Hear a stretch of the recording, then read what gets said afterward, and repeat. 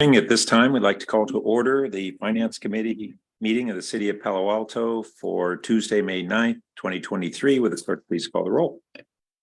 Yes, sir. Councilmember Lithcott-Hames. Here. Vice Mayor Stone. Here. And Chair Burt. Here. For the record, all present. Thank you. So at this time, we offer members of the public an opportunity to speak on any item not on the agenda or covered by the agenda. Do we have any members of the public who wish to speak? If you're participating via Zoom and would like to speak, please use the raise your hand function.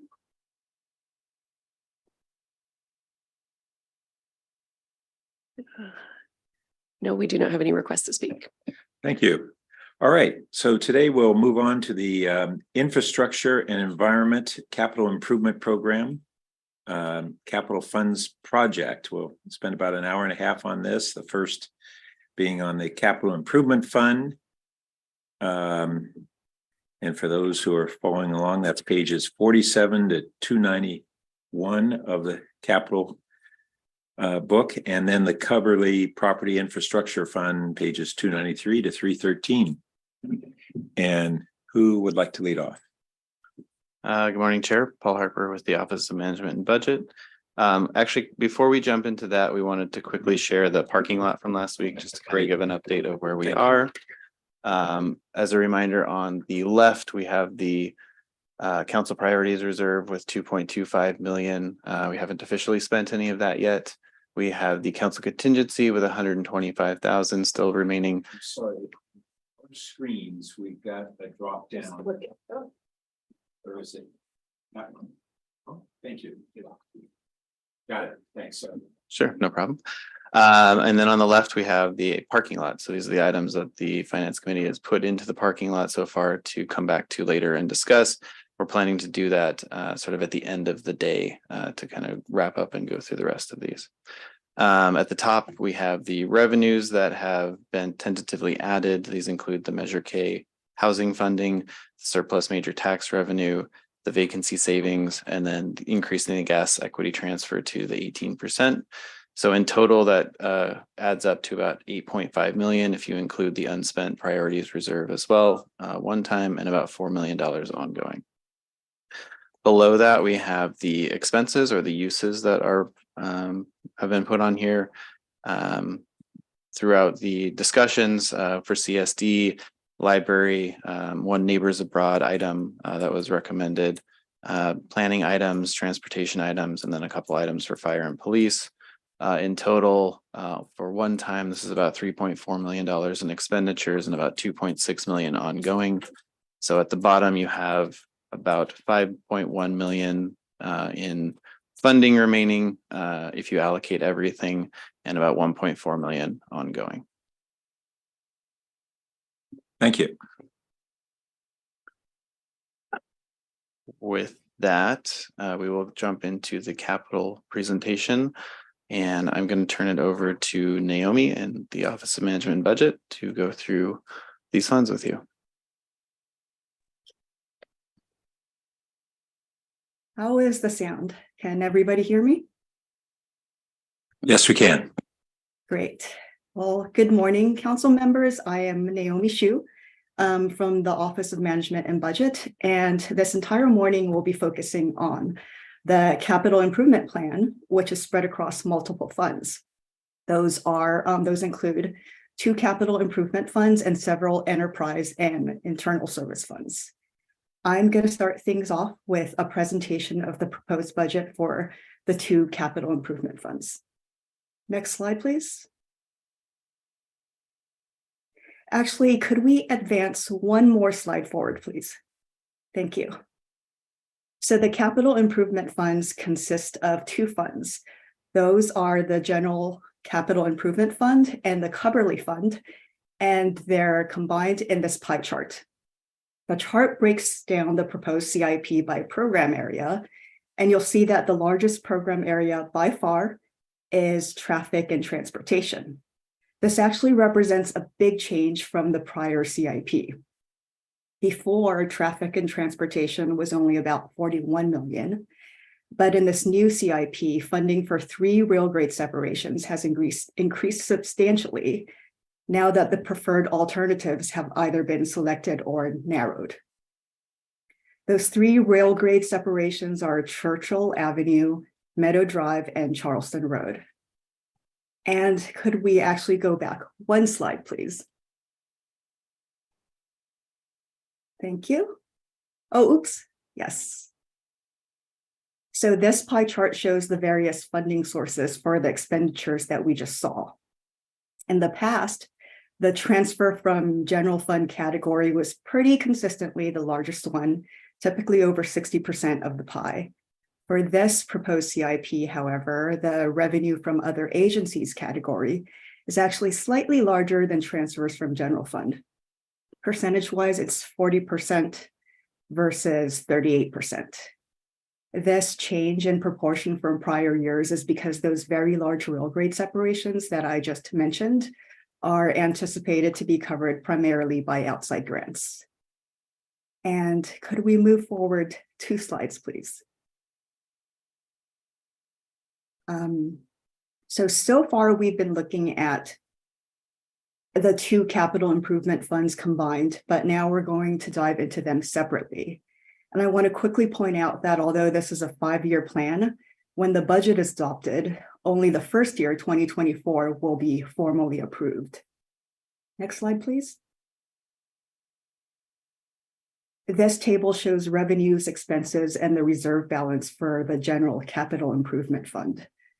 The much higher expenses in 2024 compared to the other years is due to reappropriations from 2023. And there's some reappropriation of revenues as well. In terms of transfers from the general fund, things are looking good. The $12.3 million base transfer that's budgeted in 2024 isn't quite at a pre-pandemic level, but it's expected to get there by 2026. TOT revenue has already rebounded. It did so in 2022 and continues to grow with $12.4 million anticipated in 2024. Turning to the infrastructure reserve row, you'll see that in 3 of the years, 25, 26, and 27, the reserve balance drops below the recommended $3 million target, although it's expected to rise back above $3 million by 2028. The dips in those middle 3 years are due to 2 things. One is that the 5-year program addresses a maintenance backlog, which includes escalated costs associated with deferred maintenance. And the second is the setting aside of a reserve for debt service in case there are revenue fluctuations in the future. This set aside began at $2.2 million in 2022 and will increase to $7.4 million by 2027. Next slide, please. So the strategy that culminated in the numbers that we just saw is summarized here. Projects have been programmed according to council priorities, staff capacity, external funding sources, and the need for catch-up and keep-up.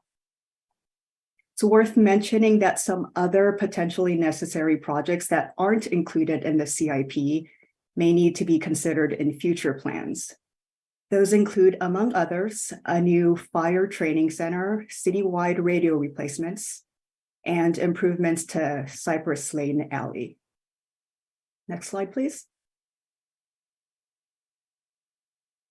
The General Capital Improvement Fund has 91 projects total in the proposed CIP with 16 new projects, some of which are pictured here. The new projects are listed on page Roman numeral 20, XX, of the capital book. Some of the bigger ones are the rail grade separation projects that I mentioned earlier, the Foothills Nature Preserve restroom replacement, turf replacements at parks with playing fields, the Home Key Facilities interim housing shelter, a Rinconada Pool family changing room, cardiac monitor replacement, and electrification of city facilities. Next slide, please. Some of the fund's continuing projects are pictured here. Major changes to continuing projects include $8 million of additional construction costs for the Newell Road Bridge replacement with a $2 million offset from state revenues, 5.2 million of additional construction costs for the Fire Station 5 replacement, offset by state earmark funds. 4.6 million added to the Churchill Avenue Alma Street Rail Crossing Safety Improvement Project. And that's to address hazards at a second intersection, offset by funds from Caltrans. And 1.6 million added to the animal shelter renovation project for additional capital projects that are still being negotiated with Pets in Need. I won't go on and on like this, but I do want to mention that $700,000 was added to the Municipal Service Center Lighting, Mechanical, and Electrical Improvements Project, and $800,000 was added to the Civic Center Electrical Upgrade and EV Charger Installation Project. In both of these cases, the increases are due to inflated costs of equipment and labor. These aren't the only projects affected by cost inflation, but they give you a sense of the magnitude of inflation. Next slide, please. We're turning now to the Coverly Fund. This table shows revenues, expenses, and the reserve balance.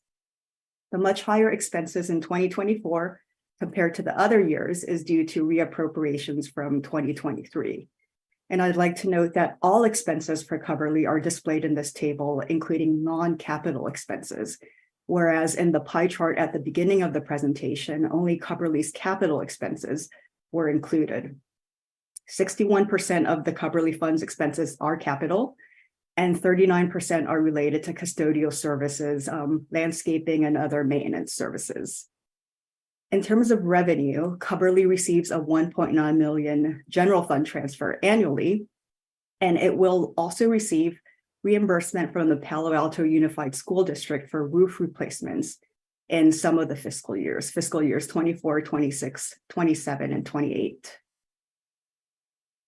Turning to the ending fund balance row, the city tries to maintain a fund balance of 3 to 4 million per year for potential needs at Coverly. And you can see that that is achieved in the proposed CIP. Coverly has a total of 6 capital projects in the 5-year plan, 4 in buildings and facilities, and 2 in parks and open space. Of those, 2 are new projects, and those are the Coverly Gym HVAC replacement and Coverly turf replacement. Next slide, please. Pictured in this last slide are some of Coverly's capital projects. In the top left is the Coverly Field, where a restroom will be installed.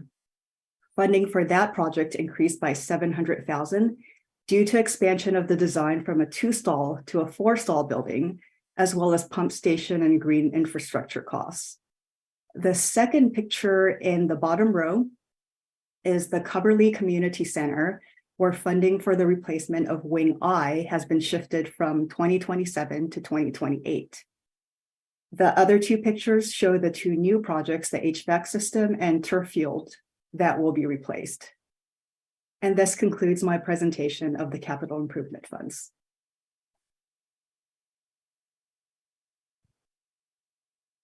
We're here with Public Works for questions on either of these funds. Thanks, Naomi. Okay, would like to go first. Julie? Sure thing. Thank you. Thank you so much, Naomi. Appreciate your presentation. Could you go back to slide 6 for a second? There was something on there that the last bullet that I didn't quite catch. I want to be sure I understand it. Something about major projects not being funded.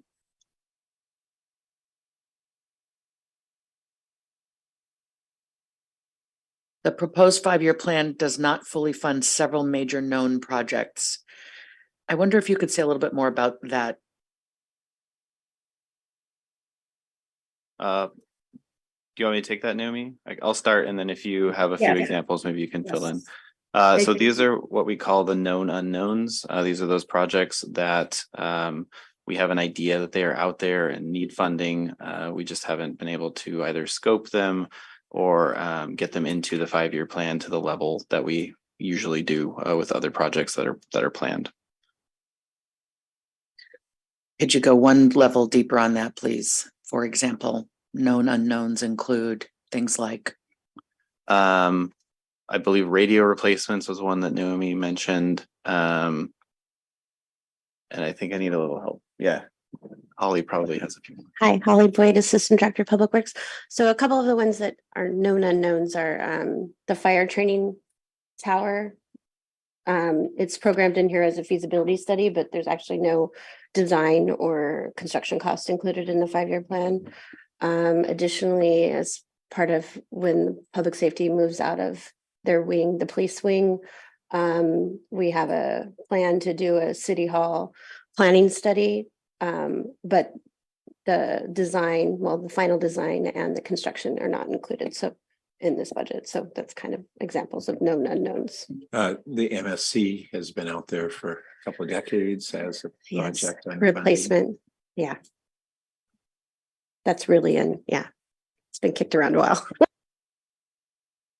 Okay, thank you. And I guess related to that, as we enter into a new set of conversations with the school district about Cubberley, it makes me curious as to what is known and unknown in a budget sense about future costs associated with that set of buildings and land and so on, and what we might be able to draw upon in order to fund the grand vision that could emerge. Just curious as to where that sits in terms of your budget forecasting.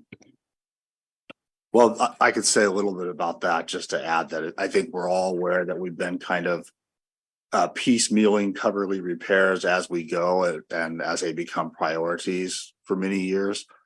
So that approach is really continued in this budget. I think that there is some work on a project to look at possibilities for what could be done with the city-owned portion of Cubberley, which could also increase. But there's nothing in this plan in terms of actual funding for a large scale construction project that would be needed to essentially build something new. I'll just add that there has been the anticipation that a full scale rebuild of Cubberley would be dependent on two things. One, resolving the land issue. And second, a major revenue source, which could be debt financing as well as just new income. But the council and the community have not moved forward yet on such a major endeavor. And it's certainly recognized it's very much on the horizon. Thank you. That's all for me. Council member, just to note, there are some other listed known unknowns on Roman numeral page 19 of the transmittal letter.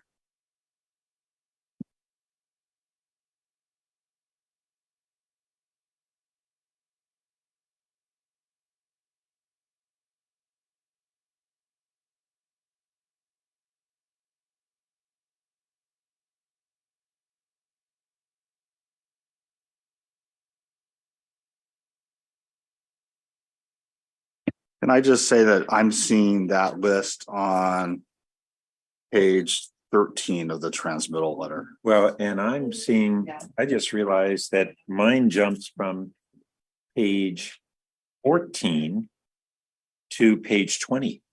Yeah. In my book. Yeah. We have a misprint. Yeah. I kept thumbing through and I go, what? That's a breath. Yeah, and it's copy two-sided on the 14 and 20. We will look into that. Okay, so the known unknowns, Pat, you were saying what page are they on for you? 13? I see a list of 6 or 7 items starting on 13 in my version. Okay, my 13 does not. Oh, Is this there? Roman numeral 13. Yeah, Down at the bottom, is that? yeah. Do you see known Is that- unknowns on that page? Is that what that it begins with 3 bullets? Yeah, they're right there on the bottom of that. Oh, I see the page. comprehensive. Yeah, Okay, And then got they you. roll over to the next. Okay, I was looking page. for a header that said, No, okay, I got you. thank you.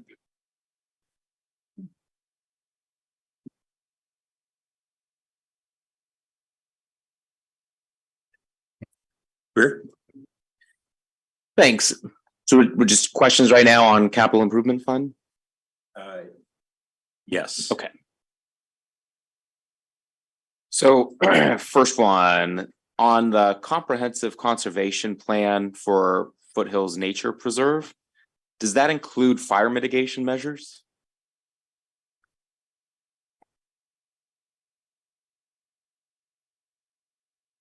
Good morning, Darren Anderson with Community Services. Thanks for that question. It's possible it could. So the scope for that isn't fully developed yet. Primarily, it would focus on habitat restoration, wildlife management, that kind of thing. But I think it's open for adding things like that. Okay, good. That's, I think really critical. All right, under new projects, states that the Palo Alto community playing fields are to be replaced under project PG 26,000. I guess I thought that was done last year when the turf on those fields were in disrepair. Was that just kind of a patchwork and this is a total replacement? Yeah, the repair last time was just the infill, which had failed prematurely. So we swapped that out, but this will be the full replacement, including the base, which is the rock underneath the field that needs to be reworked and added to. Okay, thank you. And do we have any, when we kind of did that replacement, of any understanding of why that failed prematurely? Yeah, in fact, the same infill had failed prematurely at El Camino Park. And at the time, it was the best infill we could get. It just turns out it was rated inappropriately for our weather. And so when it got really hot over time and the solarization, it started to break down, turn clumpy and melt. And that was the problem. So the manufacturer supplied us with all the replacement material. Great.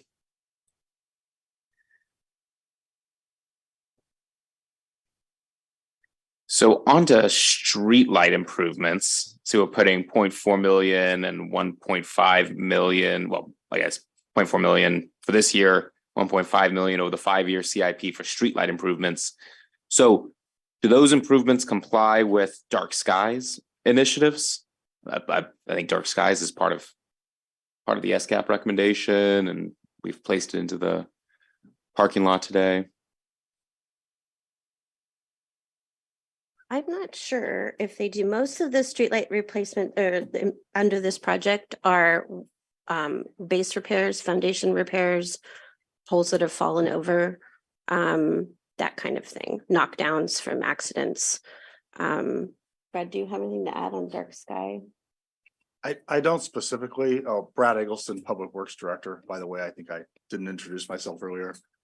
I know as a general matter, our streetlights are directing light downward, and in the development of standards for spacing and locations of streetlights, I heard discussions previously of consideration of brightness and not making the streetlights too bright, to the point where we occasionally get complaints from residents who are saying we think streets are too dark and the city needs to change its standards for streetlights to make streets brighter.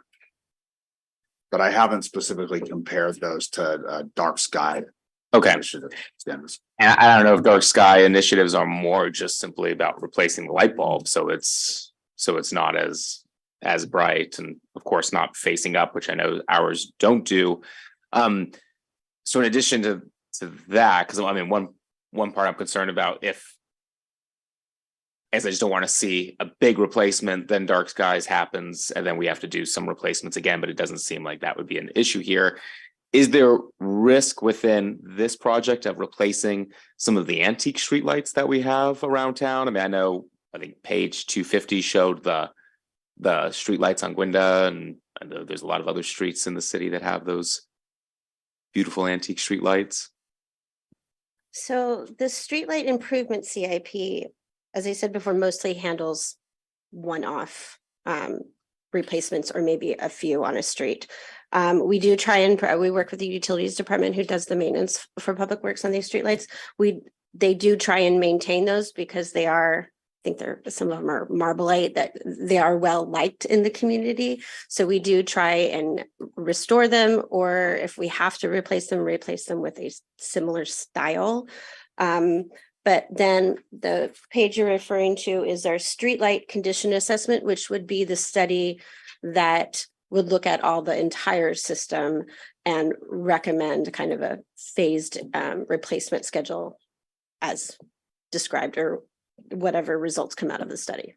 Right. to maintain those historic. We try and Okay. maintain the historic streetlights where Yeah. they are. That's my concern. Thank you. Few more, civic center electrical upgrade and EV charger installations. So the report mentioned we will be installing approximately 43 new level 2 EV charging stations at city parking garages. And I know the city contracts with Tesla, ChargePoint, PowerFlex to for those. I'm curious, has any municipality ever kind of created their own EV stations? Well, just to dig into that a little more, we do allot space to Tesla for the Bryant Street Garage superchargers. All of the other chargers that are at city facilities and garages are actually owned by the city. So whereas we may have a contract for PowerFlex or ChargePoint to maintain those chargers, they've been installed and they're owned and essentially operated by the city. Okay. And I Can you, will also add the 43 that you're referring to. Those have essentially already been installed. A lot of that was roughly concurrent with the installation of the solar facilities on top of 4 of the city parking garages. and Brad, can you add the on the city-owned chargers, our charge rate per watt and how that what that covers in terms of capital investment? Sure. So the current rate, and I'll add, it hasn't been updated for several years and probably is due for a reconsideration. It's 23 cents per kilowatt hour. We don't, in some places, you pay like a connection fee, per time fee, and or a kilowatt hour per kilowatt hour fee. Ours is just the per kilowatt hour. It's structured to cover the cost of the electricity, to cover some overhead costs with PowerFlex and ChargePoint, to cover the maintenance of those chargers, and to also collect some funds to replace the chargers themselves at the end of their lives. Great. And I appreciate this. I think it's great, the city's policy of not charging the I don't know what the term is, but after the car's finished charging, you can be kind of charged an Overstay fee. I think that's great that that doesn't happen at night for probably, especially for mostly renters who don't have access at home, can be able to charge overnight. I've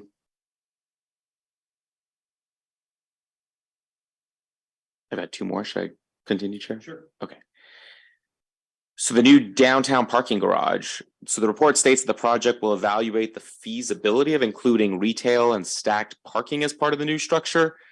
I thought the prior council direction was to pursue affordable housing opportunities on those sites. And I didn't see the housing included on that. That was on page 134.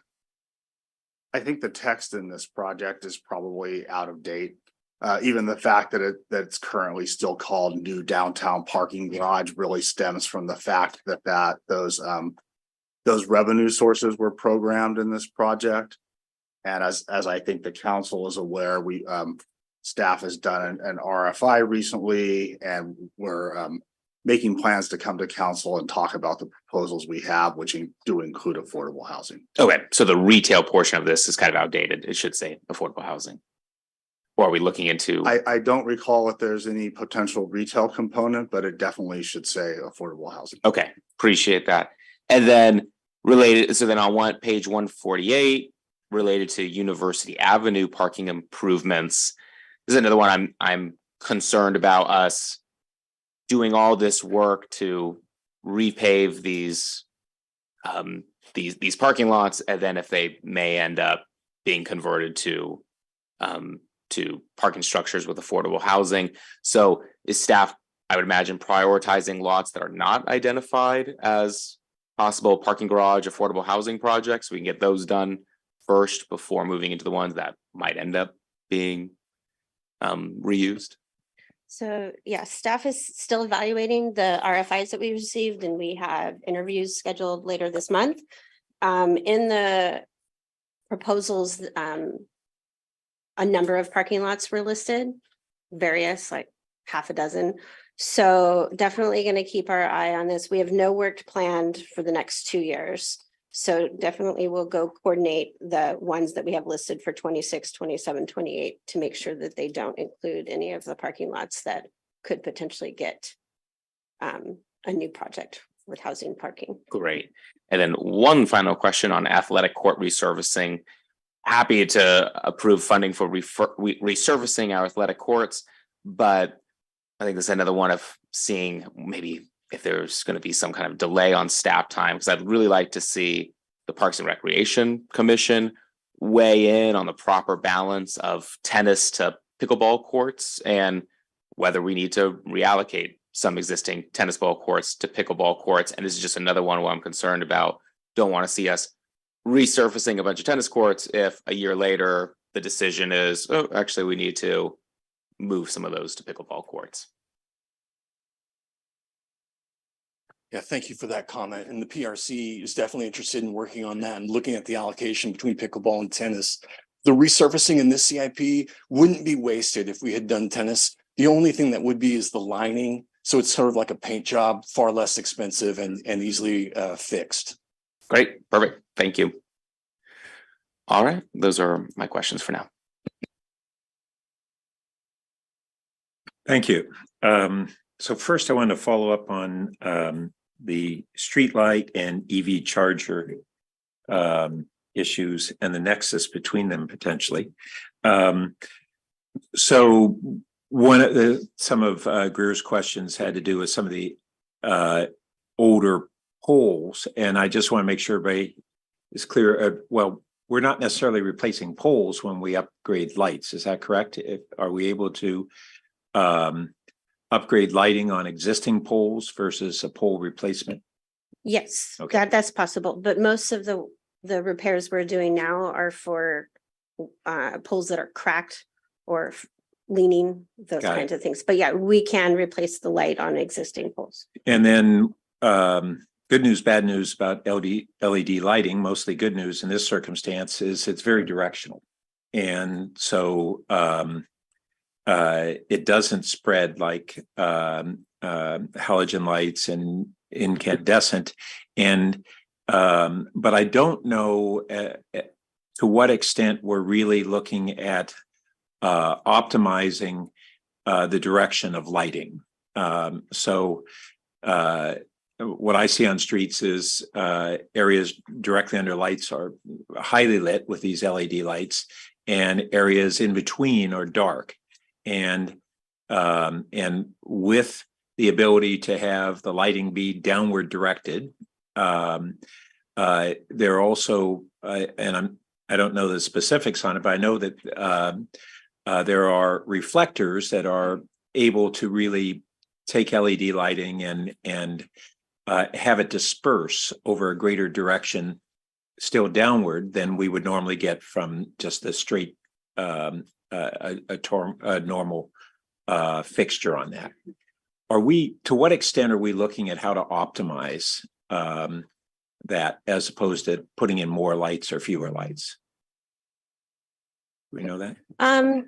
A little bit. So far the reflectors and optimizing the lights have been done on a kind of complaint concern driven basis. I've only seen a few come through maybe in the last 10 years, but I think it's something that we could look at as part of our streetlight condition assessment as a whole program. That is my sense, that it seems like it's kind of ad hoc as opposed to us looking at, okay, what are we trying to do and what are emerging technologies that help enable that? One of the great things is that LEDs are also comparatively low wattage. And that goes into the other part of this question as we look at our EV charging plan, which the SCAP has and staff has is a master plan on EV charging. One of the big challenges is how do we provide charging for multifamily and for workers during the day, where the future is toward cheapest and greenest energy during the day And here we had for years thought, well, if we get chargers at our homes, that solves the problem. If we're not driving that far each day, why do we need so many commercial chargers? And the answer is actually that we really are going to want people to be charging during the day, and it'll save them the most money. So that's a lead up to that there are technologies that have been emerging of tapping into the power in street poles. And not every pole can provide that because some are 120, but fortunately, I think most of our poles are fed with, I don't know if it's 208 or 240, but not 208. And that enables essentially level 2 chargers. Low wattage level 2, but still enables those chargers to be put out in front of multifamily homes. It doesn't completely solve the problem, but it diminishes it and be spread throughout the city without some of the same costs that we basically have the power sitting there in poles. And it's an emerging technology in a number of cities in the US, and it's catching on more in Europe. It's pretty exciting if we're really looking for ubiquitous charging. So I wanted to just mention, I think that will get analyzed within the EV master plan, but wanted to put that on the table. And then one other street lighting issue is that we have historically really focused on lighting streets and not lighting sidewalks. And it's an issue I've raised off and on for a long while, that we have certain pedestrian routes that really are widely used at night into our downtowns in particular, where sidewalk lighting really does matter for safety. And it just hasn't been part of our plan. And I've seen other cities really distinguish between sidewalk lighting and street lighting. Potentially the same pole can provide the power, but it is a different, generally a different light fixture that is focused on the sidewalk. We're not going to resolve that here. I just wanted to get this out on the table. Brad, did you have something? I didn't know if you, okay. I one Excuse next me, go to, oh, sorry. Please. Apologies, Chair Burt. Sorry, I just wanted to note that actually is something that should be included in consideration of the bicycle and pedestrian transportation plan update that we are nearing kickoff on. Oh, great. And apologies. I'm Philip Cami, Chief Transportation Official. Sorry to just jump in there. That's right. No, I appreciate it. Then I wanted to go to the Coverly Fund. When we created that fund, it was taking the dollars that were what the city had been paying the district on a covenant not to develop. And because there was no real potential for that development, we stopped paying those to the school district and put them into this new Coverly Fund. And that was intended to be all about major maintenance and capital needs for Coverly. Are those the only funds going into the Coverly Fund? Because I heard about custodial care and things being paid for out of that fund. And I just wanted to get clarification on source of funds and uses of funds there. Paul Harper with the Office of Management and Budget. Yes, at this point, the only funding that is going in there from the city is the former covenant not to develop funding. So I was taken back by hearing that it has custodial work and other just normal service there. We provided that in the past before that Coverly Fund. I'm sensitive to this because I initiated the proposal for that fund, and my memory is that it was explicitly for major repairs and capital. And so I'd like to get a clarification on how it became that portions of that fund are being used for routine custodial and other uses. I I think that's a drift in policy. I'm be interested in resurrecting what was the original council direction, which I think was around 2012, 2011, I'm not sure. If that's not being used as previously directed, it would create a gap in funding that would have to come from somewhere else. But I want to make sure we're being true to the commitment we made to the district at the time. That was part of the negotiation, was that they agreed to us no longer paying the covenant in exchange for the commitment that those dollars would go into the buildings. So maybe as a follow-up, I don't know whether later today or a follow-up meeting, I think we need to look at what were the original terms of the council direction and how that aligns with how we're currently using the fund.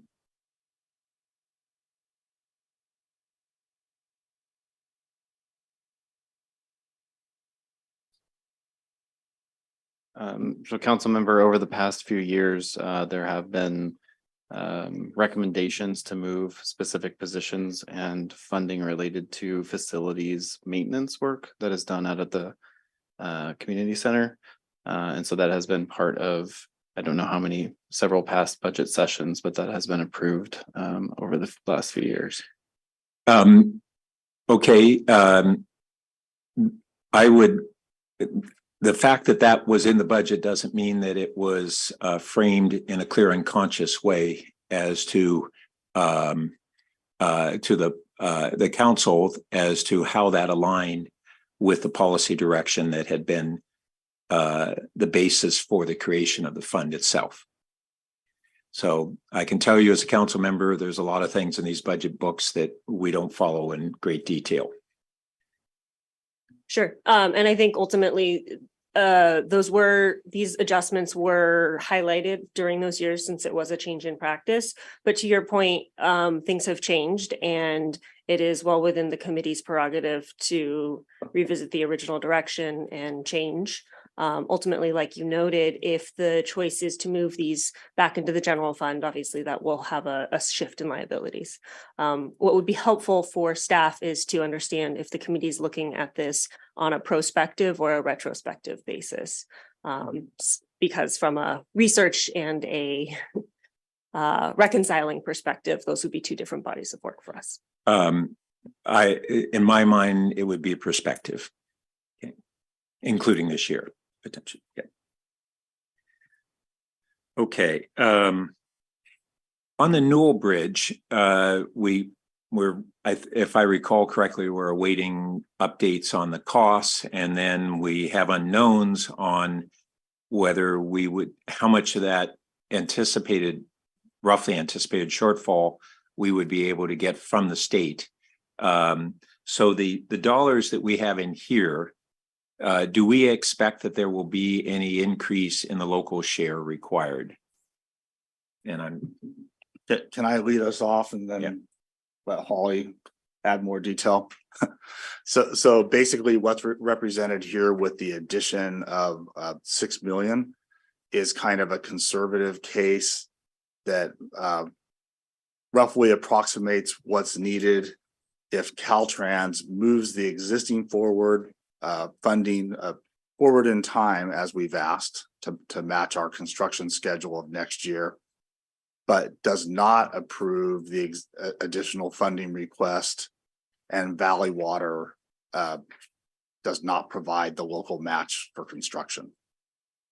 So it's kind of assuming things don't go well with getting the additional funding from both Caltrans and our Valley Water partners. that's what's in the budget, you say? And That's what's in the budget. And I was just trying to spot the page again, and I lost it on that one. I don't know if anybody can point to me.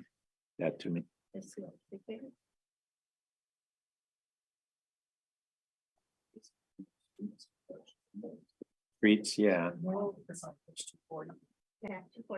Oh, okay. In detail. Got it.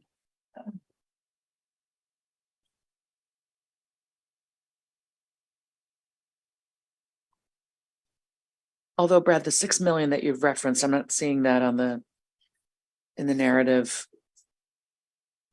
on Newell.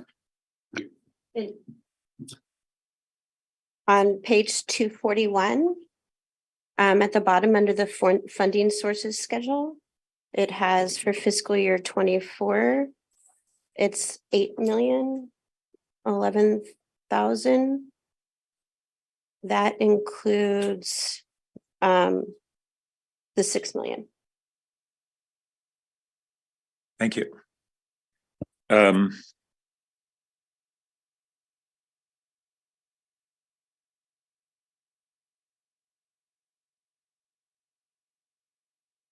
on the various grade separation projects, go back to there. I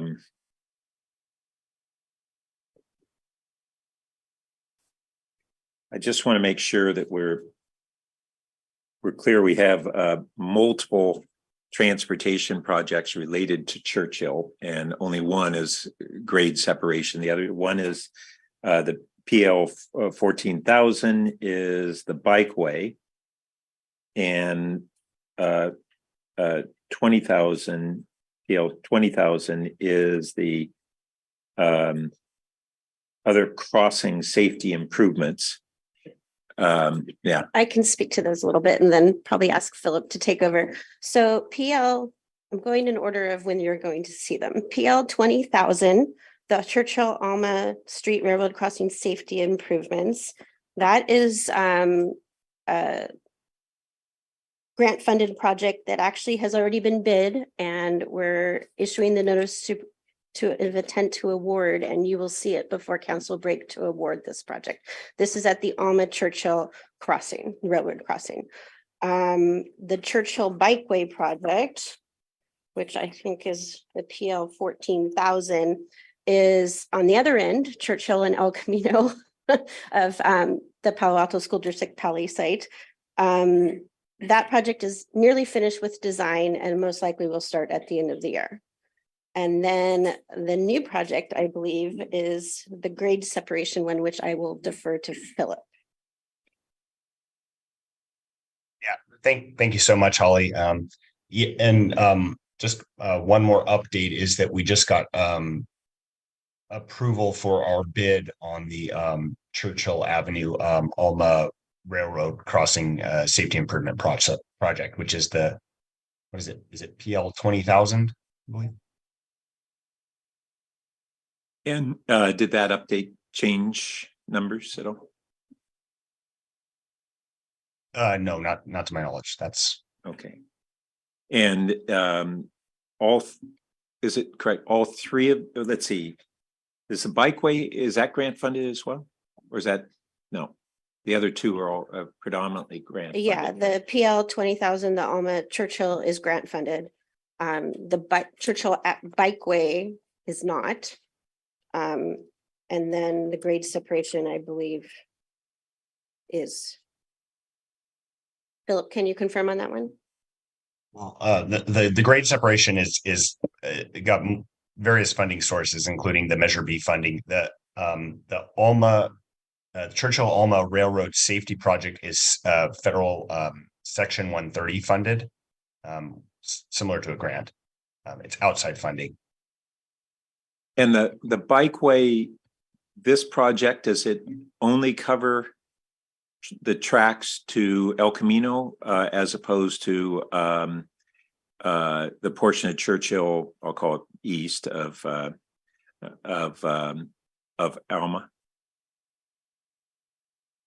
Yeah, yes, this portion of the project is only to essentially to Pali and to El Camino intersection. And the road condition on Churchill east of Alma is it's incredibly highly used by school bikers. I had in the back of my head that we had an improvement in that section ahead of us. But maybe I'm mixing up the two. Let me look into that. I believe you're right. At least part of that Churchill to, what's the first street? Is it Emerson High? Is going to be addressed, but I'm not sure if it's part of this Alma project or if it's a part of resurfacing project. And if it is part of resurfacing, I'm interested in whether it's simply going to be resurfacing, or are there any other safety improvements involved with it? That's what I was headed toward, so that it mirrors in some way what's happening on the other side of the tracks and those improvements. Philip, do you know those details? I know the striping is changing, but I don't know specifics.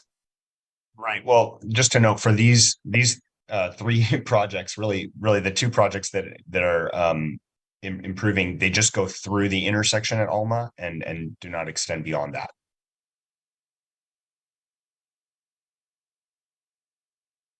When you say through the intersection, you mean that it doesn't go to the eastern, it doesn't go east of Alma. Okay, so then we have, we think, a repaving east of Alma, and the question's going to be, are there any changes to kind of striping or other measures that would occur at that time that would improve the safety? Those of us who encounter these bikers know that we have a real safety problem in this area.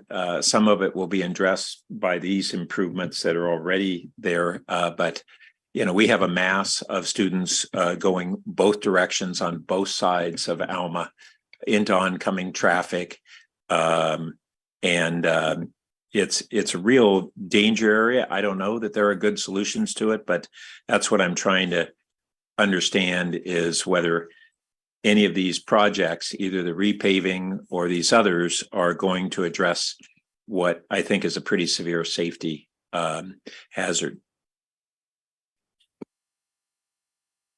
I'm going to get back to you on this. Our existing fiscal year 23 paving project that's going to actually just started a couple weeks ago is going to repave Churchill from Alma to Emerson and then Emerson to Bryant.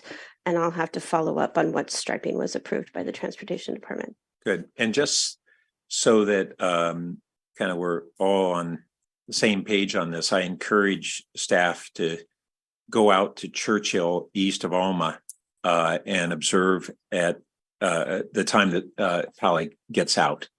It is chaotic and highly dangerous. And until you see it in person, it's an abstraction. But it's something that I think we really need to address. Okay. On the Churchill grade separation, we have over 4 million budgeted for FY24. On the one hand, I'm glad to see that there's intention to move forward significantly. We don't know which of our grade separations will proceed first, whether it's the mega project of Charleston East Meadow or the Churchill project. But that's 4 million would be advancing design quite a bit. We still have to come up with our preferred alternative. I know we have in process geotechnical studies and perhaps some others, but maybe Philip, can you summarize what that 4.1 million is expected to accomplish in this fiscal year? Yeah, well, just to note, because VTA has a biennial process, what we're trying to do is, and I should say by biennial process, I mean they have funding that they program in kind of like a constrained biennial window. And so by programming that funding there, we're and I hate to use this term because it's so frequently used by Caltrain and others in grade separation, but we're trying to not preclude the option of advancing the project into the next phase of design. And so that's what we're trying to keep the opportunity open for, is advancing that, say, We determined we have a preferred alternative for either or any of these locations, and we want to move it into the next phase. The reason for that is because that would make these projects more competitive for federal funds. And so that might actually allow us to leverage federal funds for these projects. Okay, thanks. And you anticipated in part where I was headed.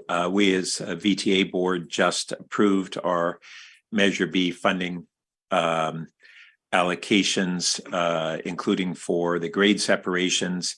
And what I'm trying to do is make sure I'm understanding our thrust versus their funding, and maybe what we can do is either talk offline, but then it would probably be useful for a little more detailed update to the rail committee in an upcoming meeting, just so that we all understand the difference between what we're putting in our budget and what we have as our explicit schedule for the year on the particular expenditures that we are planning on. And I get why some of these are done for budgeting purposes to align and enable us to qualify for both B funds and some of the other funding sources. That all gets complicated, but I want to at least get that level of understanding.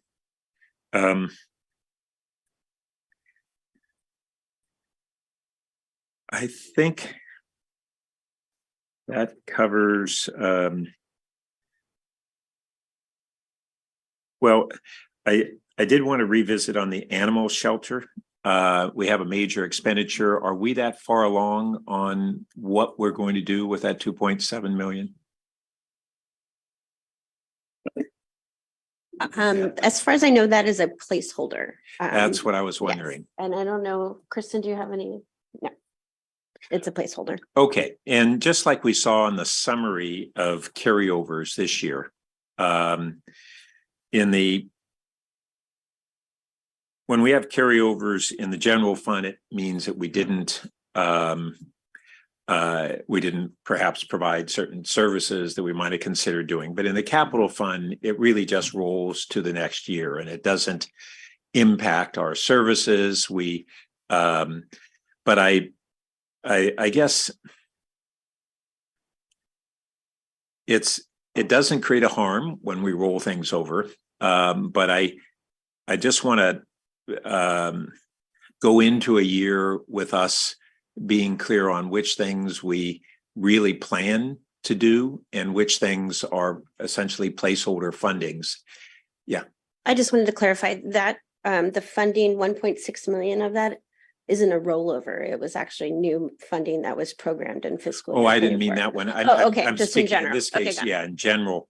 And so what are staff's thoughts on how to address that issue, where we on the one hand, we want to look at here are the dollars that and the projects that we expect to fund and accomplish this year.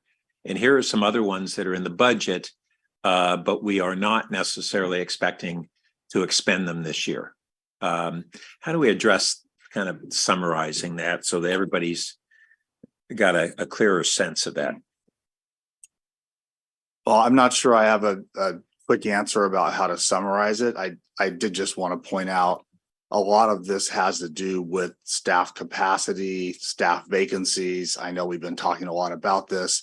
So for instance, if you had asked us the same question a year ago and said, which of these are going to move forward, we would have given you an answer that would be incorrect because we've got multiple vacancies arising in Holly's team and others that have meant that projects we intended to work on just didn't move forward. So that's it. It's basically a third bucket. So there are the ones that we're really intending to move forward on. There are the ones that we have in the budget and it's kind of a placeholder. We don't really expect it's going to get expended. And then there are ones that in this gray area that we hope to get done, but we aren't sure if we're going to be able to. Is that kind of summarize it? Yes, I think that's accurate. Okay. Well, that middle ground, I don't think we can define very well going into a year, except kind of framing it as you just did, Brad. But that third group of ones that are placeholders, I think that would be useful for us to just understand what's known there. Just so that we all get what's happening. We don't go to the next year and say, well, I thought all this was going to be spent and it was in the budget. What happened? And if we just at the outset say, no, this is part of the plan, then everybody gets it better. Okay. Brad and Yeah. Holly, just one additional point, and this is tiny. We do identify in each project the expected timeline.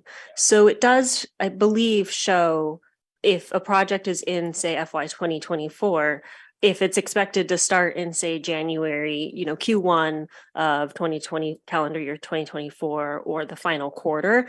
And so usually my suspicion is that those are going to be the projects that if something happens in the first half of the year, those are going to be the ones, unless critical, for health and safety, will be the ones that will, to your point, likely get pushed.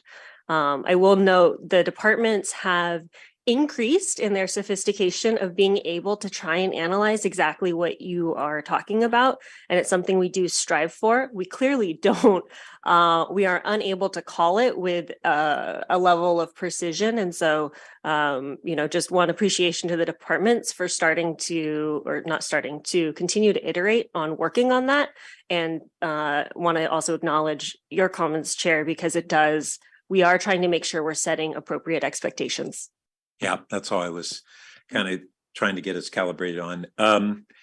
Just a couple others. We have down PE 18,000 new Cal Ave area parking garage, almost 800,000. What's that use of funds for? So those are what we call day two projects, projects that we knew we were going to need to do after the construction was finished. So they include the crack sealing that typically happens after the first couple of years, potentially some EV charger relocation, and a trash enclosure. So that's what that dollar amount is. Okay.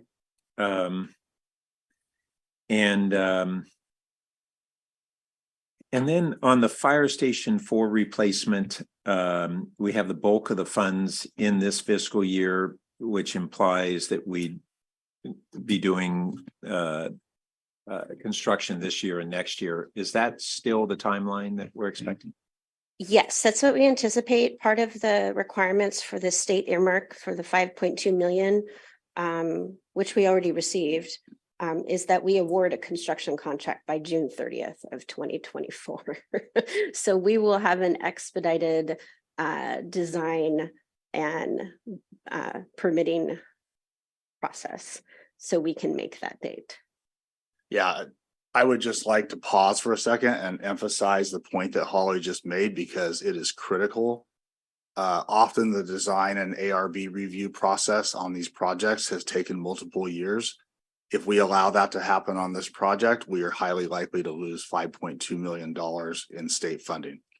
So we are pushing to have a schedule and emphasize all along the way the importance of getting through approvals quickly and actually getting those bids in hand by the end of this coming fiscal year. That's helpful. And does the ARB understand that, or if they will, or? They will. We've been talking with planning. We already had a study session that earlier this year that went pretty well, and a community meeting that was generally supportive of the proposed design.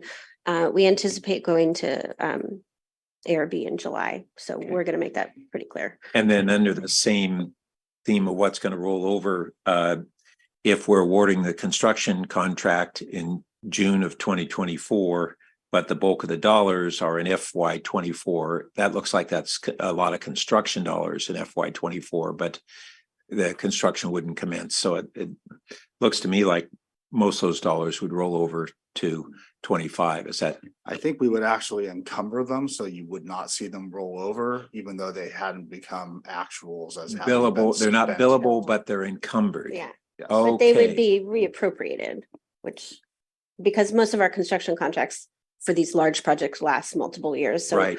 we roll over anything that's still in a contract. So the way we just lay this out in the budget, just so I and others understand when a number's in a year, if we're going to encumber that in FY24, is that why those dollars belong there? Is that how we do it? Okay. Often we show the entire amount in a year that'll be encumbered just as a practice. I believe this one was initially split over 2 years in the manner that's shown, just for purposes of balancing Got the it. capital fund. Okay. And I know that we had Bulware Park improvements, but we've got on the horizon the expansion of Bulware Park. Is that in the 5-year plan? I don't see. It's actually in fiscal year 24, and both the Bulware and the expansion, the combined project is out to bid right now. Which item is it under? Oh, hold on. So I'm not seeing that project in here. And it may be because we didn't show funding for it. If we had expected to get bids this year and encumber the whole thing, and we don't have other funding programmed, then a page for the project sometimes doesn't print. So we have, almost 5 million for FY23. Was that improvement separate from the AT&T site? Or is that the one in the same? I believe and it's that's rolling the full over. project. It's the full project. So we originally had a project to renovate existing Bulware Park, and then there was a CIP to purchase the AT&T property, and then a couple years ago in the budget, we combined the projects. Okay, so that's both things. Now, just from the budgeting standpoint, we show it as FY23. Is that because it was encumbered then, or? So we encumbered it for a potential construction project. It's currently out to bid, and bids are due in a couple of weeks. We're hoping to get it to you before the council break. Okay, so then that's that same budgeting principle that it was encumbered in that year, and that's why it's showing 23, even though it won't be expended in 23. Got it. Okay, I had never been clear on that. Julie? Yes, thank you, Chair. I do have some additional questions prompted in part by my colleagues' questions. The chair mentioned Newell, and we had a conversation about the funding that we're contributing versus what is coming from the state. And when I think about the comments we get from constituents, Newell and Pope Chaucer seem to create the same volume of concern. And when I look at the budget, I see far fewer dollars for Pope Chaucer, which I don't necessarily understand. I'm not indicating that there's a problem, but I would love to know more about what is the deal with Pope Chaucer, where is the funding coming from to complete whatever needs to be done, and what is the projected time frame for that to be achieved? I'm going to defer to Holly if she knows about the specific funding source for Pope Chaucer. I'm not remembering, but the distinction here really is that both Pope Chaucer, Newell, some channel widening and other top of bank improvements are part of what we call the Reach 2 project, which is basically everything upstream of Highway 101. So the San Francisco Creek Joint Powers Authority is helping to lead all those other improvements except for Newell Road Bridge, which is the one project that's been taken on for the city to administer and oversee. So that's why you don't see it in this budget. If you were looking closely, you would see we have a small project in there that supports the JPA's work on capital projects and is part of our annual contributions. So we're partnering with them as part of the various agencies on development of that project and seeing it through the approvals that are needed from the two cities mainly, and other permitting. It's currently scheduled, I believe, to begin in fiscal year 25, so that this next construction season we would have Newell Road Bridge under construction, and then the following season the Pope Chaucer. Or do I have that wrong and the channel widening comes first? And just to complement what Brad was saying, so the city is the lead agency on Newell. The Creek JPA is the lead agency on the channel, all the work in between Newell and Pope Chaucer and Pope Chaucer. Sequentially, Newell needs to go first. And then the primary funding for Pope Chaucer it comes from both Valley Water and state grants, I believe, not federal. But there's kind of an amalgamation of funding sources that are still being put together there, and there is still a funding gap for Pope Chaucer as costs have gone up. Can I just add on to and correct a little what I said? I would add there is Army Corps of Engineers funding that's being sought for these projects as well. But I think I misspoke when I said that sequence is Newell, Pope Chaucer. It's actually Newell. And then there's channel widening work that either needs to come first or happen concurrently before Pope Chaucer Bridge can be replaced.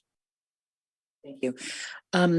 In terms of bike safety and street crossings, I was really taken by the chair's description of what happens at Churchill and Alma with Pally kids. I live down by the gun crossing and Charleston Arrastradero. I note it looks like the project is completed or to be completed in FY23. There is no funding in 24 proposed. Is it completed? It's nearly completed. So staff is finalizing the work at the El Camino intersection. It should be done next month, with the exception of the paving of that intersection. We're going to wait for the sewer project to come through, which comes through that intersection, to do all their work and then pave hopefully in September. Yes. The one that you guys saw last night. Okay.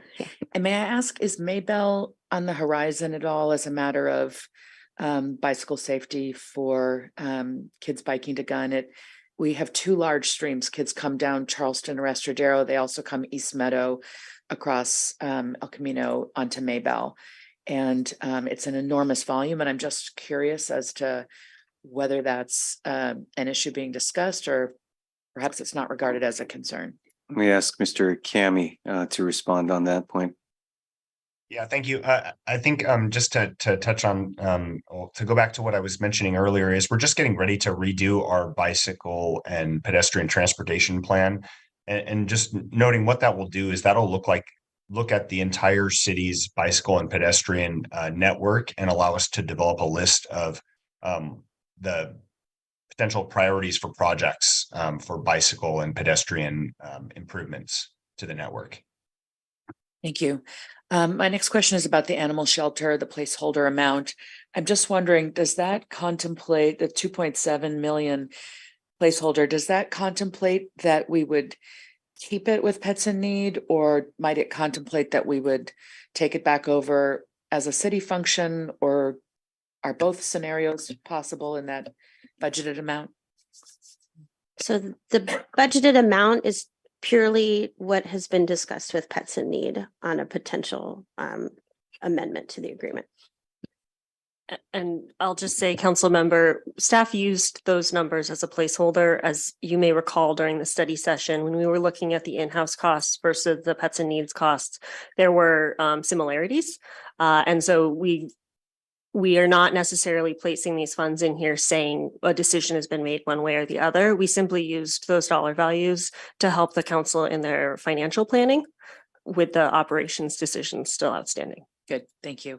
And sticking with dogs and animals, dog parks, I note was rather non-specific when we get to the detail on what is possible. So I'm just wondering, when we look at the 325 proposed in FY20, 325,000 proposed for this coming fiscal year, what scope of projects is regarding dog parks is possible with that kind of funding allocation? Yeah, thank you for that. Good question. Some of that is carryover money from FY23, earmarked specifically for a project we've got at Mitchell Park. So this is to expand the existing Mitchell Park Dog Park and add a small dog park at that same site. I'm in conversations right now with dog park stakeholders looking for another opportunity to add one in North Palo Alto, where we're lacking. We only have one dog park there.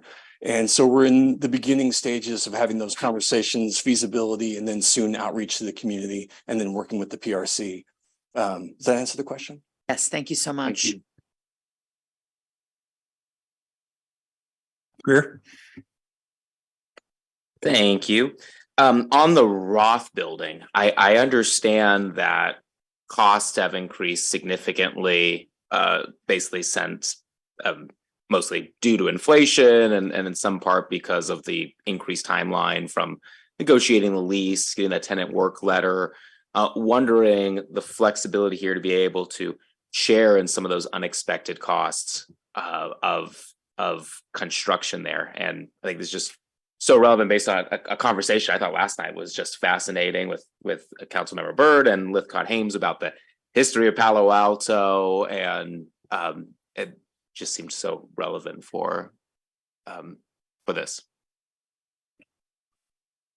I guess with the work I've recently done on this was finalizing the tenant work letter that was recently approved by council. So in there, what's contemplated is that the museum would go and finalize these costs. And what's described in there is actually using the $3 million HUD grant that they've received to cover what those costs are. I don't think we don't have those updated costs yet. I believe they're currently working on that. Okay, but if those costs exceed, because the HUD grant is limited to 3 million. If those costs exceed the 3 million, then the tenant work letter says that the city and museum would work together to try to come up with a plan. But what's in the current tenant work letter is that increases up to that amount would be covered by the HUD grant. Up to the 3 million. Up to the 3 million, and then beyond, the city Beyond, negotiates with them to figure out what we're going to do. Specified in the tenant letter, other than that the city and the museum would work together to develop a plan. Okay, so cost sharing is possible at that point, but are we budgeted for that within this fiscal year to be able to handle that? No, I don't believe so. Okay, are things needed to be done then today to be able to do that, or is there enough wiggle room in the budget if that were to happen? Well, I think the crux of the issue would be what is the actual cost of the project. So that's an outstanding item. I know that when we were negotiating the tenant work letter and these additional terms, I want to say only about a third of the HUD funds were expected to be, based on those estimates needed, acknowledging that those estimates were outdated. So I think we'll need to see what the full project costs are. Now, to your point, there isn't any other placeholder in here. So if the council and this committee wish to allocate additional funds towards that project, then that would be one, an amendment to the proposed, and two, you'll have to weigh that against the other priorities. Great, thanks. I had one other question on the PL 05030, and I didn't look in the detail sheet, and apologize if answers are sitting there. And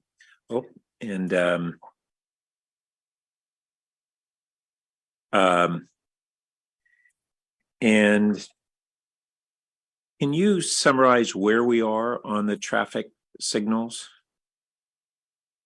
We annually have an update on budgeting, but I don't recall that we see which signals have been automated, and kind of what is the plan on the rollout of that? Yeah, thank you very much. So just to note that primarily what this has been doing is repairing and replacing outdated or damaged signals, and actually, unfortunately, damaged signals has been the most prominent function of this role, but also noting that we had a vacancy in this role until this year, so we've just hired a senior engineer this past year to get this work going again. So to answer your question about where we have I guess what you'll call the smart signals or whatever, more advanced signals, that's something we could bring. And I think it would probably be useful to bring, to provide a list of the locations where we have that. Also to note that this is also tied to a little bit of a larger project, which is not just actually the traffic signals that you see on the street, but it's actually tied to our server and our computer, where we actually manage and maintain the traffic signal system. So that actually is a really key update that we need to do at this point in time, as the system is past its useful life.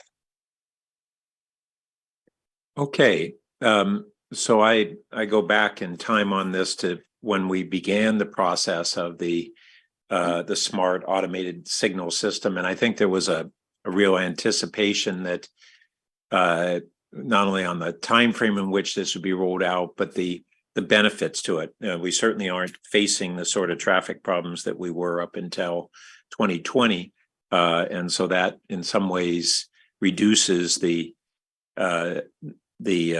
urgency. But I just don't recall seeing the plan on what's been done, what's scheduled to be done, and what are the benefits of each of these phases.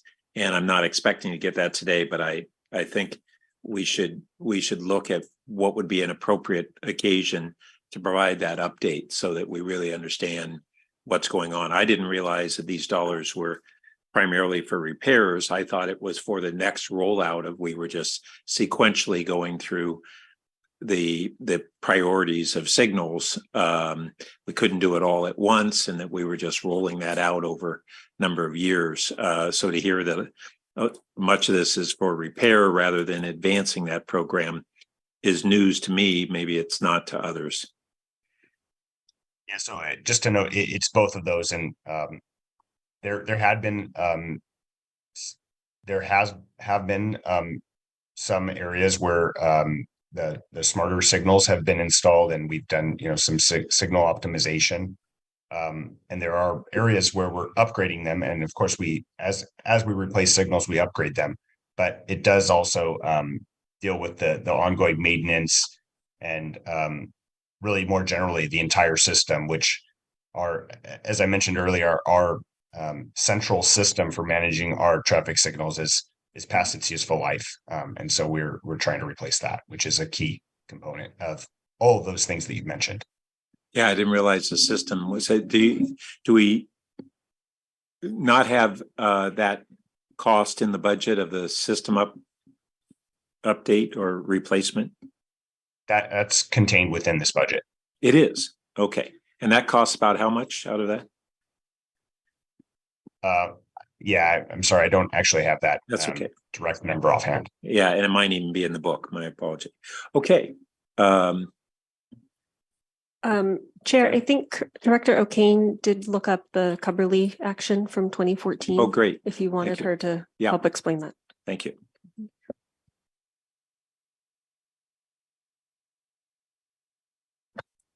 Good morning, council members. I'm Kristen O'Kane with Community Services. So I did look up that motion like Director Nose mentioned, and it was a February 2014 motion, and it specifically says to eliminate the covenant not to develop and reallocate that funding towards investment in the Cubberley facilities for long neglected and ongoing maintenance. Yeah, so routine custodial work really wouldn't be covered under that. That's consistent with my recollection. So I think we're going to need to look at that. I appreciate that it creates a different funding source away. First, I think we need to see is the breakdown of how we're using those funds, and I think we need to be true to the commitment that was made not only to the public on what we were going to do on having funds that hadn't existed for a long while on doing some of the major work, but also it was a commitment to the district. And that was part of the agreement that we stopped paying them, but we were going to plow those same dollars into the major repairs that were overdue. So. So then, Chair, is that something that you would like staff to pull together the breakdown of? Yeah, that'd be real helpful. Okay, and then just for orders of magnitude, we are looking at, I believe, let me look at this. I believe about up to $1 million, just for your awareness. Okay, and even though we're not going to go back retrospectively, I'd like to understand when we start making this change. Approximately 2019. Okay, thank you. Mhm. Okay, as far as I know, that completes the capital budget. Anything? Pardon me? Oh, do we have any public comments? I should have called for them after the staff presentation. Yes, sir. Our first public commenter is Ken Horowitz, and if anyone online would like to make a public comment, please use the raise your hand feature. How many minutes do I get? 3. 3 minutes. Oh, great. Use them wisely. Yeah, Ken Horowitz, a longtime resident, and I want to make a general comment about the Coverly Property Infrastructure Fund, which is pages 293 to whatever. The Coverly issue has been a perennial issue for Palo Alto residents. I've been living here for 40 years. It's a basis sometimes on who I vote for city council, on what they plan to do about Coverly, and I think a lot of residents. And as I've mentioned on many occasions, kicking the can down the road. And so I really want the council to do something finally. My most immediate concern, and on the slide there, is a committee advisory report that was done in 2013. I'm not sure that council has opened it up. It's an attachment and maybe you're afraid to open it up. But this committee worked very hard with many people involved and many hours involved to put together a plan. And unfortunately, it's just sitting somewhere and not being acted upon. My most immediate concern about Coverly is the buildings. And if you go over to Coverly, most of the people that you'll see there are kids, young kids. And they're in buildings that are relatively unsafe today. And there are roofs that are leaking. We have pipes that burst. And we need to do something about it. And as I said, it's all there in this report in 2013. You don't have to go back. Some of the facts may not be appropriate because they relate to the school district. But we own 8 acres, and we rent another 26 acres, 27 acres of buildings there. So we're responsible. We as a city is responsible. And how do we feel about our kids running around in a facility that's relatively unsafe? You know, what happens if it's an earthquake, fire, whatever? We need to do something about it, and we can't push it any further. In this document on one of the pages, it says we're going to do a fiscal survey starting in 2026. Here it's 2023. So we're not going to even start talking about it until another 3 years. And then how do we get it fixed? So I want you to think about, looking at this. And now we have a study session going on Tuesday night, next week. Finally, I think you should remove the item related to repairs of the gym. The gym. We don't own it, and it doesn't make any sense to make repairs to something we don't own. Thank you. Thank you. That concludes our public comments. All right. So we're 20 seconds behind. So if the committee might make a tentative motion on these sections on the agenda. I move to tentatively approve the Capital Improvement Fund and Cumberland Property Infrastructure Fund FY 24 proposed budget. I will second that, but I'd like to add for our parking lot that we include the need to look at the Cumberland custodial costs as a separate expense. Yeah, that's fine. Okay. Greer? Thank you. Can we also add to the parking lot discussion on potential cost sharing for the Roth building? Well, I think as Brad said that's already in the agreement, but that we need to see what the numbers are, whether there's a need there, but that's already in the tenant, what's the agreement called? Tenant work letter. Tenant work letter. But that's not what I understood from what Kylie then said, is if we were to go beyond that 3 million that's in the HCD fund, too much HUD funding. HUD funding. Thank you. Too much HCD lately. The HUD funding that we don't have that budgeted. Yeah, I think that's correct. So in the circumstance where the new cost estimate was more than 3 million, we would have to discuss that with the museum. I believe we would have to go back to council anyway to update the tenant work letter. And at that time, we would. Yeah, I was gonna suggest exactly that, until we know how much money would be needed, it'd be something of a theoretical exercise. And at that point, since we would need to come back to council, would expect that to be a specific point of discussion for the council as to what and how much and how the city would participate in that. So I guess just new, since being new to the budget process, I mean, if we take that path and it wasn't budgeted, I think in either case, we'd likely have to draw from reserves in order to fund any allocation. Okay. And Julie? I was just signaling something to the clerk.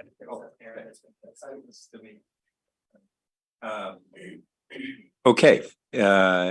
On that note, sorry, So just to clarify, we are not adding the potential cost sharing to the Roth building. not at this time. Thank you.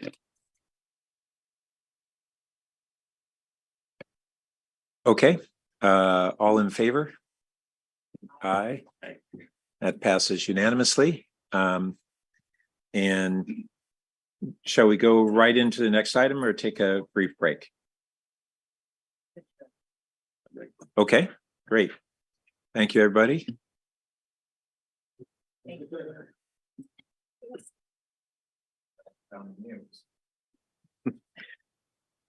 So the next item that we're going to be talking about is continuing in the capital world. We're going to be talking about the enterprise and internal service funds. And I will go ahead and start this one off, and I think turn it over to Darren, who is Director of IT, to talk about the IT fund. So if we can go forward a couple slides, or maybe just one. So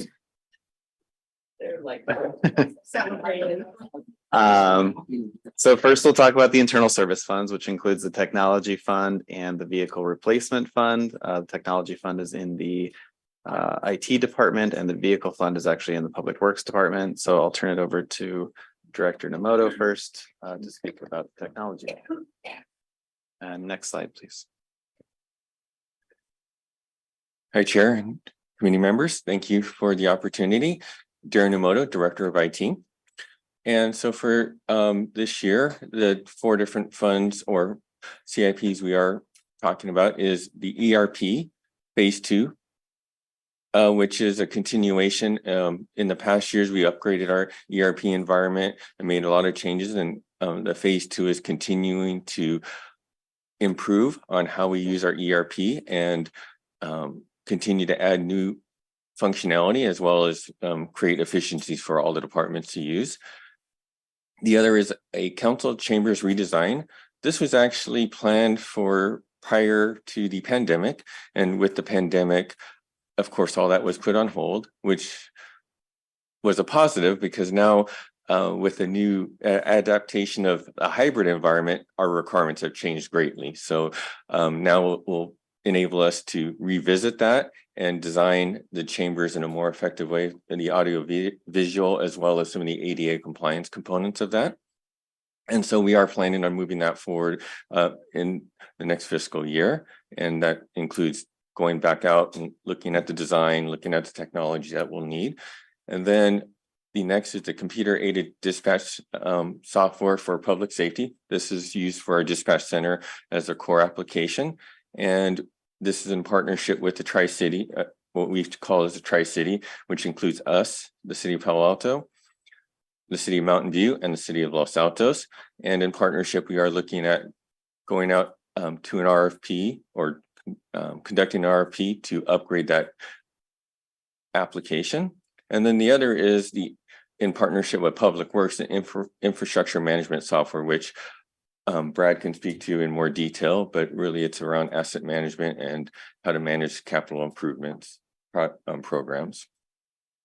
So with that, any questions, or do we hold on? Yep, thank you. Next slide, please. Oh, this one's still yours, Darren. Sorry. So, and one other one that we are adding for this year is an IT data center upgrade. So over the past many years, we've actually consolidated a lot of our infrastructure. We had a lot of physical infrastructure to begin with, meaning, there was a one-to-one relationship. We had an application on a server. So what we've done over the course of many years or the past few years is consolidate it in what we call as a virtual cloud environment, which means we've reduced the number of servers drastically, meaning we have racks of equipment, and we've reduced that by probably about 75% to date. And we're able to virtualize, which means convert these physical devices into virtual appliances and run more effectively, which saves money in terms of electric and cooling. So it helps. So with that, we're able to reduce the footprint of our data center, and our goal is to reclaim some of that for office space for IT. So again, real estate, as we all know, is very valuable here in Palo Alto. So we're looking at reclaiming that, making more effective use of that now that we've consolidated our infrastructure. With that, hand it over to Brad. Thank you. Next slide. Good morning, Chair Burton, Finance Committee. Brad Eggleston, Public Works Director. So this is the overview of our vehicle replacement fund, which is the other internal service fund that includes a capital budget. And it shows the 5-year CIP for the fund. Just to note the fiscal year 2024 amount, you'll see that's considerably higher than the other years. It includes the reappropriations from existing annual projects where we haven't made all of the vehicle purchases yet. The vehicle replacement program has been very challenged over the past 1 to 2 years due to supply chain issues and lack of availability of many vehicles. I think you as council members have seen this because really for the first time in my memory, we've had items where we basically get a purchase order approved by council to purchase a vehicle. And then the supplier turns around and tells us either it's no longer available, wait for next year, or if you still want it, here's the price increase. And so you'll probably recall we've had to come back to you on a couple things to basically raise the prices we were going to pay, the budget authority. Just noting a major emphasis in this program is the electrification of the fleet in alignment with our SCAP goals. And you'll note on the slide there, we're proposing the proposed fiscal year 24 vehicle replacement project is expected to actually add 18 passenger and light truck EVs to the fleet. So that's a major increase. Right now, I believe we only have, it's either 6 or 8 full battery electric vehicles in the fleet. So this constitutes our first year of really making significant progress there. Now, turning to the tier 2 list that there was a lot of discussion on Friday, we do have a quite significant tier 2 item in this list.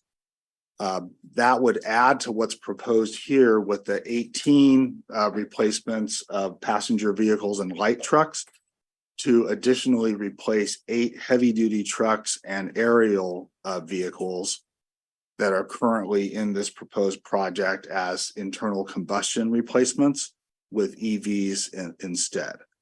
And if you saw that in the list, the cost of that, as we estimate, is $800,000 for the general fund and 2.6 million overall for all funds, including the general fund.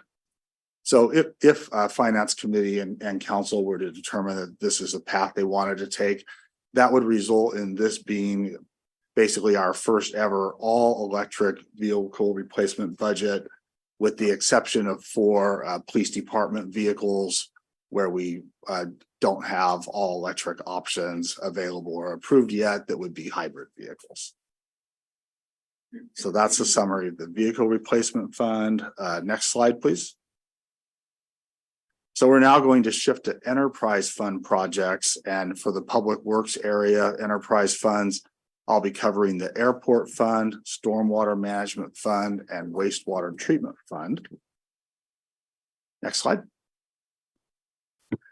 This slide is a bit of a summary of some of the areas of effort in those funds.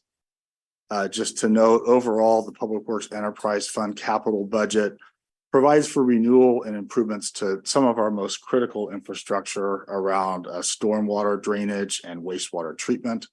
We definitely saw the importance of work in both those areas with the winter storms this year. A few key considerations for these enterprise fund CIPs. In the airport fund, we're just almost at final completion with this multi-year $36 million investment in the airport apron.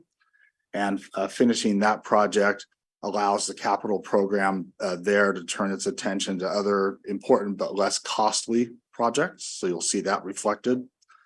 We are continuing with progress on the 13 priority stormwater improvement projects that were identified in the 2017 ballot measure approved by voters. And very significantly, with several big projects underway and still in design, we're proceeding with the plan to rebuild most of the regional water quality control plant, while also beginning work on an update to the 2012 long-range facilities plan that kind of identified all these projects that we're working on. Next slide. So this is the airport fund. And as I mentioned, the proposed airport CIP is much smaller now with the completion of the apron project. Projects included in this 5-year plan include the continuing the planning process for the long-range facilities and sustainability plan. You'll recall that I think about 2 months ago, we had a study session with the council and talked a lot about the work on that plan that was just kicking off. As well as the airport access road reconstruction project.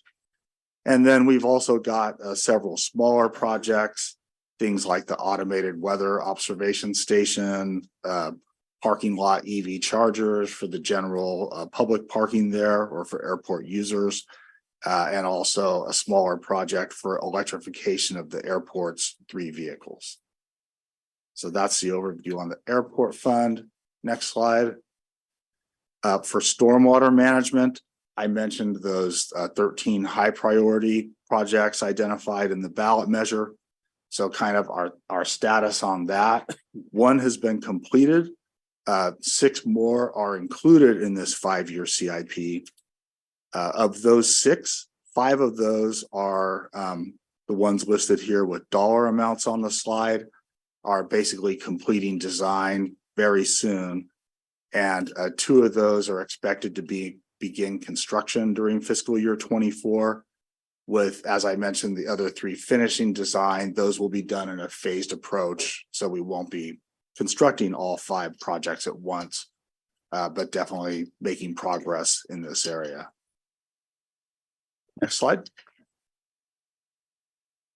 So this is our wastewater treatment fund.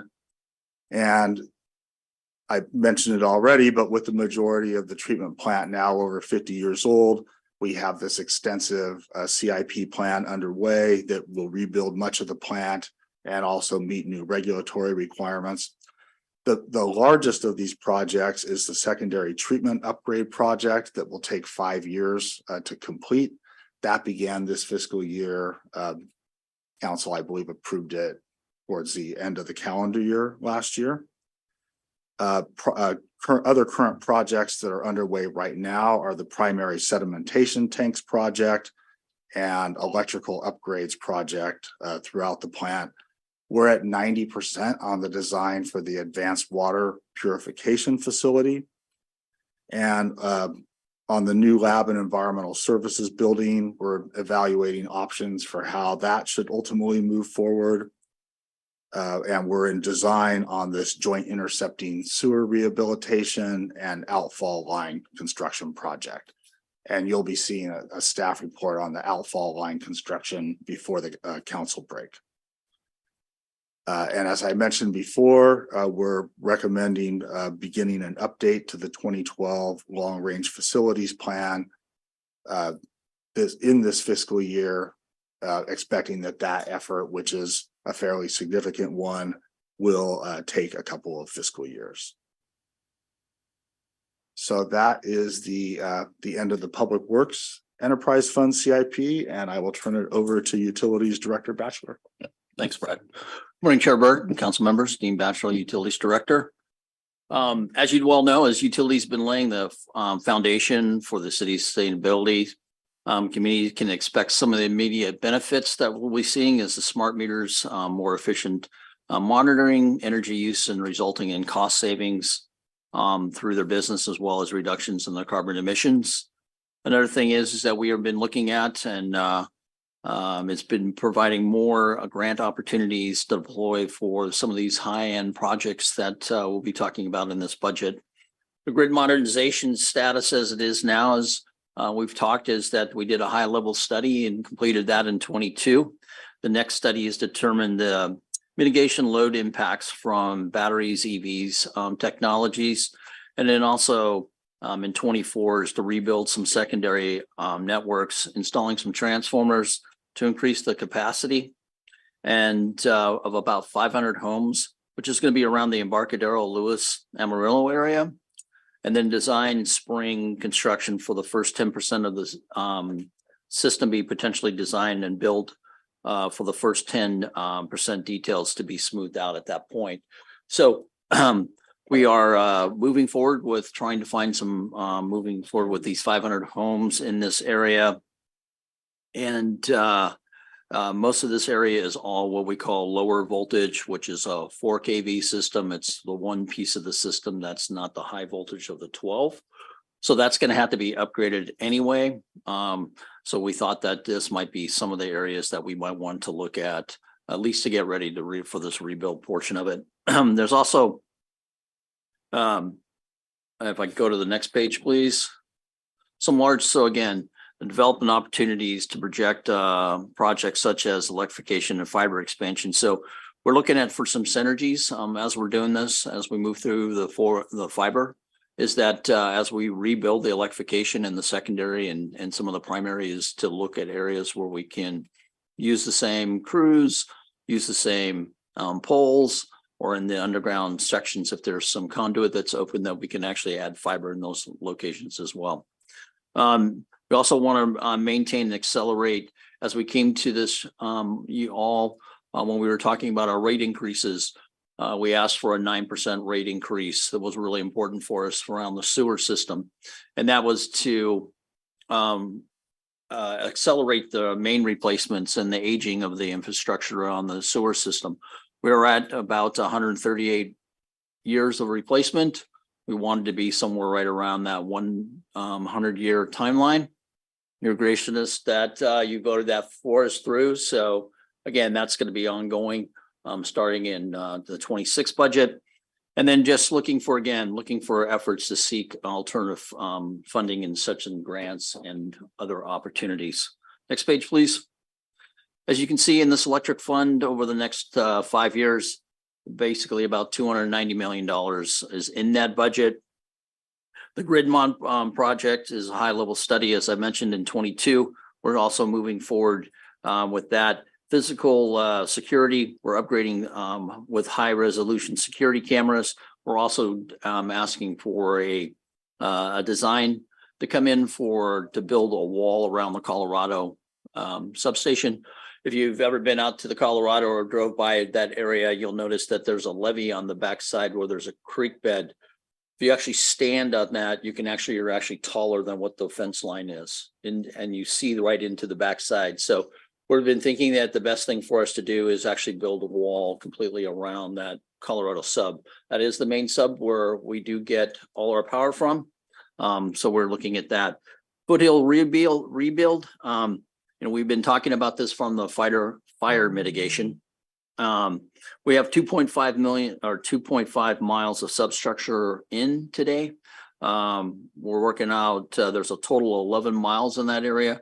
We're hoping to have about another 2.5 to 3 miles built and underground up through the Foothill Park on that. Again, at the same time as we underground that electrical line that's going through there, we'll also be adding fiber in that conduit as well. So we'll have 11 miles going up from Foothill all the way to the top. If you remember, there has been some customers up in that area that were having some difficulties trying to get internet services. So we want to build this 11 miles. We can gain some customers as well as we can get our fire danger out of the hills. Station breaker replacements that you see. And then also too, just a quick update on the smart grid. The base stations are up for our smart grid. The beta phase has been slipped by about 3 months, and this is due to constraints on supply chains. We're having a really difficult time trying to get electric meters for mostly around the commercial side, but also some of the residential meters as well too. So we are having some difficulties with that. We've been working with that. So the beta phase is probably not going to start, unfortunately, until October, November time of this calendar year. But we're still hoping for a full deployment beginning of 23. Next page, please. Also, if you had looked at this prior and you're wondering about underneath the 24 to 28 fiber fund outlook portion of it, you see that there's a $26 million dark fiber project and then another 20 million fiber on the premise portion of it. But if you look at the total year, so one of the things that we needed to do is we needed to add $13 million in our expense cost down in 25. So there is, and that is coming from a transfer from the electric side. And the reason for that is that they're the ones that use most of that fiber line on that backbone. That's from the SCADA side. There'll be also some sharing of some water because we use that for the water tanks. We also use it for the pump stations. Electric uses it for all their substation areas. One of the things with the smart grid upgrade in the electric, we're actually trying to hope to get some transformers that we can actually control from our SCADA system that will actually go into that. So most electric is going to be riding on that. That's why the transfer, we just did not put it in this, but it will be corrected. Next page, please. Gas fund.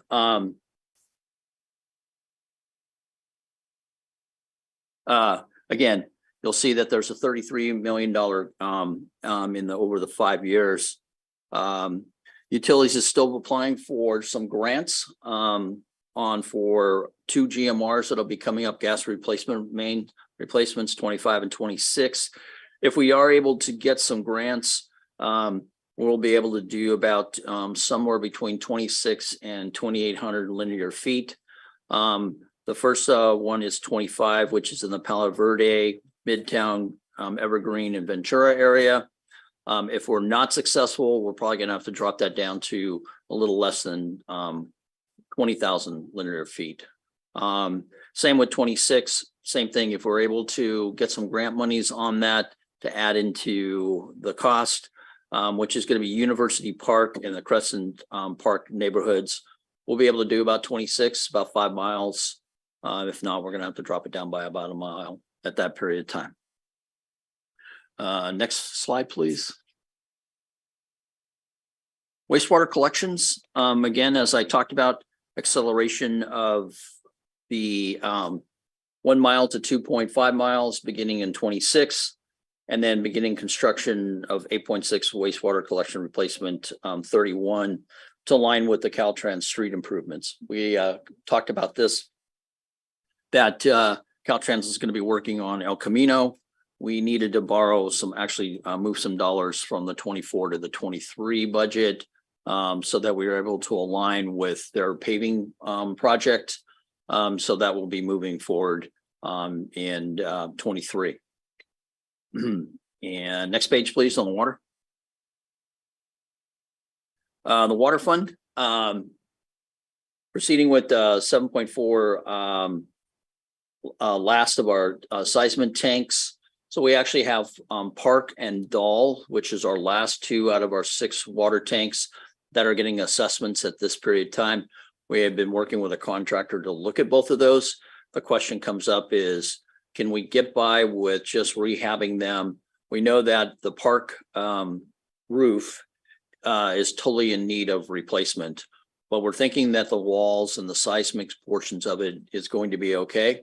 And if that comes true, we'll spend a lot less money than rebuilding that that tank completely. That's Park. And then on the Doll Park or the Doll Reservoir, that one actually needs to be replaced. That one, this interior sides, we can coat them only for so long, where we've actually shotcreted them on the inside. That one's been done a handful of times, and so that one will most likely have to be fully replaced at that point.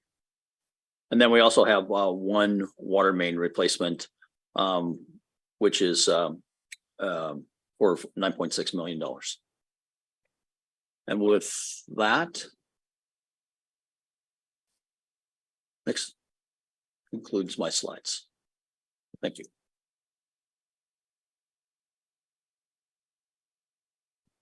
Thank you. So that concludes staff presentations on this whole section. Why don't we see if we have any members of the public who wish to speak on infrastructure and environment, capital improvement program, enterprise fund projects, and internal service fund projects. No, Mr. Chair, there are no requests. Not everybody's as excited about this as colleagues. Julie? Sure thing. Thank you, Chair. Thank you, Director Batchelor. And actually, we're talking to everybody right now, right? Okay, sorry. So thank you. Director Emoto, is that your last name? Numoto, I'm sorry, and Eggleston, who just celebrated 25 years yesterday, right? I have a question on fiber. Curious as to just what is the projected duration of this project? When do we think we're getting fiber to the premises completed? What is the plan for that? So the first phase is to actually do the backbone portion. So once we get the backbone up, and then the idea then is to build in 2 locations to have a pilot.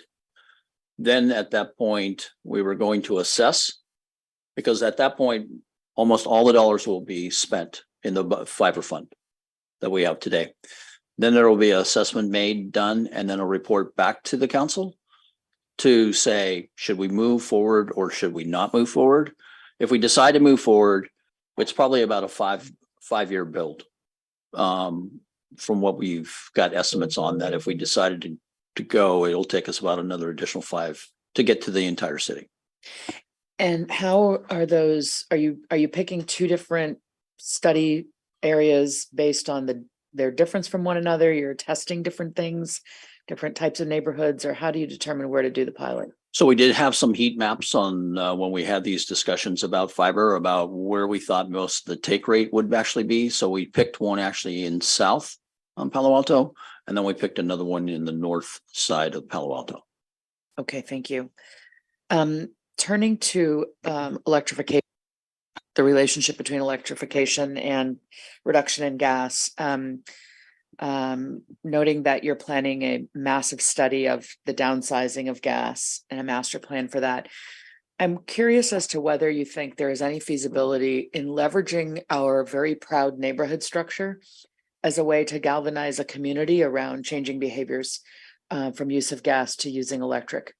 So when you think about how to parcel out where to upgrade and where to reduce, I'm just wondering if the neighborhood structure might facilitate adoption and of fully electric and elimination of gas. Do you see what I'm saying? As opposed to taking a quadrant of the city or going north to south, but really trying to leverage neighborhood leadership to convert the behaviors that will then support the greater use of electrification and lesser use of natural gas.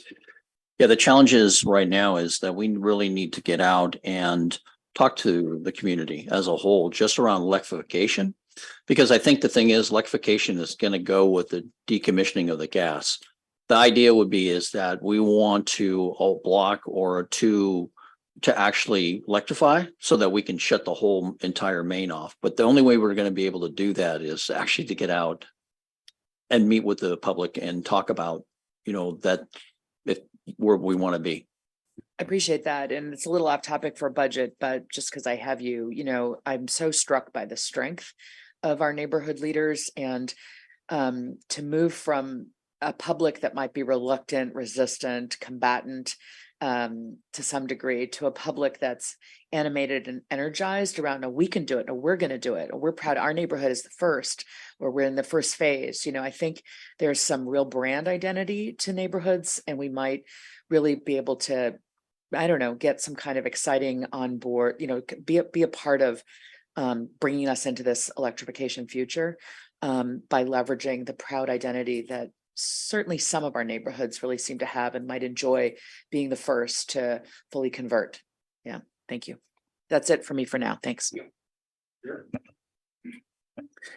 Thank you. So this Darren first on council chambers redesign. We're not talking about a physical remodel, right? Which is more technology upgrades. There is a bit of physical work that Brad's team will be involved in to make it ADA compliant. But outside of that, it's mostly technology. Okay. And then Brad on the vehicle replacement fund. I know 4 of the vehicles you mentioned are for police vehicle replacement. Do you know the price of just a single police vehicle?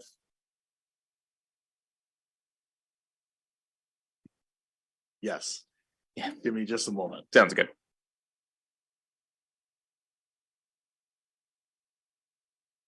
We are budgeting $75,000 for those Ford Interceptor replacements. Okay.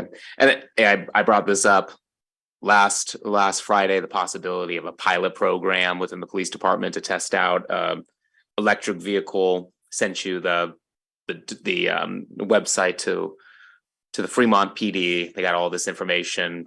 I just sent it while you were here, so I'm sure you haven't seen it. But there, the cost for the Tesla Model Y, brand new, completely refurbished, was about $85,000. Wondering possibility of including within this budget, of course, if PD is interested, being able to do that pilot program this year. And I don't know if that's appropriate for a budget discussion, or since it is budgeted, that is then an option if PD wishes to pursue it. So any direction on that? I think we could have that discussion with PD, and if they were interested in pursuing it, we could probably work on that as a start within this budget. To be honest, all of these are approximate figures.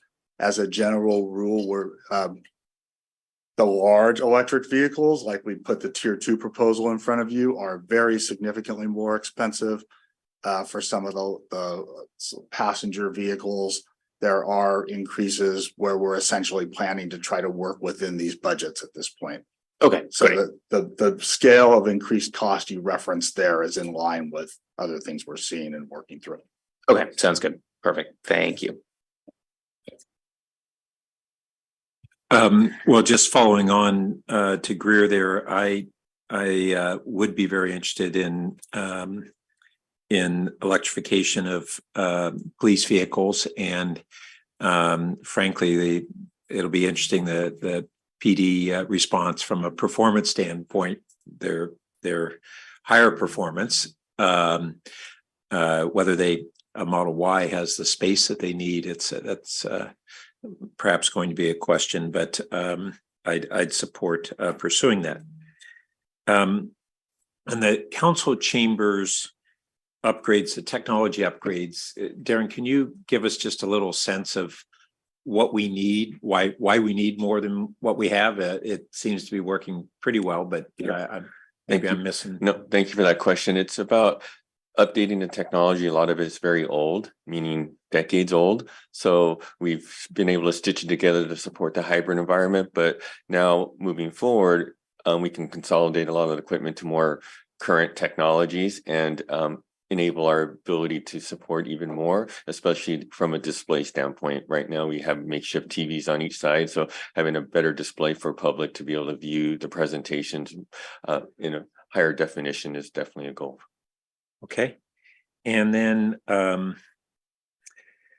I did want to note on the electric side a couple things. One, the foothills undergrounding, I just strongly support, and the biggest reason in my mind is the fire safety. I mean, we all see that we've had PG&E go bankrupt once and perhaps twice over transmission lines in their wildlands, and I just think that this is really important funding, and anything we can do to keep that as a priority is really valued. And then on the, I want to ask about an intersection. It's slightly off topic from the capital side, I think, but as we're moving to all of our electrification programs that Dean was talking about, we really don't have, to my knowledge, a council policy directive toward a streamlining of the permitting and inspection processes for electrification. And from what I've been hearing is because of the newness of some of this,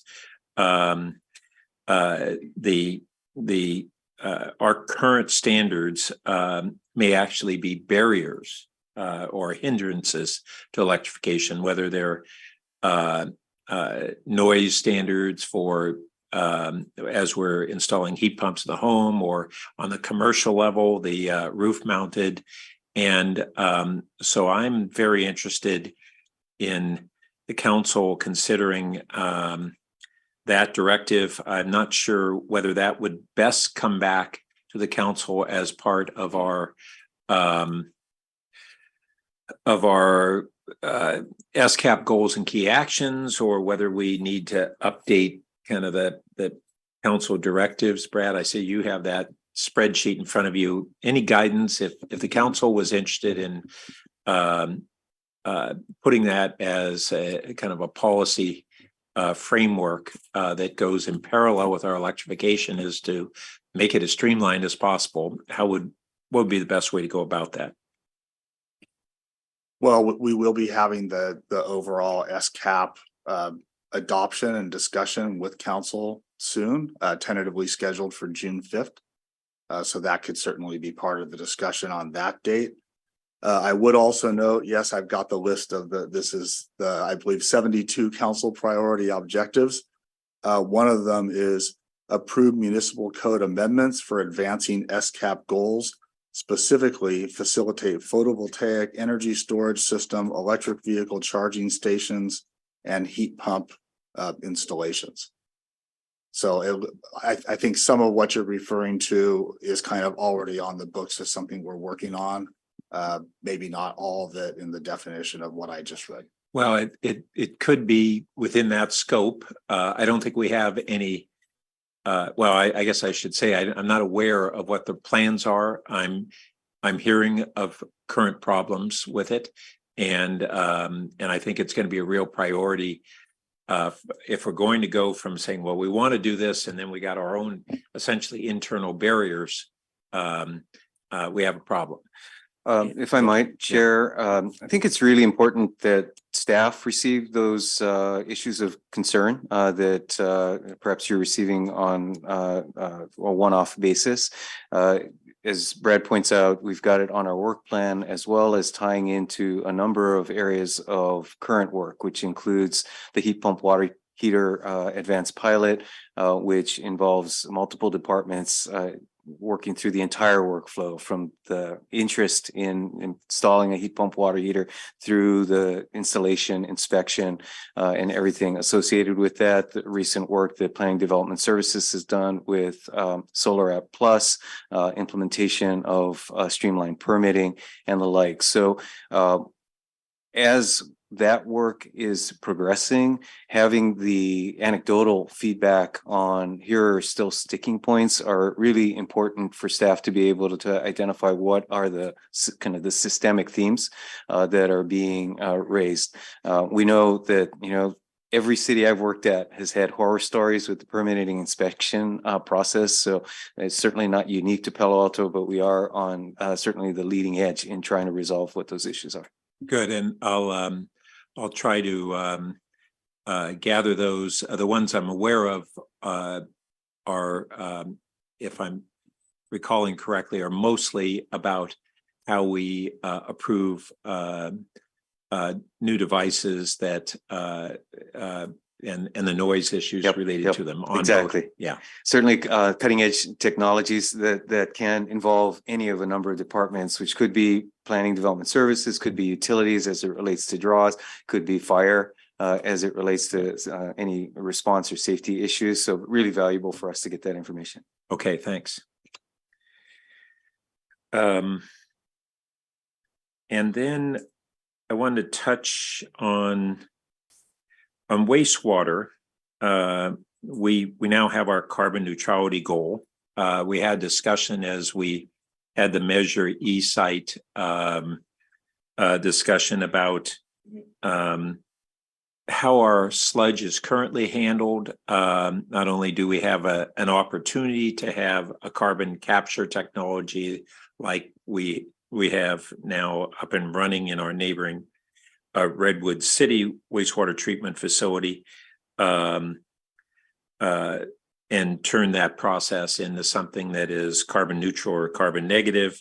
But we actually don't have information on carbon emissions from our current sludge process disposal as we air dry and use that approach.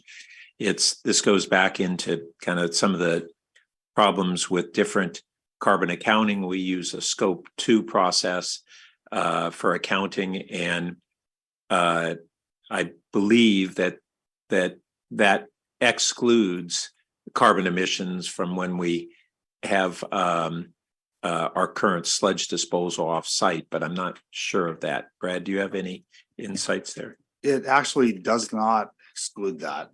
And I'm not sure that our estimates on that are the best. It's something we're looking at.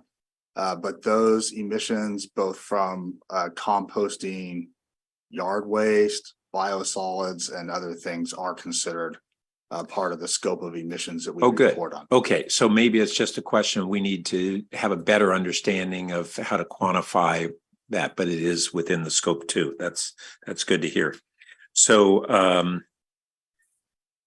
so I don't know if what would be the process that we're not going to, we're not ready to leap forward on a pyrolysis facility. If that ended up being the technology of choice, there really aren't a whole broad range of technologies that are options. That's a primary option for that sludge treatment. But if we wanted to make sure that we were beginning that process of evaluating the pros and cons of that treatment technology, do we need in any way to include that in this capital plan, or should it commence through the SCAP or some other way?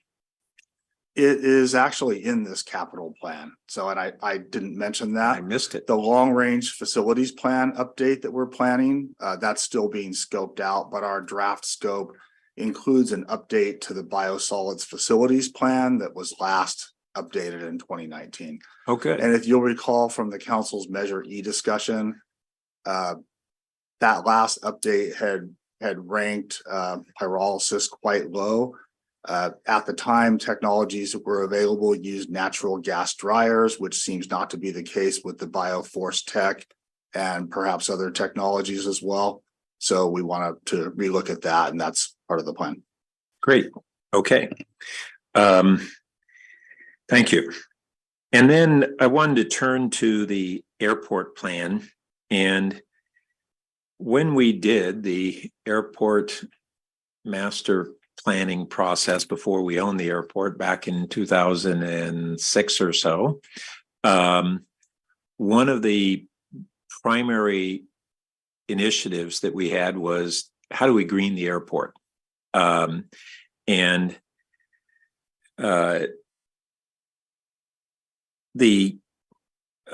land of car parking land, hangars, and tie down areas is perhaps the largest opportunity area of city-owned land in kind of commercial purposes for solar panels in our community.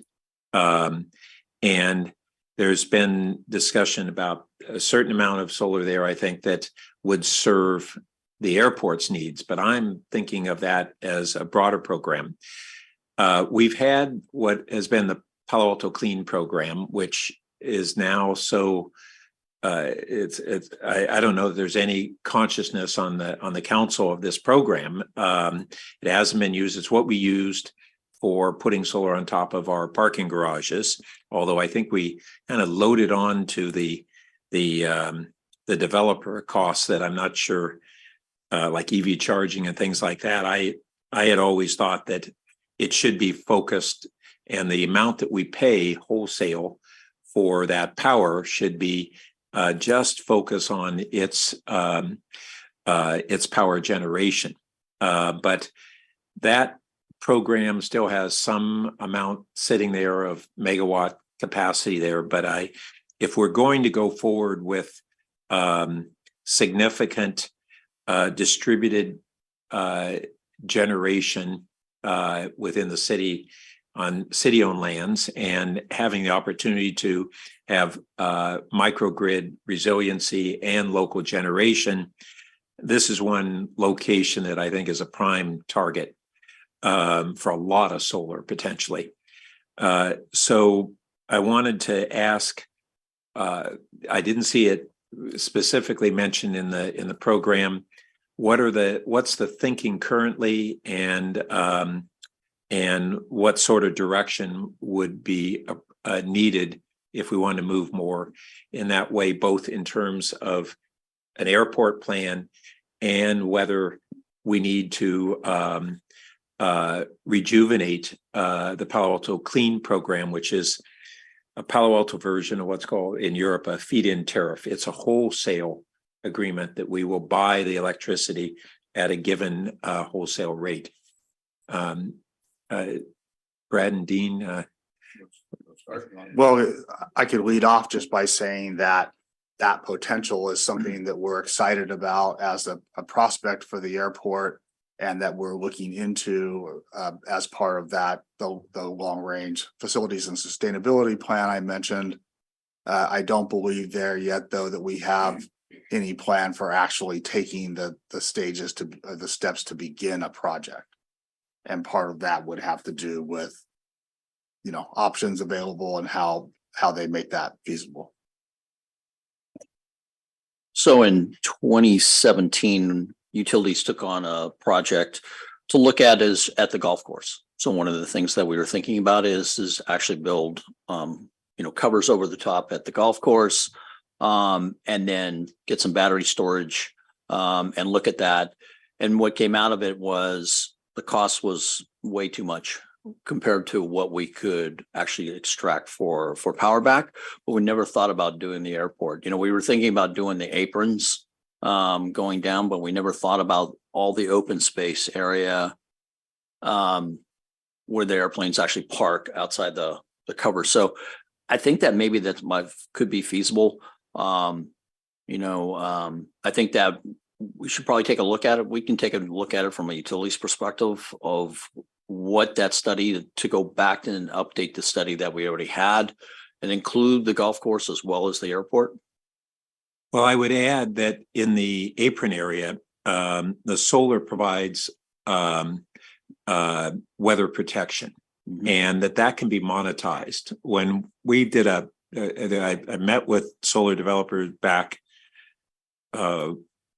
I don't know, at least 8 years ago. And the ballpark was that the revenue potential from the awnings might exceed the lease rate for solar installation, the way it was being formulated. So it's not insignificant. We don't have enough hangars to house all the $500,000 airplanes that are out there, or whatever they cost, a lot of them. And so that can be real valuable. The developer that I met with at that time said, well, that's really interesting, because he had just come back in, installed the solar panels at, I think it was the Tiburon Ferry parking lot. And he went to the parking lot to see a year or two later, just see how his project was looking, and, just check it out.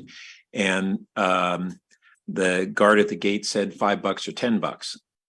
$5 to park in the sun and $10 to park under the awnings, because they had recognized that everybody wanted to park on them, and you just have pricing that reflects the value that's created.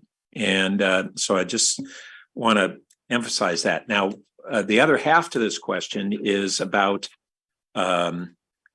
having a program like this Palo Alto Clean, that we still have a remnant of it, but how much value do we place on distributed local generation and storage, whether through microgrids or otherwise? And we had, as a city, in our utility purchasing policies, had seen that the direct cost of purchasing renewables through remote power purchase agreements was significantly lower than subsidizing it locally. But the aspect to that is increasingly important is not only have all the solar costs gone down, the remote utility scale projects and commercial projects like here, but what's the value in having microgrids and local generation and storage? And this goes into another aspect on the storage side that we'll be wanting to be looking at in the next year or more, is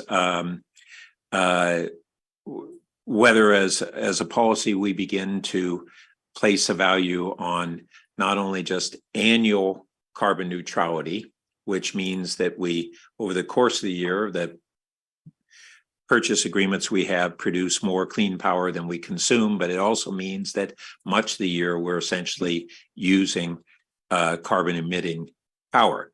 And Peninsula Clean Energy has a program that they're launching to go to 24/7, 365 renewable.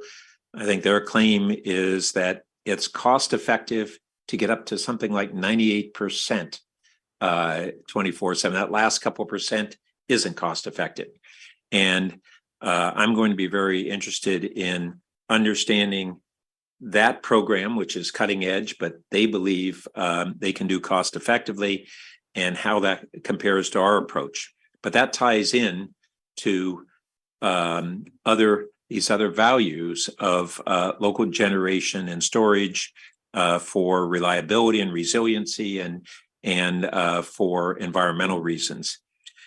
So I'd be very interested in resurrecting that Palo Alto Clean program as a discussion this coming year, It's not something we do today, but I think that that's a valuable program that we want to relook at the values as well as the economics of it going forward, and having it as a valuable tool as we look at microgrids.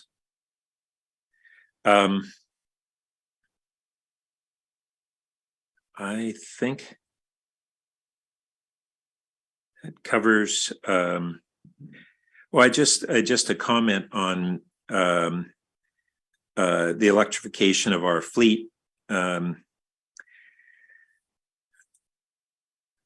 We have our own fleet that we use, and then as we have contractors, they have fleets. And from a policy standpoint, that doesn't show up in the capital budget, but it is something that I think is related, and we're going to want to look even more so at how we have policies on contracting. I'll just say as an aside, it's amazing how rapidly this is all evolving. Oslo, Norway is kind of global leaders in electrification of heavy construction equipment. They adopted a policy less than 2 years ago.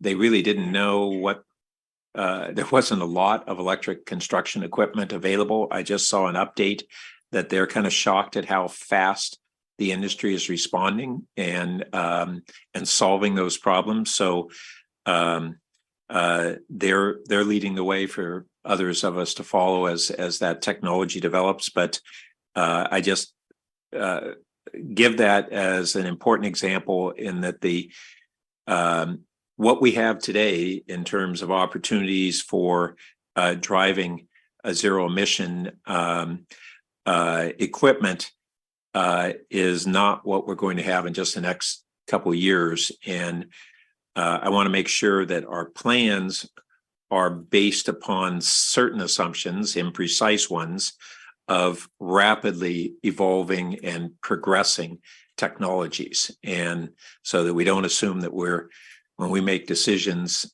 in the next couple of years, they're going to be based on what's available today. It's what's going to be available, and that's changing about as fast as we can keep up, which is a great thing. Julie. Yeah, thanks, Chair. I want to add a couple of anecdotes to what's already been discussed, to the chair's point about what you're hearing out in the field about the impacts of various policies on folks who are trying to be early adopters.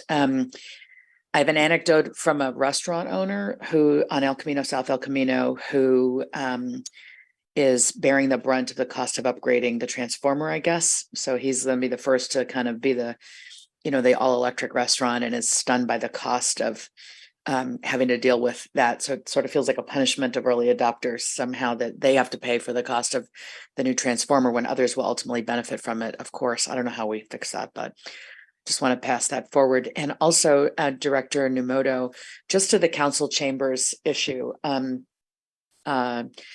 I have always had trouble hearing in there, and I don't yet have hearing issues that I'm aware of as a medical matter and as an aging matter, but both as a spectator.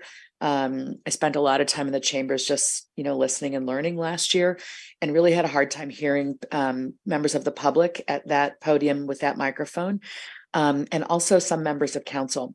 And obviously, it's on us to be good at using technology and project, but I just would offer that I feel that the sound should be more resonant when you're in there. You ought to be able to hear everybody, whether they're on council or they're on staff or they're a member of the public. It feels like that chamber should resonate with the voice of whomever is speaking. Because I think the subtleties of arguments are actually missed when we can't properly hear what's being said.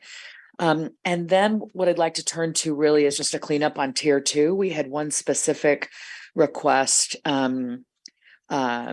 about one specific mention Director Eggleston made about electrification of the fleet, and that being an important tier 2 priority. But among the three of you, there are other tier 2 items that emanate from your departments. And we're facing a whole lot of requests and not necessarily the funds to match it. So we would like to know, are there items in tier 2 that fall under your department that you would like to advocate for? Or if you have not advocated for them, should we presume that they're really more of a tier 3?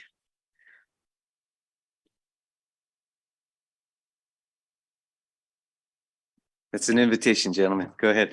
Yeah, I'll go first, just to say that the other one that's on my list, most tied to council priorities in our work is the determine next steps for sea level rise and adaptation plan. We've listed that as the public works and utilities. Yep. Can you give an update on, we have our current study, and I wasn't clear how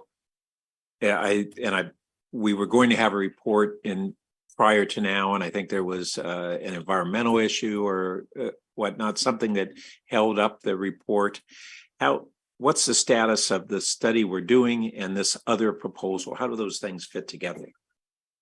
So there's a sequential process where we first did this sea level rise vulnerability assessment, and we completed that. That's publicly available and on the city's website. Concurrently with that, through our partners with Valley Water, they've been working with the Army Corps of Engineers on the shoreline study. I think it's a $3 million study they've been engaged in to look at the benefits and costs. Sometime I think about late last year, they came out with a draft of their report, which basically said we don't see a threat to Palo Alto that would justify an expensive project until sometime quite a bit later this century.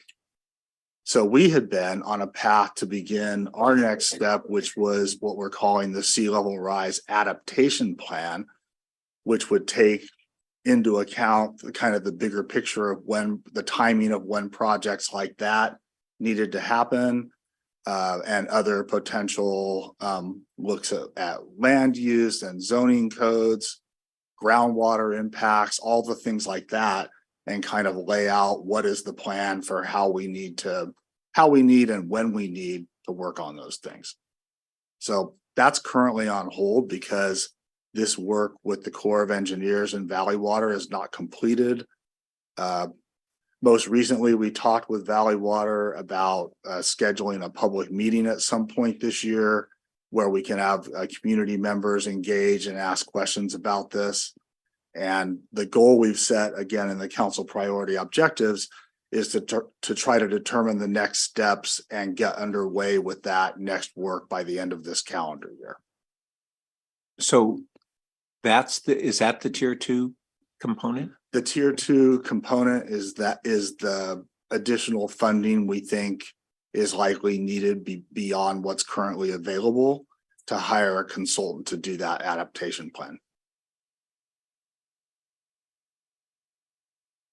Yeah, and thank you for that, for those comments around chambers. And that is one of our primary goals with this redesign, is to enhance the experience of not only in-person audience, but of course the virtual audience, and blending those together. Of course, with our microphones, the challenge is always mitigating feedback, right? So if you get the microphone's too sensitive, you get feedback and so forth. So it is a little bit of a user experience in terms of how you speak into the mic, and there's other ways we can help enhance that. So it definitely will be part of that project to ensure. I did note that there is a tier 2 item that comes under technology. Technology innovations, a request for $40,000.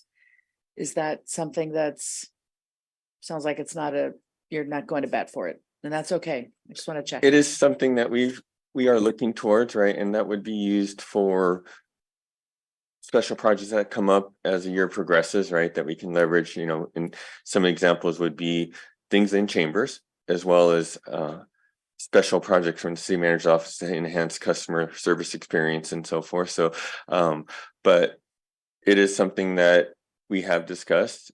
We do have a lot of other projects, that we are currently managing. So again, it's about priorities and being able to meet that and not asking for more than what we can actually achieve within a fiscal year. So thank you for that question. So the one item that we have on, or a few items outside of the SCAP is the CSR classification of 2 positions. And so I'm not pushing on that right now today, and for the reasons of is that we're working with HR. There's actually a process going through the union that I wasn't aware of when we put this actually on here to actually have all the CSRs reclassified to this business. Oh, customer service reps. Sorry. So we're working with through HR. We're going to work through this process. We probably, if there is going to be a change, it'll be outside this budget hearings, and we'll come to the council then at that point. So fine. Thank you. I believe we have 1 or 2 actually other tier 2 items, Councilmember, with that opening that we'd want to just raise your attention. So Ms. Nuzay. Sure. I apologize. I forgot to bring these up during the first item. There are 2 items on there that pertain to the first item that you discussed this morning. The first is Cypress Lane. So on your list of tier 2, it's towards the back. If you're on the summary page, it's the last item. Cypress Lane is actually a prior referral from the council through the budget process, no less, on what would it cost to improve that area. So there's that tier 2, which would include both taking ownership. Yeah, I'm curious how much background you need on it. Are you aware of? Okay, so this is an unpaved alley, just it's west of El Camino Real, between, is it Military Lane and Barron Park Avenue? And there are longstanding questions of ownership. It's literally a dirt with lots of pretty deep potholes. Almost didn't make it through there myself. Alley, and so this would be, as Ms. Nozay pointed out, taking ownership of the property and responsibility for improving it. So is that the lane behind, like the Happy Donuts? It's nearby. Yes. It runs all the way down. Okay. Yep. Okay. Yeah. It is a utility easement, so we've got poles back there. So we need the lane, but it has never been formally conveyed to the city and improved. And some of those businesses do have an egress out Cypress Lane. Sort of. Yeah. In high school, we referred to it as Indiana Jones because if you drive through it, it's like the Indiana Jones ride at Disneyland. It's kind of fun. And the process by which the city would take ownership, can you just shed a little light on that? Yeah, I think we've done enough title search research to determine it's a fairly straightforward action, unlike what could be the case. It does not require permission from the individual properties along the way. So I think it's relatively straightforward. It strikes me just, I know often we improve a street, with this chunk of it, and then we do this chunk of it some other time and so on. You described it as going from Military Lane to Barron, and I'm seeing that it actually continues on past Military to the south to beyond, past Happy Donuts all the way to, I don't even know what that would be, but to the edge of Buena Vista, actually. So my hope would be that the entire thing would be dealt with rather than a portion of the alley. Unless someone here is familiar with the limits of what has been scoped here, we'll need to look into that. And Kylie, did you have one more? One more was Life Moves and the Home Key project. So on your tier 2 list, there's an additional 1.5 million. And if you read the write-up, it will reconcile it for you. But I'm sure you all have seen the information item that identified an up to $4.5 million gap on that capital project, of which 2 million is in the proposed capital budget. And that's because that's the baseline capital gap. And then there's an additional $2.5 million gap for design aspects that were value engineered out, essentially. And so in your information item and actually in the write-up for this, there's a list of some of those. And so depending on how much flexibility the council wishes to add back some of those design elements, or I should say, not just elements, features, because some of it's like solar on the facilities, then that would be what that additional 1.5 million would cover. Can you direct us to pages? 27 in your operating transmittal letter, attachment C. So Roman numeral 20. yes, sorry, Roman numeral. So we can, obviously we will make sure that we can bring this up as you review your tier 2 list. But wanted to bring to your attention those 2 items that I forgot, frankly, to let you know during the first item. Apologies. And Chair Bird, if I might raise one other that I didn't mention before, also related to SCAP, the SCAP 3 studies that are in here.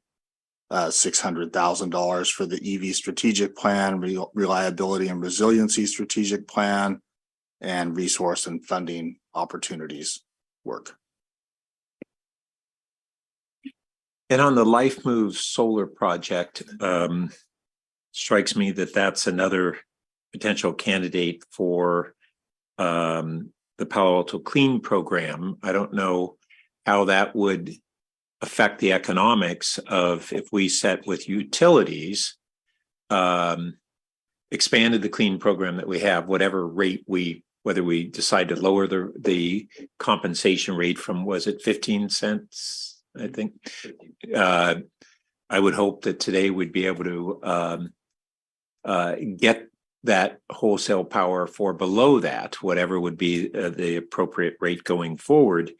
But does that make a project like this not something that is necessarily needing as much general fund subsidy, but instead we would have a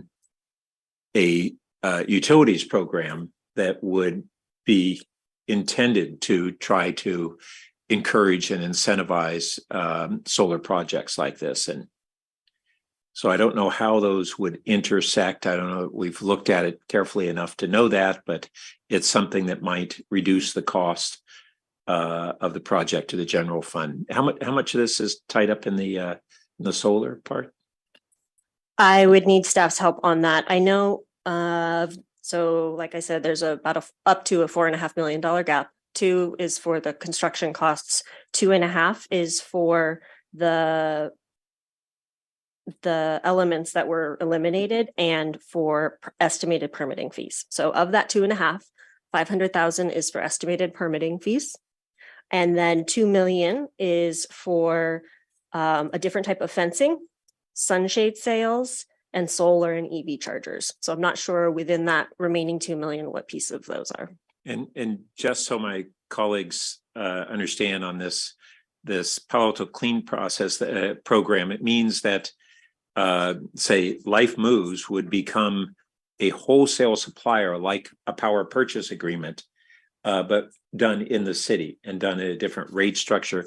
We avoid all the transmission costs, we get the local generation, but it's not as cheap at the wholesale level as if we have a remote power purchase agreement.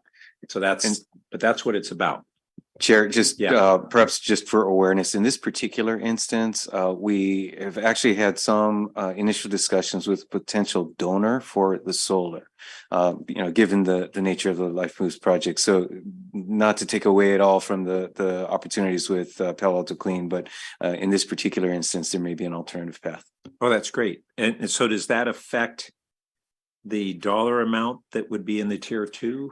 I don't think so, because it was scoped, I believe, with that assumption that we might get a donor for the solar. Okay. And then I know that we've been trying to work with Life Moves on they have their own philanthropic fundraising that they're doing and different partners.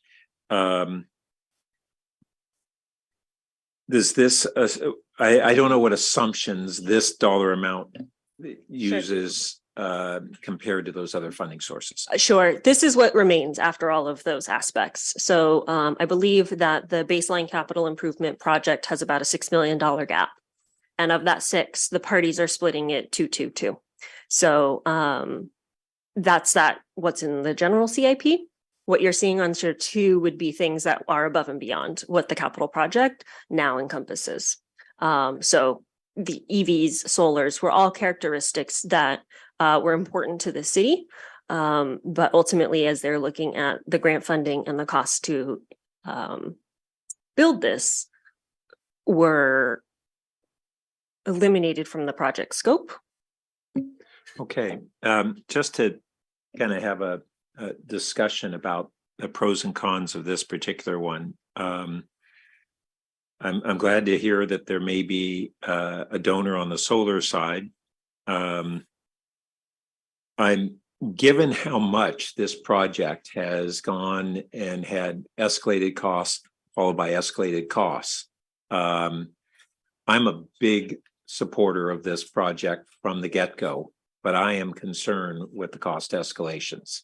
And I don't feel like I have a good enough grasp of all the pros and cons of each of these additional components to make, a good judgment call on how important each may be. If something within this 1.5 million, if there was some subset that says, we think these 2 are actually really important and the others are sort of luxuries, I'd be open to that.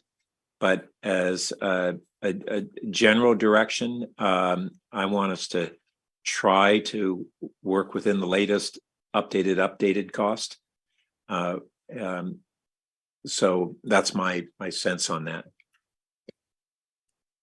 So, and I think we've got Deputy City Manager Chantal Cotton Gaines. But ultimately, I think if some of the price breakdowns are of interest, we might need to follow up on that. So Chantal, is there anything you had to add? Thank you. Good morning. Chantal Cotton Gaines, Deputy City Manager. Thank you for those points, Mr. Chair. Pat, the way that we're presenting this information, we're actually going to bring a pretty comprehensive report to the City Council. Our goal is June 5th. And the way that we're presenting it is it's a project that has all the pieces that we've talked about. And if there are any of the extra things that the council would like to add back in, that we would need to have those discussions around the cost, as you just referenced. Life Moves has been trying to look at the list of the things. So for example, sunshades, they took those out of the project scope, but they were really trying to come up with other solutions that could work in the interim. So are there ways that they could have maybe umbrellas or other things that could provide some of that sun shading without it being the added cost of the larger piece that's on there? So before the meeting that we have on June 5th with the council, we can follow up with Life Moves and find out what some of their interim solutions are for anything else that they've recommended to take out of the project. Does that address the question? Yeah, I think so. I'll just add that I was even recently approached by leaders in another city who had been looking at their transitional housing projects, and frankly, they were concerned about Life Moves based upon the cost escalations that we have seen. And so I do think that as much as I would love to have all of these elements, I think we need to try to cap our costs there at the level that is significantly higher than what we had originally planned for. Understandable. And we have had those conversations with Life Moves as well, and really trying to parse out what things we absolutely need in the project versus not. We've requested a lot as well, knowing that we want this project to still feel like a part of our community. And so not just the regular road fencing, but just something that makes it still feel like a comfortable community and part of the Palo Alto fabric. So we have tried to be very diligent with the things that we're asking from them so that we're getting a quality project without having all of the added cost that will continue to grow. And as much as we know right now is in this very moment. As you know, construction costs have escalated and things of that sort, and that has been an impact to the budget as well. So then, as I think through this, maybe what, from a process standpoint, if we're going to have this council presentation on June 5th, that maybe what we do is just put Life Moves Tier 2 as a categorical listing without a dollar amount, and then following the council input, figure out if we need to put a funding amount for some subset or the entirety of the Tier 2. Does that sound reasonable?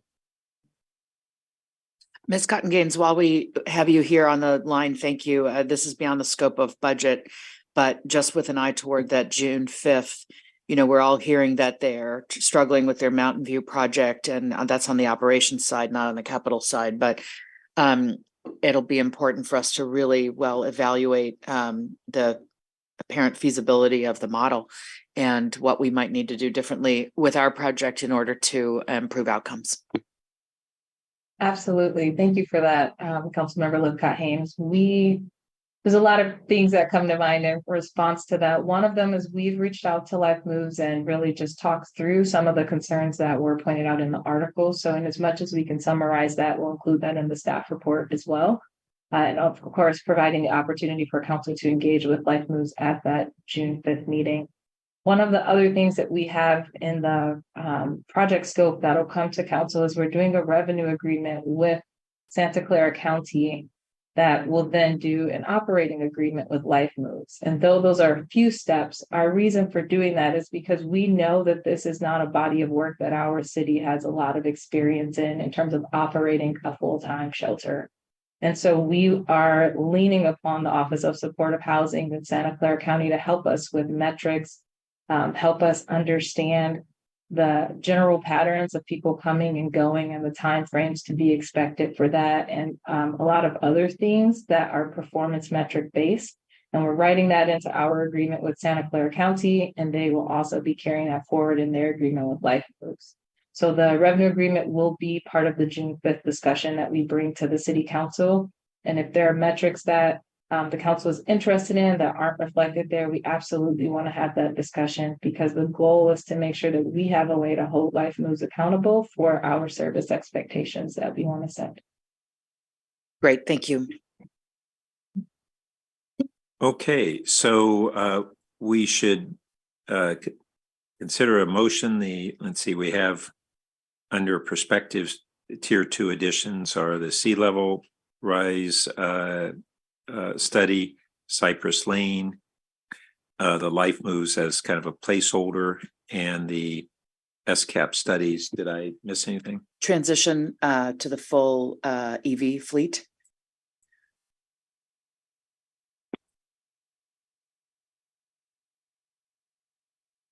And remind me in the Tier 2 where that is. It's on page 25, XXV, transition to full electric vehicle replacement. Thank you.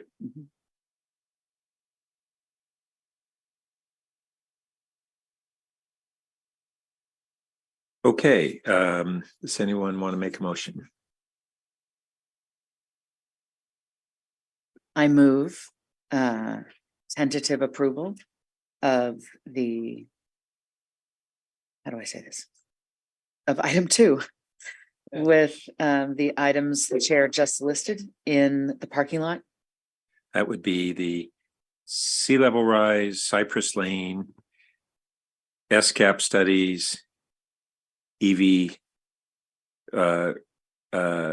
vehicles replacement, and Life Moves. And then a Life Moves without a dollar amount assigned. That's correct. Second. That all seem good? All right, all in favor? All right, good.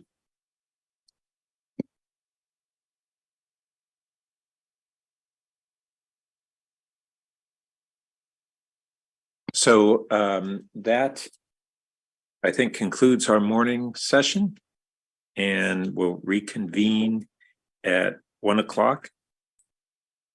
So an hour to blow.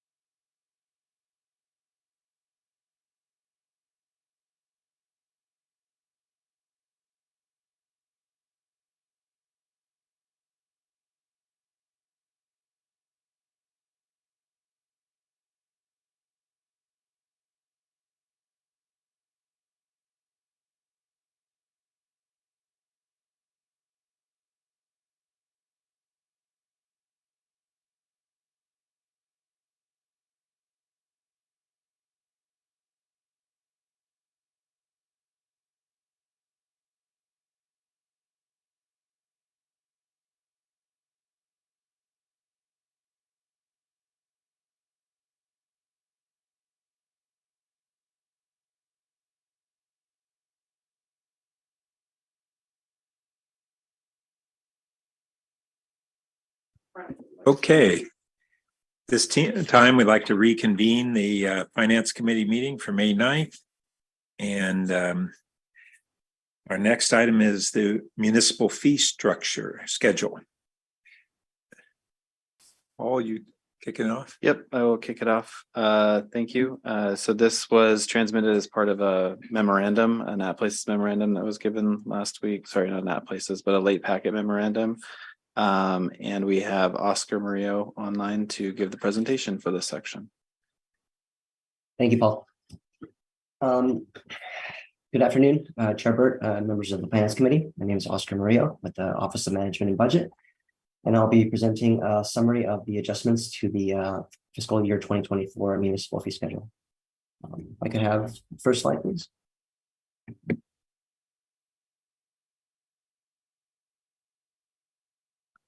When we think of the city's fees, they can range from anything that you might get at the development center, such as a permit for a new development or for fixing your fence or whatnot, to something that you would go to the library for, such as an expired for a hold fee, a late fee, things like that, or anything for other community centers, such as summer camps and classes and things like that. Typically, what we do is we have a cost recovery policy that the council approved, which separates fees into three categories, essentially. Depending on the cost recovery level, from a low to a medium to a high.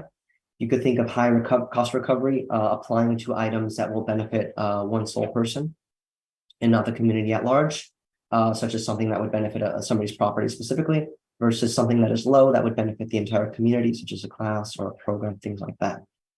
So when we have new fees, we typically price them based off the cost that the city incurs to perform that service, as well as factoring in the cost recovery level. When we make adjustments, we keep this into account as well as to not go from one cost recovery level to another. What we do is every year we apply a general rate of increase, which this year happens to be 7.5% to all fees. This would represent the cost that it would be required for everything to remain exactly the same. It's generally how we report the municipal fees. We apply this factor to all the fees, and then anything that does not have that factor applied, whether the fee will stay the same or change by an amount different from the general rate of increase, would then be reported in the memo and as well as the attachments A and B that were provided. If I can have the next slide, please. There are new fees this year, as there are in many years. We have 14 fees in the Community Services Department.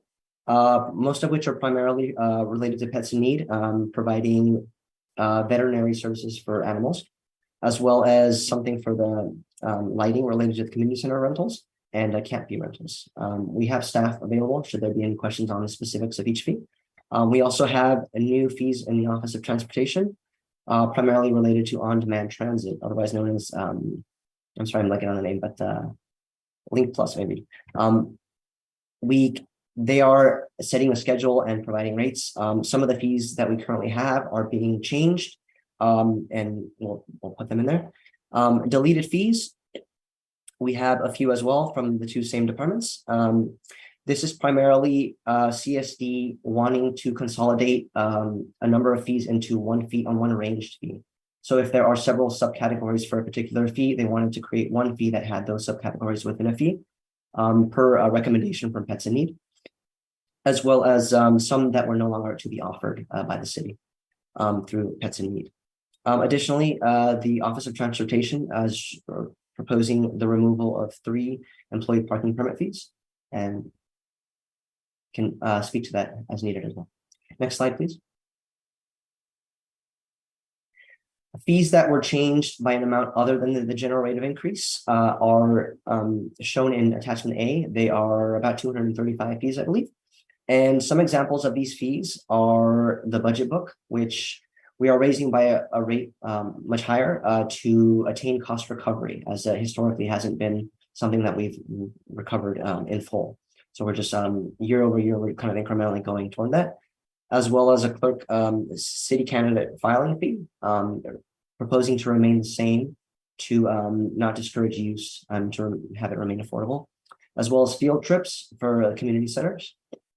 In other programs, remaining the same for similar reasons to not discourage use, as well as a paramedic internship fee with fire department and other fees that we have, which are primarily staying the same for various reasons, but also changes to help get cost recovery levels in line where they should be.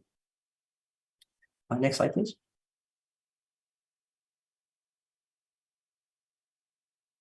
I believe that may be all. We have staff here in case you have any questions on any specifics as well. Thank you. Thank you, colleagues. Julie? Thank you. Is this Mr. Moreo? Yes. Yeah. Thank you so much for your presentation. Just a couple of questions. Let's start with the budget book.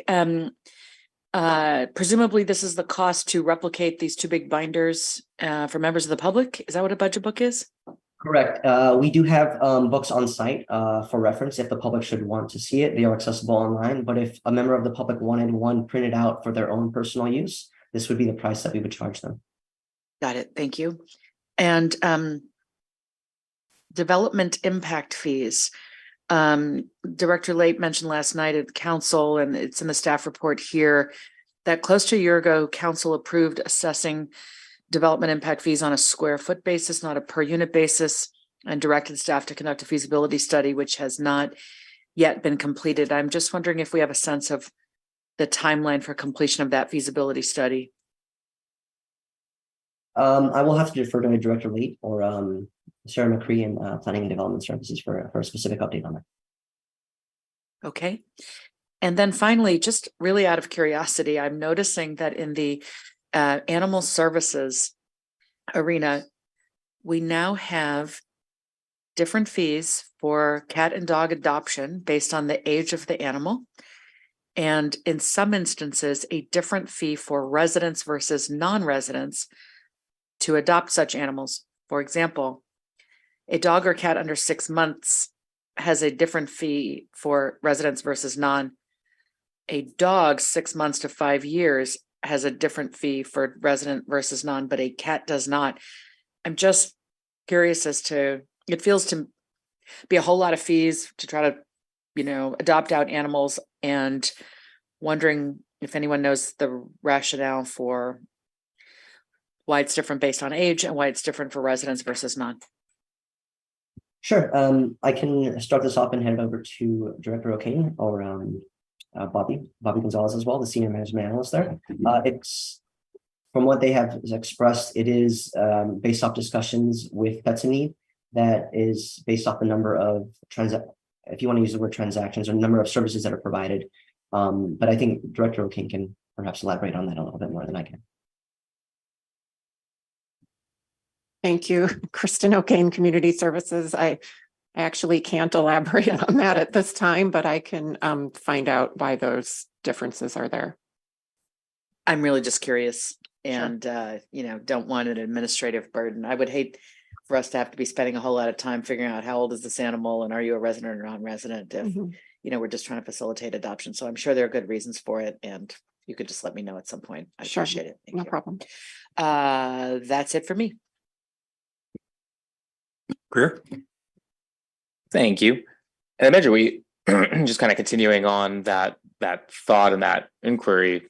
I would imagine we probably do this for a lot of other fees within the city, right? Where we charge a lesser fee for residents and a higher fee for non-residents. And I imagine the logic is kind of a double dipping idea that residents are already in a way subsidizing these services through their taxes.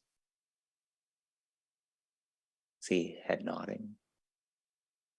Yes, I believe that would be one of the reasons behind doing a non-resident versus a resident fee. Okay, yeah, and I'm fine with that. I don't know the difference here, and also don't want to deter people from adopting. And then my only other question on that paramedic internship fee, what is that?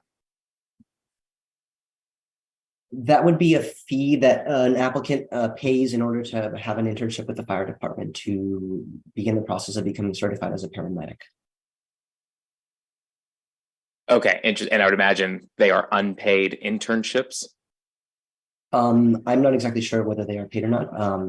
Perhaps we can follow up with Chief Blackshire. But they are basically the department expressed that they are having trouble getting qualified applicants in a number that they would like to see. And so this is kind of keeping it the same so that not to discourage use, but also to keep it kind of affordable for anyone who might be interested in a line of work in fire. Is that normal? I mean, I know becoming a paramedic is a highly competitive process. Is that normal in fire departments to have to pay a fee to be able to simply apply to be an intern? Not exactly sure. I can follow up with the fire department and see what is standard for that. Oscar, one sec. So council member, we're pinging our fire team, so we'll see what we can do to get back to you on that. Okay, sounds good. It just seems odd that internships unpaid, it's a benefit to the city as well as to the intern, and we're also requiring them to pay money to be able to apply for a program, and presumably you're trying to get intern work. Likely don't have a lot of money sitting around, so I'd like to have a little deeper dive into that and really understanding why. Do you have right there? And sorry, I just couldn't find it. What that fee is? I can look it up. Struggling navigating right now.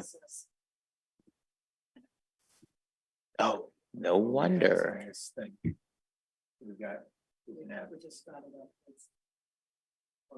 Okay, perfect. Then I can find that on my own. Thank you. Just clarify on my concern about animals. So as it turns out, council member, we don't charge non-residents more for most animals. Okay, so it's the same fee. If the cat is 5 years or older, if the cat is 6 months to 5 years, if two cats are adopted at once. However, if you're getting a under 6 months cat and you're a non-resident, you pay $25 more. With dogs, it's the same fee if they're over 5. It's $25 more for a non-resident for a 6 month to 5 year old dog. And for a puppy under 6 months, you pay $100 more if you're a non-resident. I'm just trying to understand the rationale because these seem all over the map to me. And council member, I actually have a response.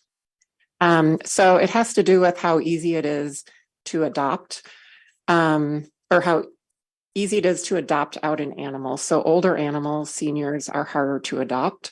So the fee is actually lower for a senior animal. Puppies and kittens require more care. So the fees are higher, and a lot of our community service fees, there is a higher non-resident fee. So it's to offset that cost, if that helps. Puppies are very popular, which is why you spend $100 more. if Puppies you're a and non-resident. kittens. Yeah, Mhm. but the kitten fee is only $25 more. So There's yeah. a lot of kittens too, I think, is Okay, there's got it. more to choose from. Thank you. You're welcome. Okay, so I had a couple questions. So in this handout that we have and the attachment that goes through this fee schedule here, one of the things I was trying to do is correlate the fee structure to what we have is on table 1, the cost recovery policy. And I don't see that we can see in the table what level of cost recovery there is for each of these different items. So going forward, that I think would be a helpful column to add to this, so we just understand what's the how they've been categorized under that policy. And I had a question on the in that attachment A under Public Works on its packet page 15. There are fees for pavement condition, and I wasn't clear on what that was. What those fees were for. Anybody able to provide that? Who are we charging to do what? These are, I believe, are trench cut fees, or actually street cut fees. So anyone who is cutting into a street pays these fees per square foot, and it's based on the pavement condition of the street. Okay, now I get it. That we charge them less if the street's in bad condition because it's going to need to be repaved sooner. Right. Okay. And these Couldn't are figure out. attempt to be based on life cycle costs and the impacts of trenching streets. Got it. Okay. Touching on the paramedic internship,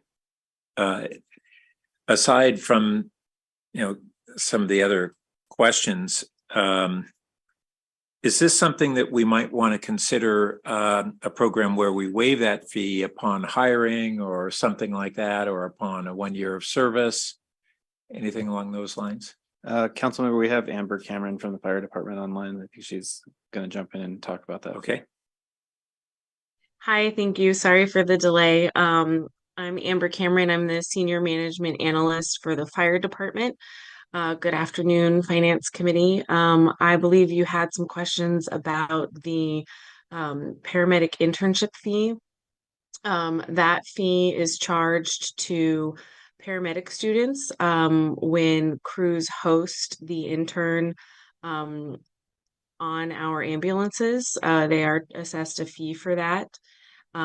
We tend to keep it static since we want to keep it competitive and similar to other agencies that offer paramedic internships.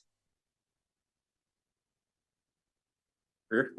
Sorry, so that is common practice at other agencies? Correct, yes. Okay, thank you. And yeah, while I have you, ask one other question and Pat, jumping into yours. Go ahead. Oh, great. It is within this fee structure, does that also include what is the paramedic? Was the new program that we started this past year, the paramedic subscription service? Thank you. That's included within these fees as well? So that's not a municipal fee. It is a program. And I believe that we did include that on there. It should be on. Let me see. So one thing for the committee to know, the report is drafted on an exception basis. So staff is looking to see if I believe that should be included as part of the municipal fee schedule. Okay. So I just on just since I've brought it up on the subscription service, has Fire looked into, because I know we've been struggling with getting people to register for that service. Has Fire looked into creating an opportunity maybe for business owners to be able to have some sort of kind of bulk purchase with that, to be able to cover employees or customers who may need it? I've talked to a couple of businesses who actually had mentioned an interest in that. One that I think approached the fire department to see if that was a possibility, but was told that was not part of the service. Okay.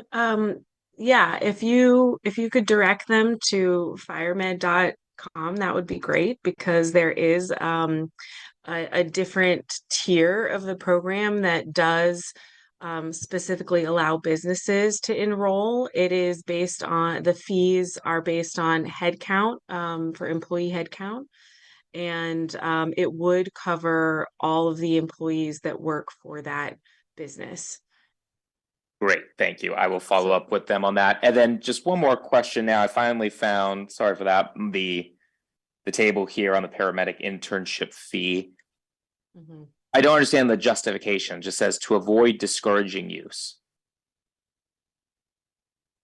To avoid discouraging. So Amber, this is the reason why the department doesn't propose the fee be increased. This is the justification for maintaining the fee at the same level as prior years. Therefore, not keeping up with inflation, but there may be reasons for that. Yes, thank you. Yeah. So we've kept it flat and reduced it in the past in order to make it so that students can afford the fee. And that is why we each year do not increase it based on the citywide fee increases, is to keep it flat so that students are able to afford it and they don't necessarily go to other agencies, to get folks interested and involved in, joining the fire service and working for us as well. I just think $1,000 for this. I mean, what does it look like if we were to remove this fee? What then would be the cost on the department for having to pay it themselves? That $1,000 to Yeah, me as a student trying to Mhm. seek an internship, that would be prohibitive. Mhm. I mean, I think that it definitely contributes to the staff time and supplies for, allowing paramedics to be on our rigs. It is something that we can consider reducing. We don't have a large, we're really only able to take as many as we can support. So it's not, we can only, I think it's about two at a time that we're able to support having, them with us and with our crews and having that staff attention. We couldn't necessarily host dozens of paramedics while they're also running calls. So it wouldn't necessarily affect that program and that service that we offer substantially either way. But it is something that also we want to charge some kind of fee because it is it provides accountability for the student, and it is required for them to complete a internship in order to become a licensed paramedic. So they have to choose they have to identify an agency and choose an agency to do that with. Is the $1,000 100% cost recovery? Is that why we charge the $1,000? Absolutely not. No, I mean, the staff time that goes into hosting a paramedic is substantially more than $1,000. So It is in the medium cost recovery level. Oh, for other agencies? No, for us, we. Oh, it's ranked as medium. Gotcha. Yeah. But it definitely goes towards, some of the staff time and, just the management of enrolling them and managing that program. Okay, thank you. Sure, Julie. Question on this subject. I'm like Greer, just sort of feeling incredulous by the size of the fee and worrying that it is a barrier to entry. And I understand it's common in the field, so that's good. But so many fields have interns come. And if you're trying to be a physician, if you're trying to be a lawyer, if you're trying to be a teacher, you shadow the people who do the work. And you're not expected to pay $1,000 to do it. So I'd just like to learn more about the practice in the industry so that I can feel more comfortable with this not being a barrier to entry, particularly for those who are lower income to start with. $1,000 is a ton of money. And yeah. I'm sorry, I didn't mean to cut you off. I did want to let you know that we do provide $600 to the staff that is hosting the intern. So our staff member that's overseeing the intern gets essentially sort of like a bonus payment of $600. So if that, part of that goes to them, and then the other amount covers, some supplies and things like that. So it feels like we regard it as a burden to staff, and obviously it takes time and it takes away from their normal function. On the other hand, to mentor somebody who's up and coming is a professional development opportunity, certainly can be. So I'll leave it at that and look forward to learning more at a later date about the industry standard for this.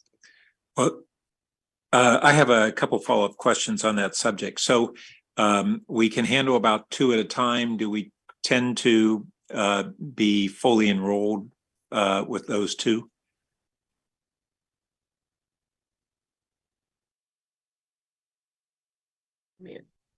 Fully enrolled. Meaning, do we typically have two interns at a time if that's our capacity? Not all the time, no. So it does have to do with graduation timelines from community colleges, really from like San Mateo College, which is the larger EM paramedic school in the area. So it depends on timing for that. I mean, students can be at the tail end of their program, based on, throughout the year, but it is based on like quarters and semesters from other programs. Okay.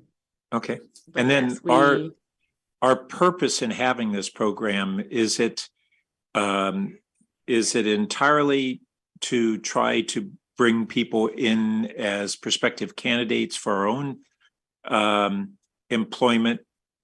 Or is it in part that kind of all the paramedic programs share an obligation to do interns to build the number of qualified people in the field? Yeah, that's a great question. Thank you for that. There are a lot of benefits to hosting interns. So it allows our staff to stay sharp because they are teaching, an up and coming paramedic.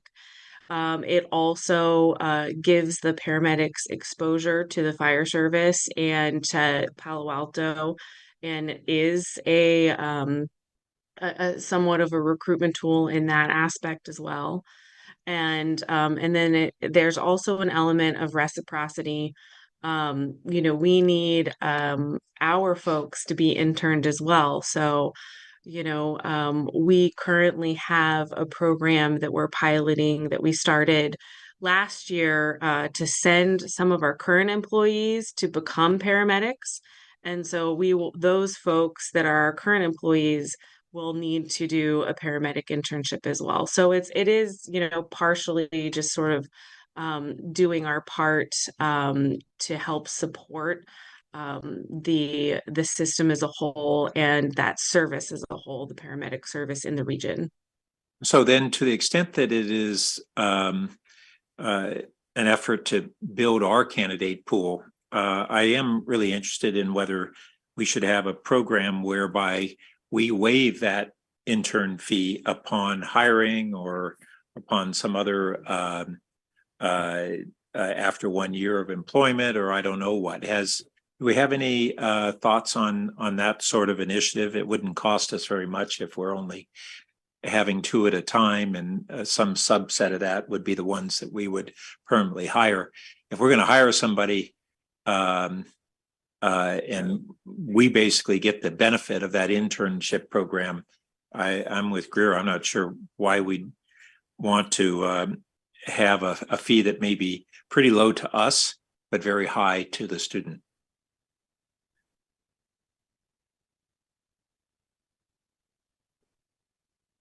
I mean, I would say for us, as the fire department, we would definitely be interested in, providing waivers for folks that, can show some financial hardship, or for whatever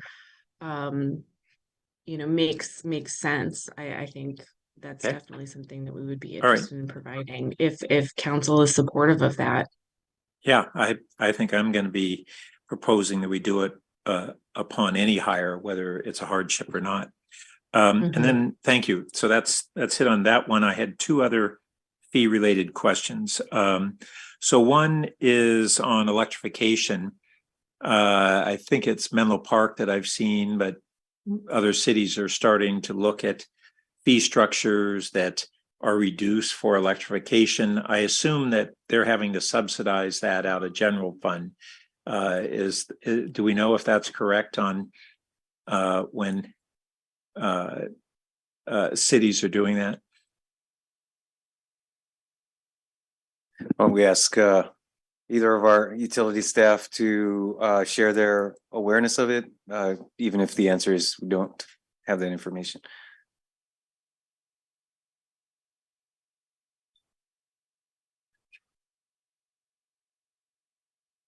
Yeah, just the question is, oops, sorry, John, do you want to join us?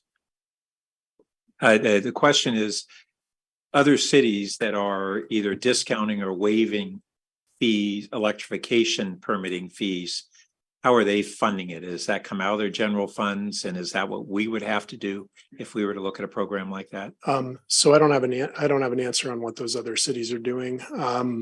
The I think there are a lot of ways to go with that problem.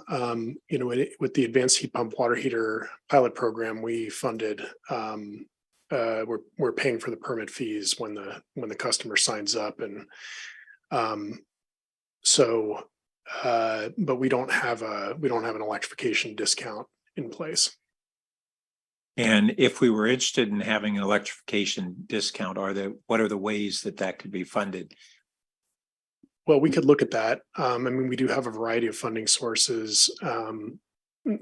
The cap and trade funding, for example, that we could look at for a program like that. Okay, thank you. I'm going to be interested in pursuing that. And then lastly, I know that at Lucy Stern, there's been an issue on access to the second set of bathrooms in the corridor that is the same set that's used when we have the, I forget what we call it, dedicated facility leasing or rental, I should say. Kristen, is there any update on that before I kind of ask my follow-up questions? Sure, thanks. So you're, I believe, referring to when we have an exclusive use event like a wedding, a memorial at Lucy Stern, there have been issues having theater patrons come in and use the restrooms at the same time. So we are working to resolve that. We have in the proposed operating budget, there was an additional hourly attendant that will be able to help just bring guests in, make sure they're leaving right after they use the restroom facilities. So we're hoping to implement that probably around fall. Oh, that's good to hear. And maybe signage too. I mean, people will generally follow directions. Don't go past this point and whatever. And I think that this is a relatively new problem that, if my understanding is correct, is we were in a tight budget in FY 2021. Or maybe it was even before then, with the exclusive use rentals, it's good income for us, and that started changing what had been perhaps a decades long practice that was very important to some of our categories of users that are in this community partner category, that we sometimes over time start thinking of them as just other renters, but whether it's Palo Alto Players or Theater Works or others that had been, in the case of some of those, had been community programs that we as a city had once fully funded, and then they spun off into a nonprofit under an understanding that they're a community partner, and then over time that partnership starts getting forgotten. And I just want to make sure that we're reviewing those tenants in that category, and it sounds like we're on a path to correcting that issue, but I think it needs to be framed that way, on whether it's, Avenidas as a senior center, other communities sometimes will fully fund those programs, and was it Palo Alto Players or Theater Works that started off as a city program. And so I just want to make sure we don't lose sight that they're more than just tenants. There are community partners performing functions that otherwise we might be performing with and funding fully with city staff and general fund resources. Okay, I think we're ready for a motion on, thank you, Kristen, on the municipal fee structure. And Chair, we do have Sarah McRee from Planning and Development Services if there were any additional questions on the impact fee status. Let's see, was there an outstanding question? Yeah. Yes, thank you so much. Ms. McGree. Hi, this is Sarah McCray, Senior Operations Manager for Planning and Development Services. To restate your question, I believe your question was around the timeline for when the economic feasibility study was performed as it relates to the fees and the housing element. Right now, that is in the queue to be completed by June of 2025. The feasibility study is going to be finished in 2 years? So I This believe is, just to clarify, this is a question about, will our fees be calculated on a square foot or a per unit basis? Oh, sorry. I thought it was on the parks impact fee. Can I come back to you on this question? Please. Thank you so much. Thank you. I'll move. Tentative adoption of item 3. Second. Okay. And I want to include Pat's recommendation of on the paramedic. Yes, thank you. On the paramedic internship fee to be reimbursed if the fire department ends up hiring that intern. If that's fine with Julie. Yes. Yes. Great. And on the prospect of discounting or waiving different electrification fees, it seems that we wouldn't be ready to act on that. That would need to probably be a referral to maybe as a policy question to the council when we have the goals and key actions coming up, the SCAP, or does staff have any thoughts on what would be the appropriate way to have that considered?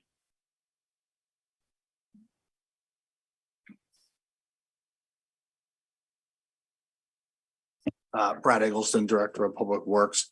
I don't think by the time we're slated to come to council, we would have information on that. It may be appropriate for part of this larger discussion we need to have that's envisioned in this SCAP funding sources and needs study.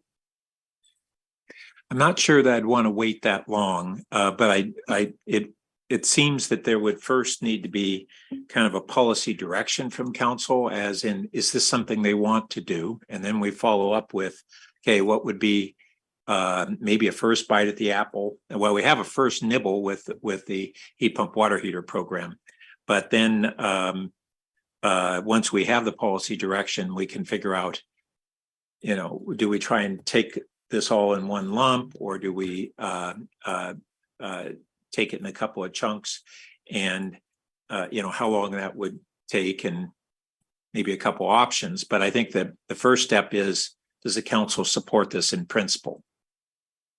Right. So just to note that the heat pump water program was fairly complex and was very labor intensive on the staff side behind the scenes. I like the idea of a high level policy direction, if that's what where council wants to go, to give staff an opportunity to work on different avenues that would legally and administratively be able to be feasible to pursue. Yeah, and the heat pump water heater program had a whole bunch of components to it, in addition to fee discounts or waivers. And I think one of the first things we might want to do is look at what other cities that are starting to do similar things, how are they doing it, and whether those are good models or not for us to consider. Yeah. I'm going to suggest that our staff look at how this fits within the context of the SCAP 3-year work plan. And given that we're coming to the council with that within the next month, to at least flag this as an issue if it's not already covered there. And if so, ideally what the timeframe would be that this work would be conducted. And do we need to include it in the motion to have that happen or not? Or I think we've got the short-term memory to write it into the staff report since that's already in the works. So we can take it from here. Okay, thanks. All right. And so we're all good? All in favor? Aye. That passes unanimously. Thank you.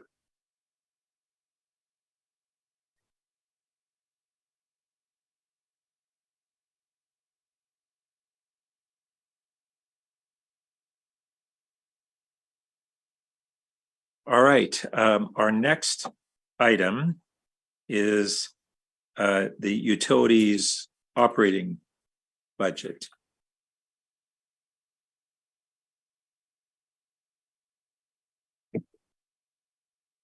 We're actually going to be talking about the utilities and public works operating departments. This is the operating side of the capital work that we discussed this morning. I'm going to turn it over to Oscar to introduce this section, and then he'll hand it over to the directors to give the presentation. Sure. Our next item would be what we refer to as operations.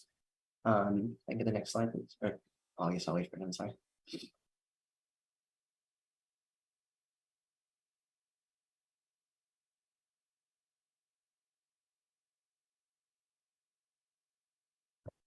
Sorry, Oscar, we're getting the slides up. Be there in 1 second.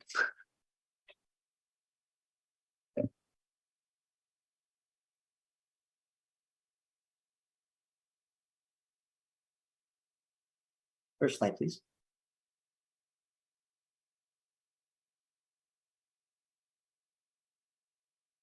Thank you. As I mentioned, this would be our operations. These are our men and women that are out in the field serving the public, changing water meters or fixing potholes, clearing out sewer overflows, things of that nature. This would be primarily, this would be in the general fund and other enterprise funds. We have from 23 to 24, an increase of about 13% in the general fund, and 3% in staff as well. In other funds, which would be the public works funds as well as the enterprise funds, an increase or a decrease, I'm sorry, of 5.4% in the expenditures, and an increase of 2.3% in the staffing levels. This would be, we have it set out between utilities and public works, and I believe I will be setting it off first to utilities with Director Batchelor. Thanks, Oscar. Afternoon, Chair Burt, council members. We go to the next slide, please. Next slide. Here we go. As you saw this when we proposed this to you back in April, we talked a little bit about the breakdown for each of these funds, and you can see the reflections still are pretty much the same as we talked about. A minus 5% on the electric funds. Most of that is due to the deactivation of the hydro rate adjuster, and also too is that the wastewater and gas funds still staying at 8 and 9. Now there has been some conversations amongst yourselves about the transfer from the gas funds, moving it from the 15.5 to the 18%. As we described before, if you remember, is that there would have to be a 1% increase to the gas fund, which is some cents on the dollar for if there was going to be a change to move that to 9% at that period of time. The good news about this, though, is that there might be a possibility, we'll find out later today, that the water utility fund is showing 6% in this slide. However, the SFPUC is voting today on approval of their rate increases, which there's a possibility that they will actually drop their increases from the 11.6 down to the 9.6, which then we will be able to save a 1% on that. So we would drop that rate from the 6 to the 5, which represents going from this $5.90 down to $5.22. So there's a possibility that we will find out today, and hopefully that they will drop their wholesale rate increase. What affect us? From down to $5.22 from the $5.90 that is shown on the slide today. And like I said, they are having their approvals as we speak today. So we should know a little bit more after today. Next slide, please. As we talked earlier, we're doing a major effort underway to invest the electric grid infrastructure to support the electrification around the electric grid and planning to obtain some grants. In addition, ongoing such as launching new outage management system and performing our cost of service study. So we do have, or ongoing right now, we'll hope to have before wintertime that we'll have our outage management system with our enhanced for a reach out to the community and have that ready to go at that period of time. And then also, we're also doing a cost of study out of the resource planning group as well at this period of time. We did some realignment around our low carbon fuel standard LLCF program to support electric EV program to reduce greenhouse gases. Also, too, we talked about this is that we recognized that we received $24 million in time from the Bureau of Reclamation over the CVP.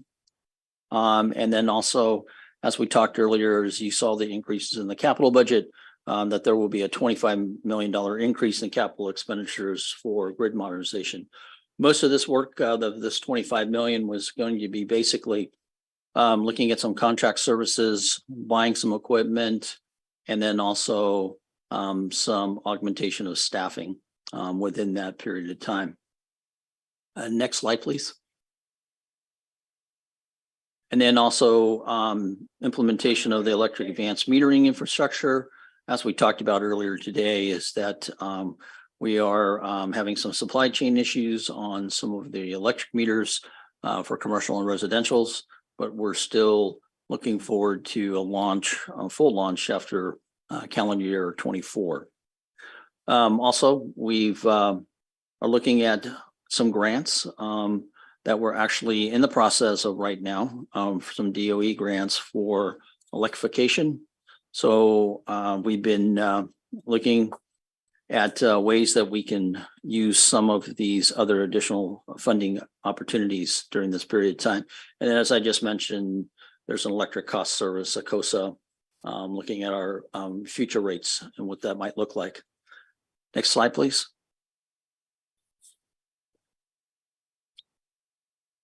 December approved the construction of the new fiber backbone, starting providing new fiber internet services to the community. We would like to add some positions as we move forward with this. We're asking in this year's budget for 4 fiber positions, assistant director, a sales and marketing, an outside plant, which would oversee the construction portion, a senior network engineering that would be working with the IT folks, since we're going to become our own ISP. We're going to have to start staffing a little bit for that portion. And then the sales and marketing it would be a group of folks that will actually do some door knocks, get people energized about that fiber will be coming into their neighborhoods. Next slide, please. And as we talked about that as we solidify and build the undergrounding wire, that electrical line that's running up through the foothills, that we would actually look at adding some dark fiber to improve those city communications, going to the new safety building, as well as providing services up to those homes up on through that route up in that area up through there. We're also looking at some cost sharing and construction opportunities when we're looking at doing our CIPs. We're also initiating some bids and proposals related to the fiber backbone expansion coming here in the summer of 23 that will be putting some RFPs out on the street to actually build in the areas that we talked about, the south and the north. Next slide, please. Overall, in the gas, water, and wastewater, we want to accelerate this sewer replacement schedule from 1 to 2.5 to the replacing of the aging pipes. That again was going to start to happen in 26.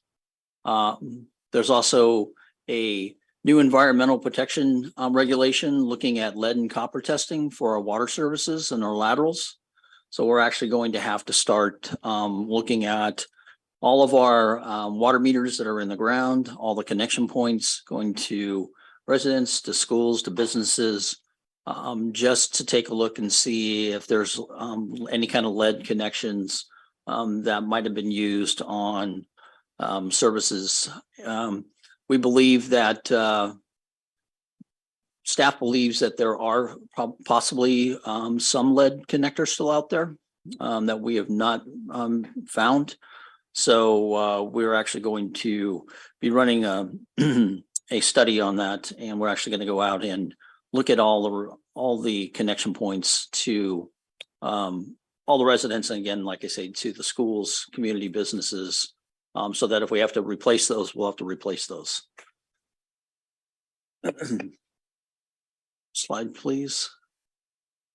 So just in the investment, also in this is looking at the downsizing of the gas anticipation for what those future uses might look like.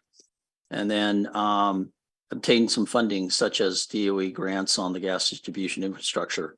That would, as we move forward with the study, we are searching at this point to try to find some consultants that might have been able to do this. We haven't been able to find any yet, but we're still optimistic that we're going to be able to find somebody that can actually do this for us and help us out as we decommission our gas system.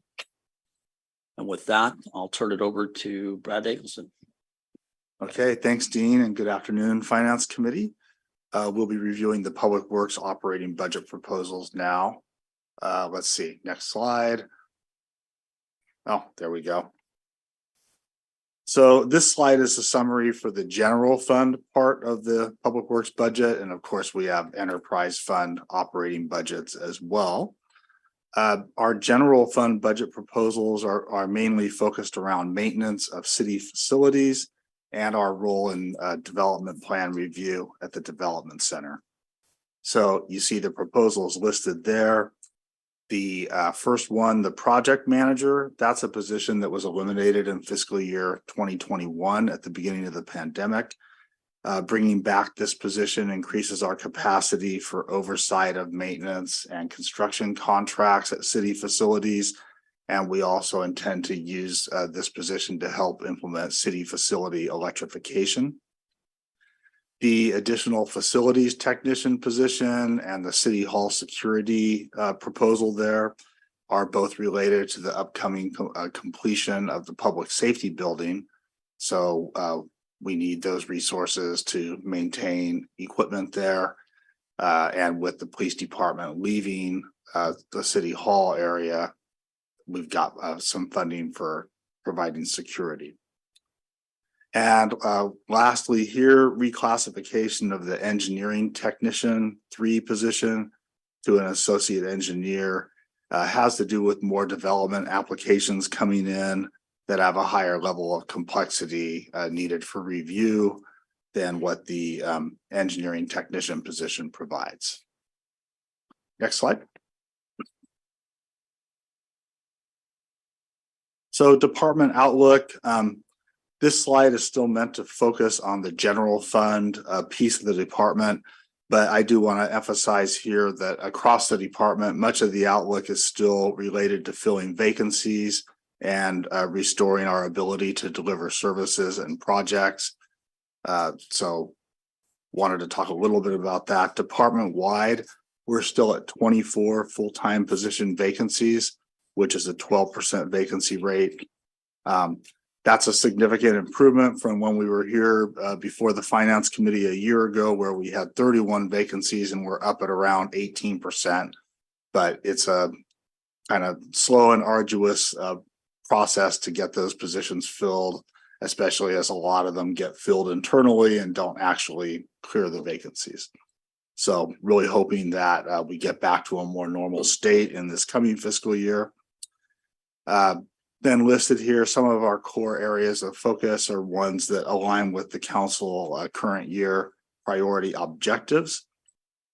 We've got completing the 3-year SCAP update process that we've been working on with, as I mentioned early, council approval tentatively scheduled for June 5th. And then really pivoting towards implementation of the 3-year work plan that council will also have before it on that date.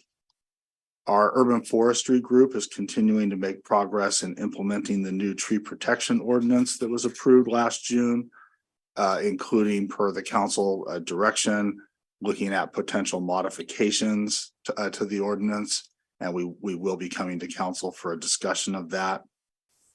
And then also this last one, while these projects are formally part of the general fund CIP that you reviewed this morning, these large projects in the 2014 council infrastructure plan, like the public safety building, the fire station 4 that we discussed, and some others, really are big areas of emphasis for the department that are part of our outlook for the year. So I'm mentioning them here.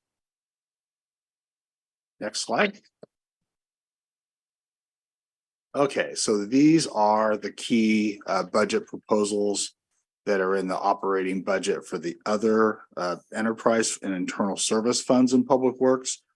And just as a reminder, these are pretty much what we covered in capital this morning: vehicle replacement and maintenance fund, airport fund, refuse fund, which is one that we didn't talk about because it didn't have capital proposals, stormwater management, and wastewater treatment fund. So those are the different funds.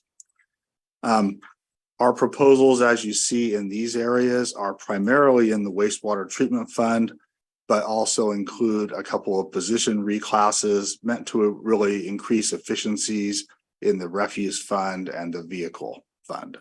So at the regional water quality control plant, top bullet in the proposals there, you can see we're proposing to add a project engineer and an engineer. This is really just to support that rebuilding of the plant with all those big capital projects that we've been talking about. Essentially, we found what we've got there for quite a few years is a 3-person engineering team, which used to work when we did an occasional big project and then just had kind of small kind of capital maintenance type work that was ongoing. What we're finding now is that group can't keep up with the large projects, and the kind of regular maintenance projects we're just not able to get to. So that's where that's coming from. We're also proposing to add an additional chemist to the laboratory. This is to increase capacity, primarily related to new state ELAP, which is the Environmental Laboratory Accreditation Program. So there's a lot of new requirements there related to record keeping and new steps in the analysis. And basically we need a little more capacity there. So the couple others, the reclass of the street maintenance assistant position to the landfill technician, basically allows that position to do some more complex work that's needed to assist with maintenance of the closed landfill systems. Those are the systems that collect landfill gas and leachate out at the landfill. And similarly, this reclass of an hourly maintenance assistant position to an equipment maintenance service person. This is essentially reversing a change that we tried to make, or we did make in fiscal year 2021 as a budget savings idea that hasn't really worked out well, because it's resulted in higher paid mechanics having to do this work that the equipment maintenance service person really should be doing. Next slide. So this is the enterprise fund outlook slide. Just noting, like the general fund side of the department, most of our areas of focus here align with various 2023 council priority objectives. We're now underway with the planning effort for the airport we talked about earlier, and expecting to have the unleaded fuel available there very soon. We're coordinating with Valley Water on their proposed purified water facility at the Los Altos treatment plant. There's planning and development services is bringing a pre-screening study session of that project to council very soon. Also related on that, council recently approved a reimbursement agreement to have Valley Water pay for the time that staff and our consultants are spending on that effort. So that's a good thing. And then partially in response to this winter's flooding and storm events, there's a strong emphasis on bringing the Newell Road Bridge project to the construction phase, as we were discussing, as well as assisting the JPA with the other Reach 2 efforts. And then last one, some of these are a little gray, whether they're operating or capital, but I still wanted to mention a big area of emphasis is city fleet electrification and providing the charging infrastructure needed to move forward in that area. And that concludes my presentation. I think we're moving to SCAP and Utilities. Assistant Director Jonathan Abenstein is going to speak to those slides.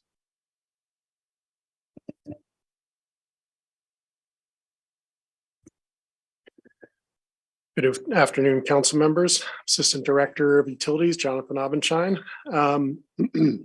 So I'm here to talk about budget requests related to the Sustainability and Climate Action Plan, and that includes budget requests across many departments. So this is really kind of an overview and relating these things directly back to the Sustainability and Climate Action Plan. So these budget requests, along with budget requests that were approved in previous years, thank you, are focused on achieving the city's climate action goals. Past budget requests were focused primarily on on community electric vehicle and electrification program staffing. And this year's requests are focused a lot more on preparing the city's gas and electric infrastructure for building and vehicle electrification, new active transportation programs to promote low carbon forms of transportation and deal with other transportation projects, and then lastly, to reduce emissions in city facilities.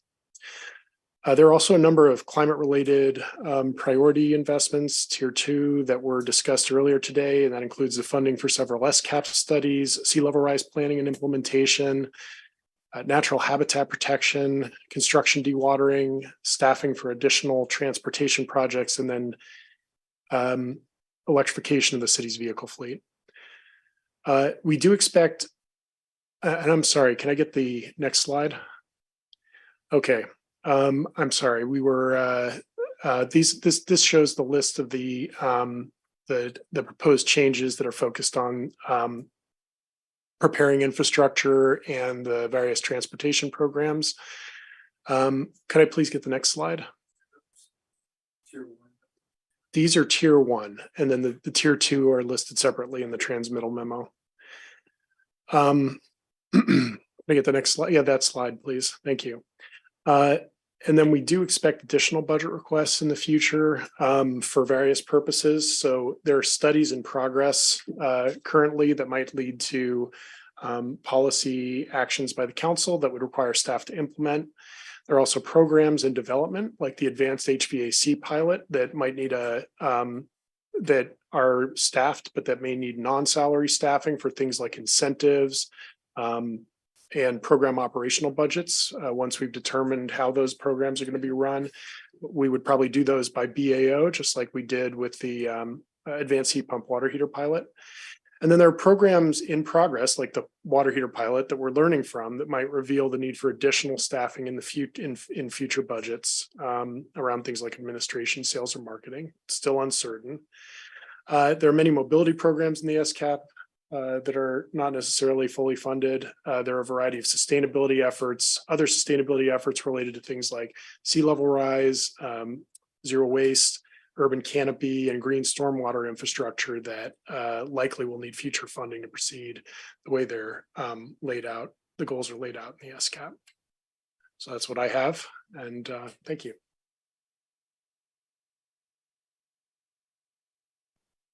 Hey, so that concludes the staff presentations here. Let's see if we have any members of the public who want to speak on these items.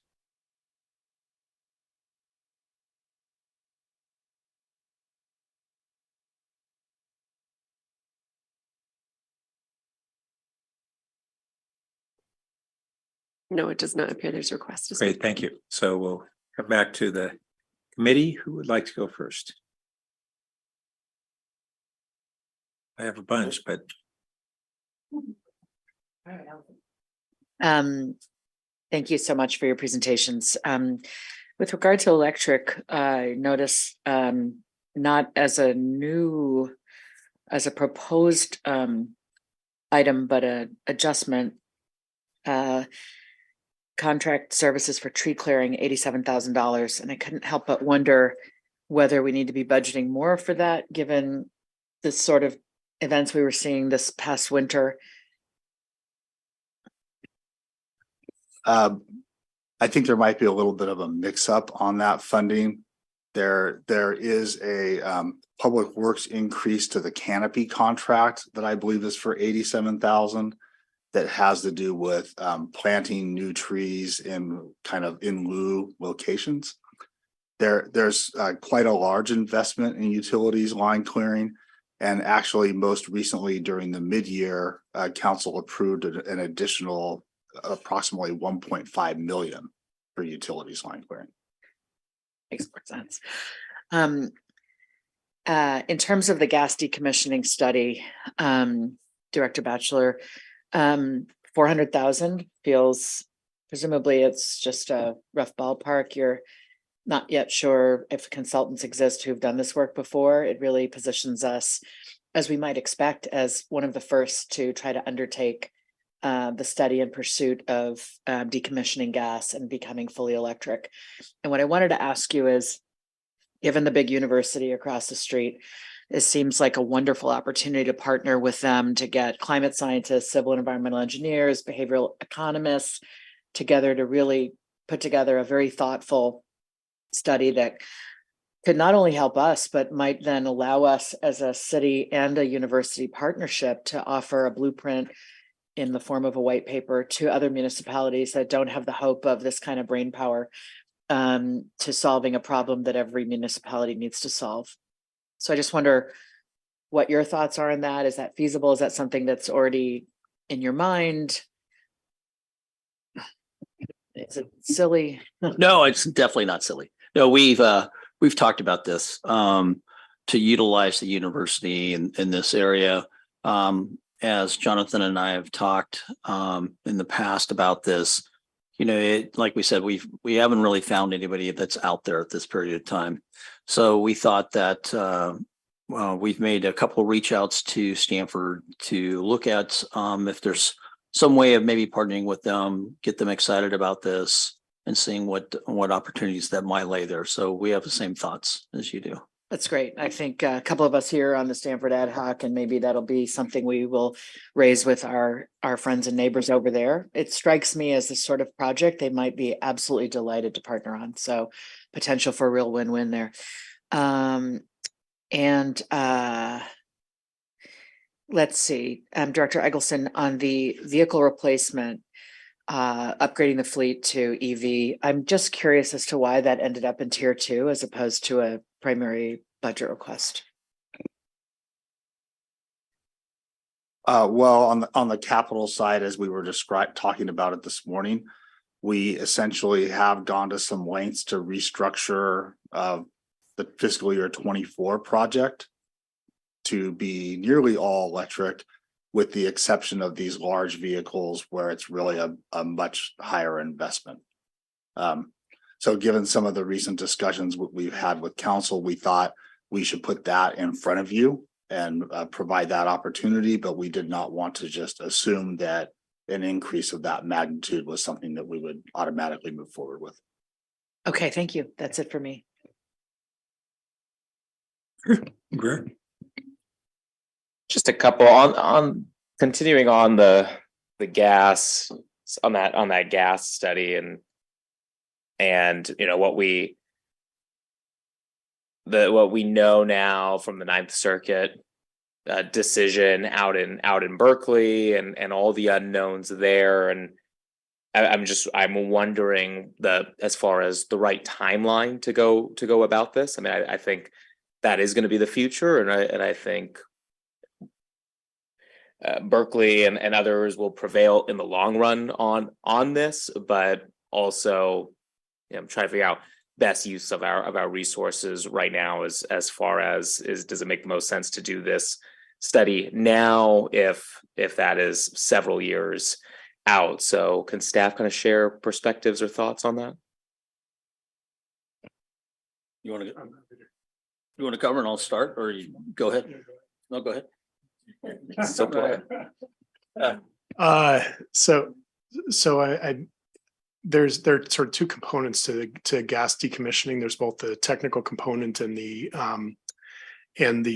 financial component. And I think the Ninth Circuit dealt with things like mandates, and our voluntary programs so far have actually seen some really significant uptake. And if we continue to design excellent voluntary programs, we may see really significant impacts to the gas system, even without mandates. And so it's important for us, I think, to know the technical dimensions, how the system is going to behave as we start to reduce loads on it, and which parts of the system need to be scaled back earlier rather than later. And from a financial standpoint, managing a utility through steeply declining sales is something that's going to require a lot of analysis, and it's the kind of work that I think that we need to be informed about earlier than later. Yeah, that's about what I was going to add, is that I think that the studies need to start now, because I think that this is so complex in those areas that Jonathan just mentioned that, I think that the information is not going to be old if we're able to get it even done in a 2-year period of time. I think the information will still be relevant on how we go about managing the deduction of mains, and how do we keep, the fund somewhat moving in a positive direction. Great, thanks. And you answered what was my real concern as far as, is it if we do it now and it's several years down the road, does this kind of become obsolete? But no, and I didn't appreciate the impact it could have on simply encouraging others to go off gas outside the mandate. So thank you for both of those answers. And then my only other question on City Hall security, what's staff envisioning with that? I mean, is that a private security firm that we'd be hiring? What does that look like? And do we do that at other city facilities? I know like the school district has private security in the evenings. Is it something similar to that? The other city facilities that I know have security, I believe it's just the municipal service center and the water quality control plant. To be honest, I don't think we've scoped out exactly what this funding would be used for. Really, it's a placeholder. We did base it, however, on looking at the cost of a hired security person. Okay. And just so that the committee is aware, this is obviously because we typically have a police presence at this facility with many public events and engagements. And so we kind of take advantage or don't realize the nexus of having security already staffed here. Whereas once police moves, that kind of natural nexus of their offices being here will be lost. And I appreciate that, and have witnessed from the dais several times when staff or council members have felt concerned, and the police response seems to be fairly immediate, and that's always very comforting to be able to have that option. So glad that that's going to be included. Okay, thank you. Thanks. So first, to follow up on this study on the gas transition, I fully agree that Stanford is a great opportunity, especially given that it's such a cross-disciplinary initiative, and that's exactly what has been the Y2E2 and now the Door School focus. I've been very involved with their various energy initiatives. Just was at a conference last week there, and their interest in collaborating with public agencies in this area is strong. For example, they've been working with AC Transit, who's one of the leaders in electrification of their bus fleet, and taking the experiences that they had on the Marguerite system and to figure out how to have all the charging, balancing and doing that. And now they've agreed to meet with VTA, who's frankly behind AC Transit in this, and we're going to be able to learn off of that. So they did a collaboration partnership on a cutting edge program like that, and then they moved from that to sharing that experience with other public agencies. So I think it's right up their alley. As far as getting the right inroad there, because there are so many different research groups there. Steve Eglash, who was formerly on our Utilities Commission, is the director of Applied Energy, the Applied Energy Division at SLAC, and SLAC is now integrated with the Door School. And Steve has volunteered repeatedly to do whatever introductions to key people we need. So I'd be glad to follow up with you on that. But he says, look, I want to be any help you need. I'm there, and he's at a director level, and so those are his peers. And then on the it's good to hear SFPUC is looking at reducing the water rate increase, presumably related to supply increases. When we were looking at utility rates a few months ago, one of the things that we were hopeful on, but was still early on, what would be the impacts of this great rainfall on hydropower. And I saw just this morning a big article on what a massive hydro year it's going to be, and that some of our hydro sources may even be selling power to the Northwest rather than the other way around. Shasta Dam is already releasing water rapidly to increase capacity. They're at 98%, and they don't plan on going above that. Do we have any updates from NCPA or otherwise on how we think that may impact our hydro and therefore our electricity costs this year? It's been maybe 2 months since we last looked at it at Finance Committee. I don't have an updated financial projection. I think we brought the most up to date that we had on the April 17th council meeting. But we are in a position to pull that together. I think sort of two things happen when you have such a very high hydro year is that you do get a lot of excess power, but then so does everybody else and the prices come down. So our hedging from year to year to year to year is based on revenue. So I do anticipate that we'll be able to replenish the hydro stabilization reserve to the target levels most likely this year. The question is whether there is, whether it well exceeds that or not. But I don't have an updated forecast right now. Okay. And one other issue that we heard from a lot of members of the public during this winter when we had so many trees go down and take power lines and things is question of, well, why aren't we undergrounding throughout the city? And I recall from a number of years ago, as we really completely pulled back from the bulk of our undergrounding program, it was because of just prohibitive costs. It was massive. But I don't think we've shared that with the community and the council for a number of years. If it may have been buried somewhere, but I don't think there's a public consciousness on that, nor on the council.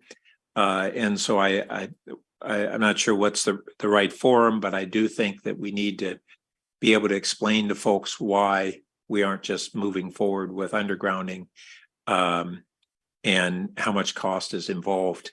And tied to that is what we heard earlier on, but why in a specific area, like in the foothills, it's a priority, but in the flatlands, not only is it massive cost, but there are some pros and cons on underground vault flooding and things like that. So I do think we need to update folks with what many of us maybe said, oh, that was a settled issue. It's not for a lot of people who aren't aware of it. So we're planning on going to the UAC August, September with a report for undergrounding. And then the plan was then to share it with the whole council right after that period of time. So beginning of the end of the second quarter fiscal year, we'll be going to council with a report about undergrounding. Okay. And what the future is. Okay, thanks. And then on the electrification grant opportunities, and for that matter, the gas transition may qualify for grants. How big of grants might we see? Is this under primarily the Inflation Reduction Act or multiple federal funding sources? Okay, thank you. It's under Davian, Utility Strategic Business Manager. It's under the Department of Energy and it pays up to 50% of the total project costs. So we're applying for like 110 million for the grid mod. Wow. Another 10 million for the AMI project right now. So wow. So we'll see. We'll keep our fingers crossed. Well, that's exciting. Because that would be a big difference. Do we have any sense on the likelihood that we would have prevail on those? So we did submit some concept papers for both these grants. They did highly recommend that we fill out the application. So the AMI one we sent in maybe a month and a half ago. We're waiting to hear back the results this summer. And the grid mod one, we're sending it in next week. And we'll find out in the fall. And if I don't know whether it would be of any assistance, but we had this climate collaboration summit in the fall, and we had the Assistant Secretary of Energy as a keynoter who walked away very enthused about what we and our neighboring communities are doing that he understood to be truly cutting edge nationally in vital programs in this direction. And he was left the door open to in what ways could he and the department help support this. And so other than just going through the front door with the application, if we think it would be of value to try and get that kind of support, that's certainly something that we could attempt. Yeah, we definitely welcome that. We are collecting letters of commitment and partnerships. So we could follow up with that. This might be a walk down the hall kind of thing Okay. as opposed to a letter. So we could send you we could send you the information if you don't mind sharing it. Let's follow up. And there are several kind of those types of possibilities. So I might note for the committee's awareness that typically federal grant applications have very strict anti-lobbying rules. And to the point that I sign in multiple places when we submit grant applications that we're not doing anything to lobby on behalf of our applications. So we'll need to take a look at. Okay, thank you for that clarification. All right. And then, under that, we had the jumping around here, but on the new position for Public Works on page 14, slide 14, it says convert a 1 FTE for street maintenance assistant in the refuse fund to a landfill technician. Or was that worded correctly? Is it a street maintenance technician that's currently in the refuse fund? It is, and the duties are fulfilling are not specifically working on streets. It's more labor related to projects at the landfill. Okay. And then one other, maybe a small capital issue is when Brad, when you and I were recently talking about with a pyrolysis facility, one of the byproducts is a biogas or a biodiesel, a biofuel of some sort that's generated, and whether that material could then be used to power a fuel cell that would be low emission baseline producer of electricity, not massive volume, but nevertheless right approach. And I was wondering whether we could tie that in and replace what I thought were generators taking our landfill gas, and you clarify that we're flaring it. Is that correct? Yes, that's correct.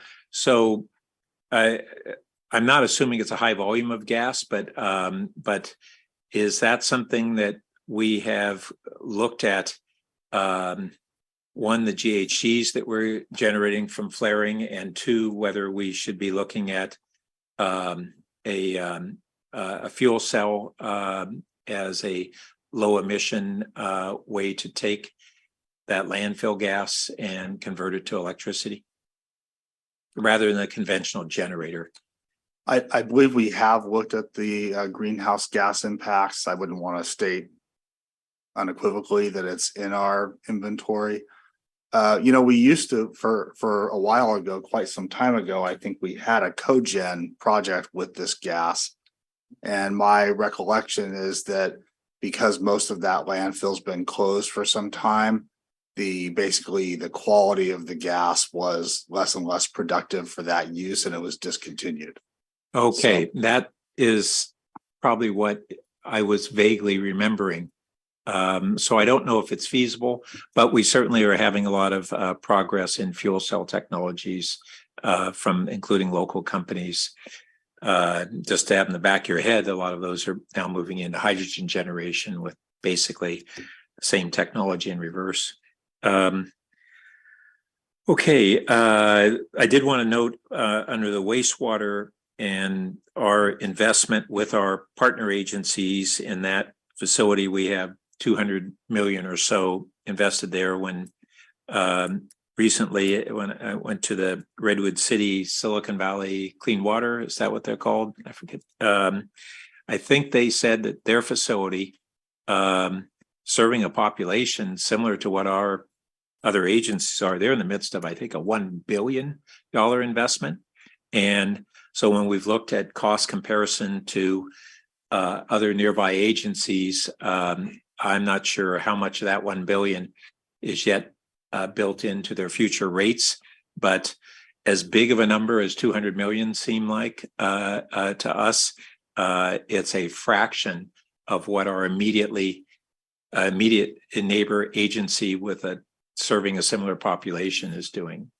And that really just struck me, and I think it's something that we want to add to just point of reference when we all have a gulp at a big number, and it's actually by comparison pretty modest.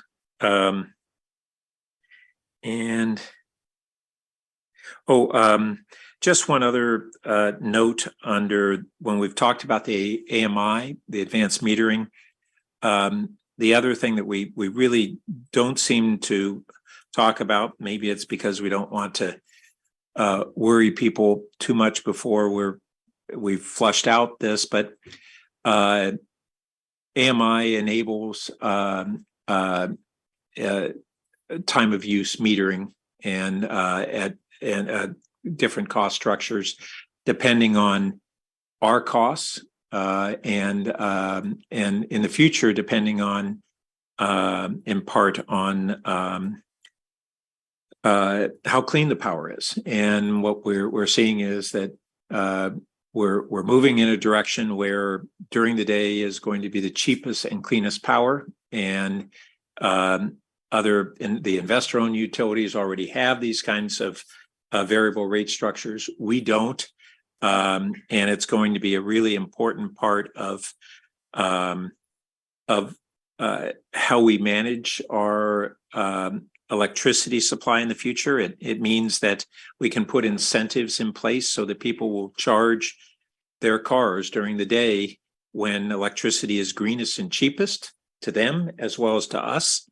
And then they can elect to use some of that electricity during the peak load period when it's most costly. And so we haven't been talking about that variable rate structure connected with the AMIs. Is there first, where do we stand on anticipating and working on that? If I recall correctly, from a year or so ago, we had begun that process of looking at those kinds of structures. Can you give us an update? So we're in the midst of our electric cost of service analysis, and that's part of it. So we're developing those time of use rates. Part of what we're also going to have to think about is the transition and the potential and the impact. So the pace of that. And I'd really encourage us to be looking at making sure we can demonstrate to folks how this creates opportunities for them to use electricity in a smarter way that can actually save them money and be greener at the same time. I think absent that, there's this default assumption by many of our ratepayers that it's just another way for us to charge them more. And it's really going to take, like a lot of things in this transition, it's going to take education. And I should have mentioned earlier when we were talking about kind of how do we get some of the communications out, just a big shout out to the 350.org folks who are doing incredible grassroots work on the heat pump water heater program. And I want to encourage us from both a strategic approach and even a nominal way on a funding way is how do we support that kind of incredible leverage of, you know, getting 100 volunteers going out, knocking on doors who have been trained and they're there and they don't have to say we're from the government and we're here to help you. They're trusted because they're, you know, they're their neighbors and it just looks like the number of people in our community who are trying to figure out how they can help in our climate initiatives just keeps growing and growing. And we certainly, you know, we need to make sure that they're trained and they're really productive on our behalf, but that seems doable. And I just want to make sure it's getting escalated in our strategies. Okay. I think that covers everything.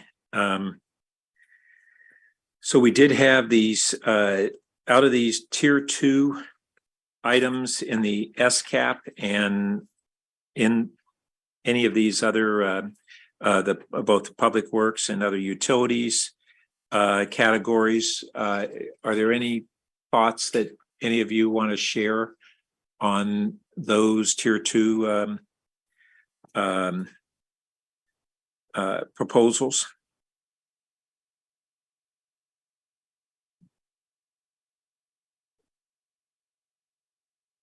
Your highest priorities are really something that we would welcome hearing.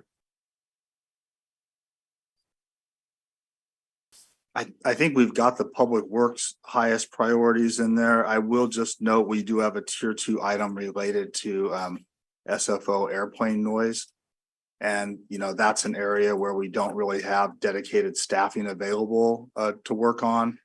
But we're trying to work with community advocates to make the progress we can.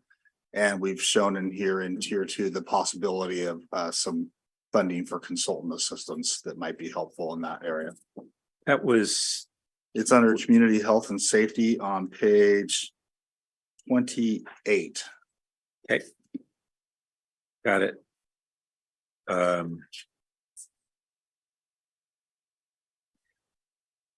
Thank you.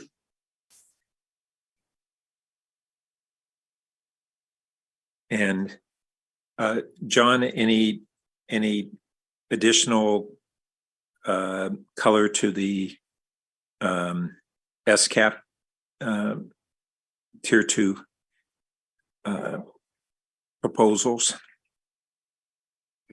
If I understood the discussion earlier, I think I'm sorry. Thank you, Dean. I think the studies, sea level rise, and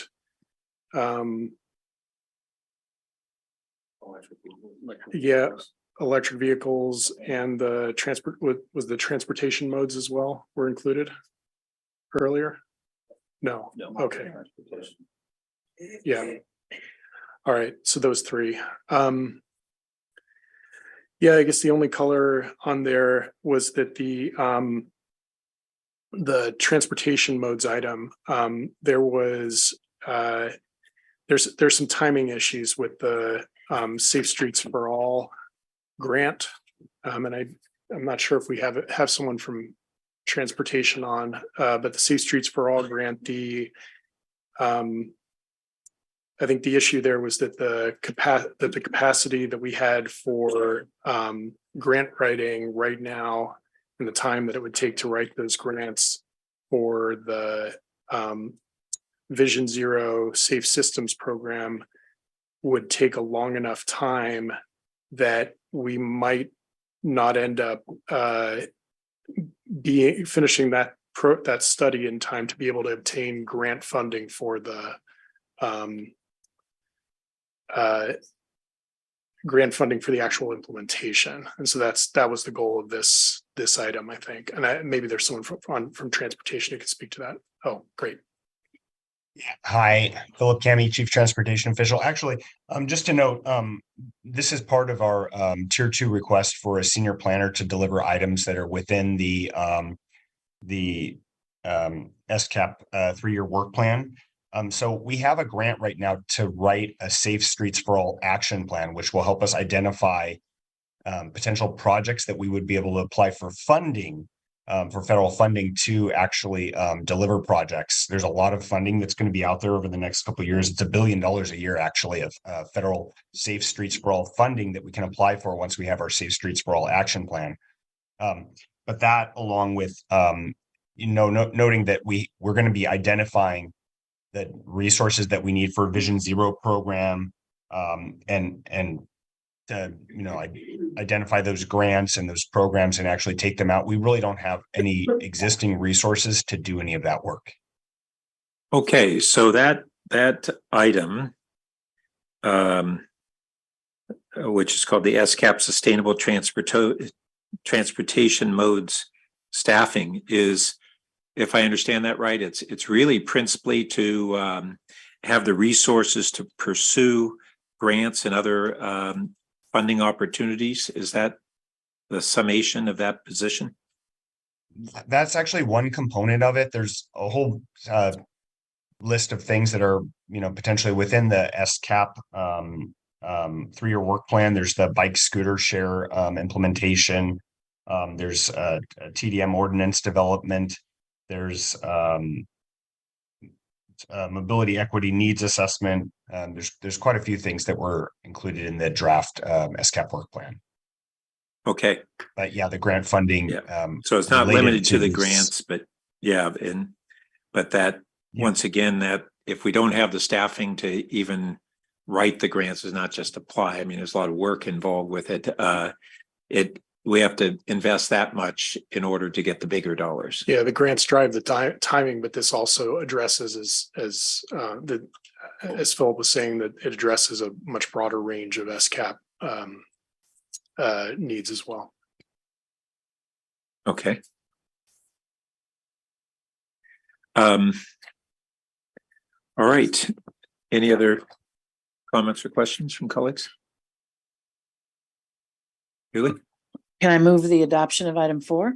I move the adoption of, I'm sorry, what am I supposed to say? Tentative? I move the tentative approval of item 4 with the additional parking lot items of decreasing noise impacts from SFO and the SCAP Sustainable Transportation Modes Staffing. Did I leave anything out? Well, we have a number of other. I think we put them in the parking lot last time around. Oh, we already did. Thank you. Great. It's getting. I got you. We're double parking. Yeah. Okay. I'll second. Great. And there's nothing else in the tier 2 that we should be looking at in this context, right? I think that's got it. Okay. All in favor? Aye, that passes unanimously. Thank you. All right.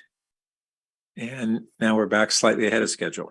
So, Chair, if I might just call the committee's attention to where we're at in the day. We are 2:45. You have one more item today, which is to go over citywide internal support and administration. So it's primarily all the people that have been sitting with you for the last day or two. After that, we do have a short bit of time for the committee to recap. I will say, if the committee is expeditious in your work on this next piece, you'll have more time to recap. And depending on where you all are at, staff will obviously help facilitate that discussion as you move through. So just want to call that to your attention, especially because this is the last time you meet before the finance or the city council meets as a study session on May 22nd. So anything or direction, summary, kind of gathering your thoughts that you wish to impart on staff before that period of time. Want to make sure you're just cognizant of your time this afternoon. And with that, I will turn it over to the chair, or do you want to move forward with presentations?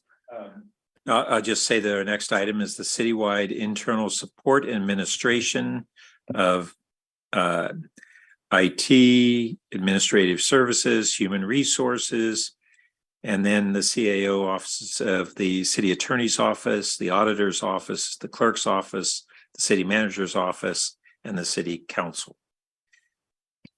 Welcome. Pat, can I ask a quick Yeah. timeline question? When do we revisit parking lot today, or is that after the study session when we come back for the wrap up? I'm trying to entice you to do that today since it's a very long list. And I think the council would benefit from even prioritizing that list. Right. Got Thank it. you. And looking at it as a whole and Right. different revenue versus expense scenarios. Yes. Okay. Now, So welcome. we will keep it brief. Hello, I'm Joseph Shin with the Offices of Management and Budget. I'm just going to do a quick overview on the internal service departments, as well as council appointed officers. If you go to the next slide, you can see there's the general fund portion of these services that has a slight increase of about 5.3% from the prior year at $27.1 million. We're seeing a slight staffing increase of 0.8%. And then for other funds, we are seeing an 8.2% increase to 156.8 million this year, and a staffing increase of about 2 FTE, which equates to about 5.5%. I won't go into all the numbers listed below. I think there might be a lot of reciting there. So I'll move it on to the Administrative Services Department. And Christine Paras will present for its. Hi, Christine Paras, Assistant Director of Administrative Services. Next slide, please. We're reviewing these pages in the operating budget, and I also want to note that we're also doing the debt service funds, which is on pages 105 to 115 of the operating budget too. Next slide. For administrative services, one of our main key goals, aside from being the financial stewards of the city, is also to enhance our department's responsiveness and customer service to both the community and to the city departments that we support. Our proposal this year is to unfreeze, reinstate half FTE of an administrative support position to help support technical and managerial staff across multiple divisions in ASD. Next slide. So our outlook for 2024, really, we have some really high priority items. First of all, it's to administer the Roth building lease and ensure that we're in compliance with our tenant work letter with the Palo Alto History Museum. Second, develop lease guidelines for current and new tenants at the Cubberley Community Center.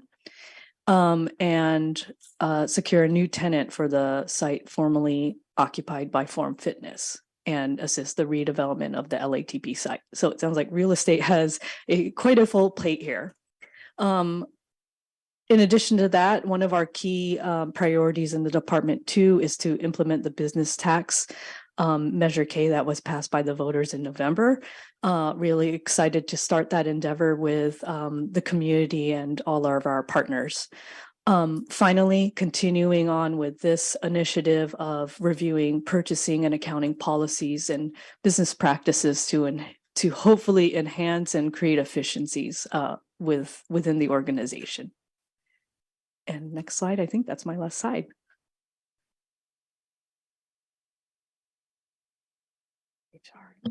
Yes, I think turn it over to Sandra and Christine, Mike. Good afternoon, Chair Burt and council members. Sandra Blanche, HR Director. I just wanted to start briefly by mentioning that, our focus this past fiscal year has been in the area of maintaining positive employee relations. You know that because we've had many closed sessions. And so reaching agreement with our bargaining groups, securing new labor agreements was an important strategy so that we would see the positive outcome of retaining our talent. And I believe Assistant City Manager Nose reported last Friday that turnover has decreased already. When we look at this time frame between January to current in comparison to last year. I think this significant decrease in turnover is really the key to making an impact on our high number of vacancies, which I know all the departments have been talking to you about. Recruiting and filling vacancies is one of our priorities, and really keeping up with not only vacancies from those who have departed, but also from all the positions that either were restored or newly created. If we could then go to the first slide. So this leads me to our first slide where we're wanting to enhance our ability to support our recruitment efforts. And one of the measures that will help us in that regard is by supporting the city's positive work environment initiative, as well as customer service to our departments.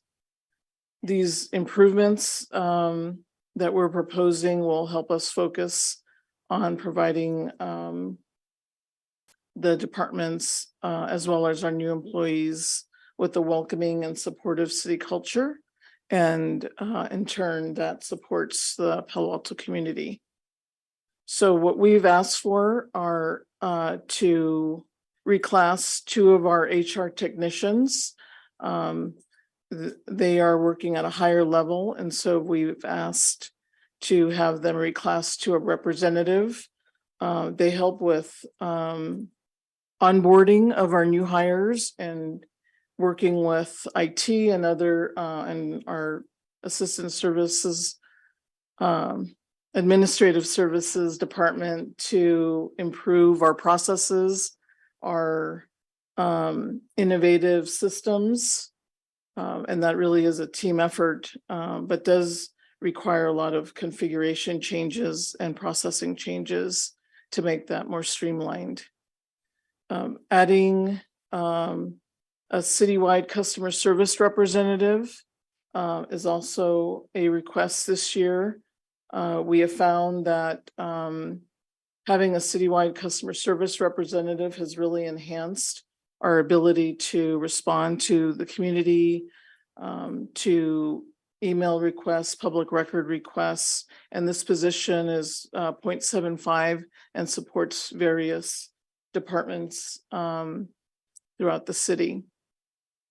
And then the last request is in regards to new employee orientation. We are, you've heard from the city manager that we've restored our new employee orientation monthly event, which means bringing in our new hires to meet with our department heads, as well as HR to get their orientation. But this funding is for the restoration of our tour.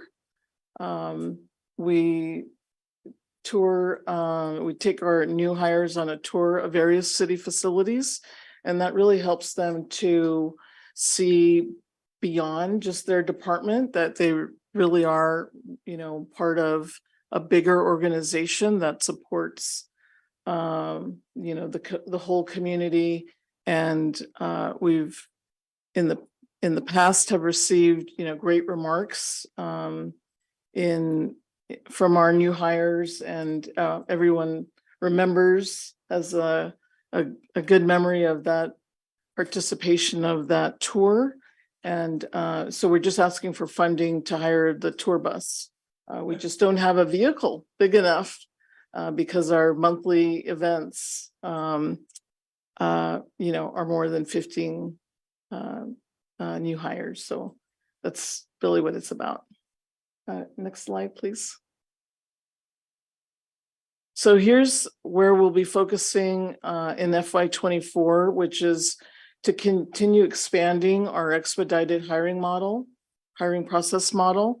What we piloted last year was to work with our departments to help us in the recruitment effort. We essentially have 3 recruiters in HR, and one that works strictly on utility recruitments. And so by training department representatives, we have internal department representatives who help in the review of applications, all the logistics in getting interviews set up, and helping HR in that regard. And then we complete the onboarding process. Then we will be expanding our training program to offer an advanced leadership academy. We do have a basic management academy, and this is part 2 of that leadership academy. Then we have other opportunities that we would like to roll out to develop our employee learning, and also are working with IT to develop ways of bringing new solutions for HR processes. And then finally, the last piece is a project we've been working with in IT to launch a new self-service portal for employees to make changes, not only to their benefits during open enrollment, but we'll be doing that on a monthly basis also. And that will save time for our own team to be able to, use their time a little more. It's a little smarter way of using our time rather than inputting new hire data.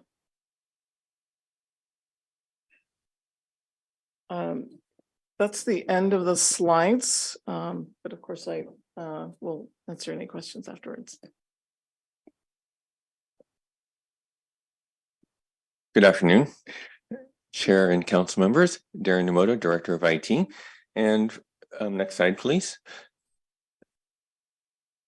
So IT is really, I look at IT as that partner for all city departments to help enable them to provide technical guidance, enable them to provide the services that our community deserves. And as you know, with the pandemic, we transitioned a lot more to online services. So as you heard from many departments, many of the initiatives they have require some level of technical component to them, which I appreciate, because then that gives us an opportunity to be involved in it and help provide that technical leadership and guidance for them. So for this year, some of our proposed changes are to add a management analyst. And what this position would help is to manage all of our contracts that we have within IT, which is about 100 contracts right now, renewals, new contracts, manage RFPs, manage some of the initiatives that we received from the risk assessment from Baker Tilly and so forth, just to help ensure we're managing our risk from our vendors appropriately. And the other is to increase funding for GIS modernization. As you know, we have been on a journey to update our GIS infrastructure and solution to a more modern solution. And we've done a lot of projects within utilities and looking forward to doing more projects with public safety, public works, and continuing to build on this platform is going to enable us, once we get the solutions in place internally, it'll enable us to offer better solutions for us publicly as well, and provide more transparency with a lot of our data in terms of dashboards. And one of the initiatives that we did do is for the sustainability hub and the fiber hub, that is actually built on this new framework. So that's just an example of how we use this new framework to engage the public on. The other is restoration of our computer refresh dollars that were decreased during the COVID fund. And this is really to help us keep the compute that city staff use up to date. And this was really beneficial for us when on the onset of the pandemic. We had many city staff already equipped with laptops and current technology, which really enabled us to get them working from home quickly and enable us to continue business as is very quickly when a lot of other cities were struggling just to get equipment. So this is really what that funding is going to help to do, is keep our infrastructure up to date that our city staff uses. Next slide, please. Looking forward, I'm not going to repeat everything on this list. As you see, it's a long list of initiatives that we have. And most of it is really what I've spoken to, is keeping our infrastructure up to date, continuing to improve our cybersecurity posture, as we know that's critically important just to keep our city infrastructure and data safe. And some of the other items here are initiatives to help address some of the audits from Baker Tilly, like risk assessment, cybersecurity. And as you see here, partnering with all the different departments such as public safety for the building, IT infrastructure, with the public safety MDCs, mobile device computer replacement. So really, for us, it's partnering with the departments to continually improve how we deliver services to our community. And the last one I'd like to call out is the upgrade to IT infrastructure. We always look to continue to improve our infrastructure, and this means our network infrastructure, wireless access points, our city infrastructure that serves all the applications, as well as how we manage the hybrid environment, meaning cloud services versus on-premise services.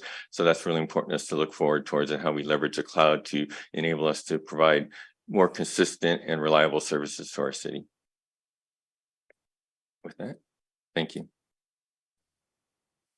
Thank you. So let's go to see if we have any members of the public who wish to speak on this item. Oh, I'm sorry. We do have the CAOs, et cetera. So, all right, before we do that, I guess next is City Attorney's Office. We'll be brief. Molly Stump, City Attorney. Next slide, please. So as council knows, almost all of the work that you've been hearing about in these hearings has a legal component to it.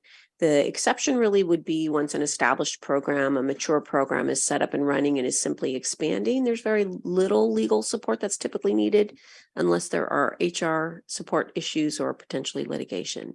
But all of the new and innovative work that you're doing in SCAP, the work you're doing in your housing program, the capital improvement program all involves quite a bit of legal services, contract procurement, drafting, contract administration, help with financing, regulatory work, drafting ordinances, helping with audits, etc. So this year in our budget, we are doing just a couple of minor things. We are adding a half FTE deputy city attorney, really to reflect the increase that we're seeing in complicated projects in SCAP, in the capital improvement program, and in the planning area. The second thing we're doing is we moved a position over to allocated it to the utilities fund to reflect the evolution of the type of work that's being done and where it ought to be funded. And then the last piece is to create a contingency of $250,000. This is for work that has been occurring from time to time. Investigations are needed, personnel investigations are legally required because of events or concerns that are raised by our workforce. And those are typically done through the legal office. In the past few years, we've funded them on an ad hoc basis, essentially sort of looking around to see who has cash to afford this type of relatively expensive investigative work that's overseen in my office and in HR. And we would like to regularize that funding. It's predictable enough type of work that we think it's appropriate to set aside $250,000. If it's not needed, it will not be used. Next slide. And this is just a short description of some of the many things that we do that essentially reflect what you've been hearing about over the past few days. And that's it for me. Thank you. And so next we have the city auditor's office. And committee, there is no presentation for the auditor's office since it is in alignment with the contract for Baker Tilly. Okay, thank you. So then we have the city clerk's office. Good afternoon. It's been a pleasure to be with you guys today. So one of the priorities that I've made sure since I've been here was just continuity of operations. The only minor request that we make is very similar to what Sandra and the Human Resources Department does, retaining quality staff members. So one thing that I've requested, or that our department has requested, is reclassing one of the deputy city clerk positions. Currently, it's the structure of the department is one city clerk, an assistant city clerk, a deputy city clerk, and 2 administrative professionals, but there's so much crossover. And to make sure that there's coverage for all the different things, it's better to have 2 of the same position. So instead of an assistant and a deputy, it's reclassing the deputy up to an assistant so they're equal. That's the staffing request. The other one is also additional funding of $3,000 just so staff can attend technical training. And then the last one, we have been covering all of the expenditures for the annual boards and commissions award and service recognition event with salary savings. So this would, the request is to restore the funding for that annual event. So everything else is status quo. Some of the goals for the 2024 year was to continue to focus on different ways to make public participation in meetings more transparent and efficient in the new technology-based environment, working with our IT department, really focusing on the record management throughout the city, doing updating the record retention schedule, which was delayed due to some other priorities, and then doing citywide training on good record management for transparency and disclosures, finding other opportunities for increasing community engagement, and working on other processes to help departments be more effective and efficient with their record keeping. So that's the city clerk's department.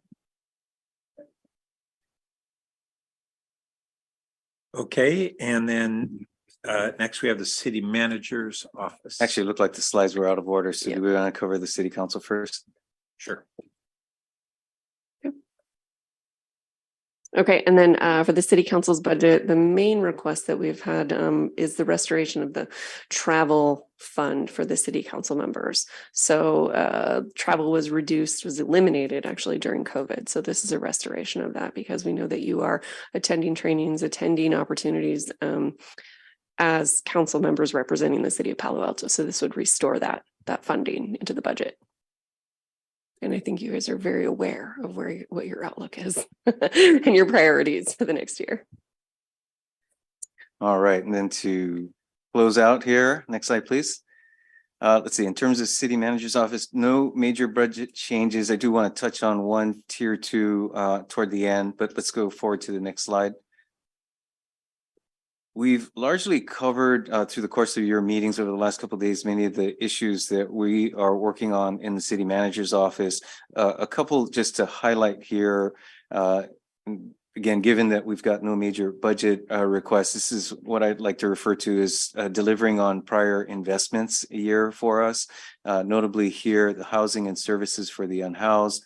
As council is well aware, our new assistants to the city managers are really taking the lead on coordinating and consolidating some departmental activities in ways that haven't existed previously. So Melissa McDonough in particular on this first bullet, really, as you know, working with Life Moves as well as this coming Saturday, the resource fair for affordable housing support services, as well as direct services related to unhoused residents.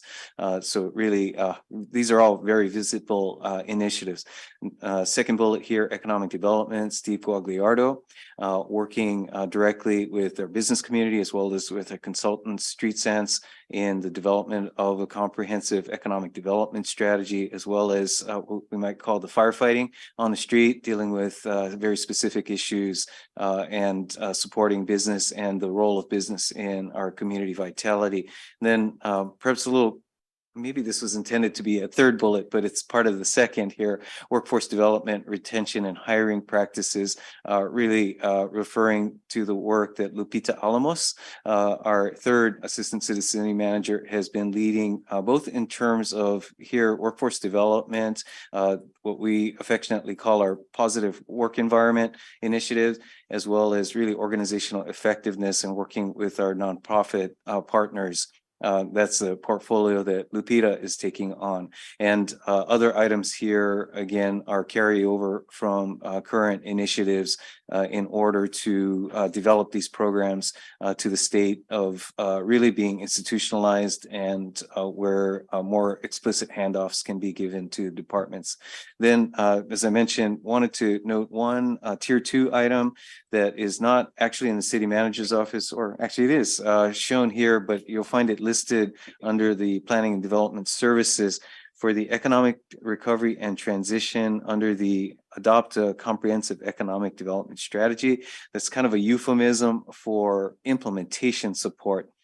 Showing where we have a new administrative assistant proposed to support Mr. Guagliaro's efforts again in an interdepartmental capacity. And also I see here in your book not reflecting planning development services. So that's still a question mark in terms of where that position would be placed if the council chooses to proceed with that additional support. And I think that wraps it up for me and for the appointees.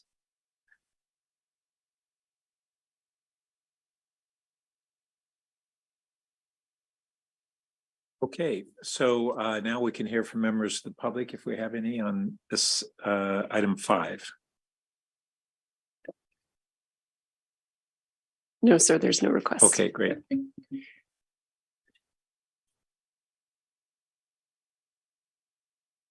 Greer? Great, thank you. Thanks everybody for being here. Sandra, first to you. And where's my question? Okay, so well, one, great job on kind of slowing the bleeding on attrition and hiring back, but no, we're continuing to struggle in that area. And just want to know, I mean, are you being conservative on your request as far as being able to continue to make even greater gains in hiring more people into the organization? Because one thing we heard multiple times last Friday is just the inability for various departments to be able to hire on staff, and it's really impeding the organization's ability to be able to make some good gains in some of our city priorities. So is this what you need, or are you being conservative, and what can we do to help expedite that? Thank you for the question. So we do have vacancy savings. We have 2 positions of our own that we can't fill. We've gone out a couple of times and can't find seasoned HR professionals. But we do have 2 hourlies and are bringing on a 3rd next week to support recruitment. If we should fill our own vacancies, you know, we would need to find dollars to continue to support our hourly positions. So that would be one area. And, you know, we usually are able to find, you know, work with OMB to find those dollars. Just speaking to tier 2, depending on how many of those positions get approved, I would say we would need another recruiter in order to help support the current bleeding and then to bring on those other positions. The other concern I have that would Sorry, help- before you move on to that question. Yes. Is that's not, that request isn't in our It's current not. tier 2, right? No. Okay. No. We'll be providing more information, I think, in regards to administrative support. I believe at your next meeting in regards to tier 2. I was just gonna add that we do have executive recruiters also that we're contracting with. As you're aware, as we discussed at the CEO committee, they have a high volume of work as they're trying to help, agencies fill their recruitments. And so right now we have 2 recruiters handling about 5 to 8 recruitments. And I have found another recruiter to come on board to assist Public Works. Okay, that's helpful. Thank you. And yeah, I think letting us know what's necessary, because I think just this continuing trend of the difficulty of hiring is so key. So making sure you have the resources seems to be the critical first step. And glad we have the additional context of what happens in tier 2 might need to add more positions. So thank you. And why do you think turnover has decreased so dramatically this year from last?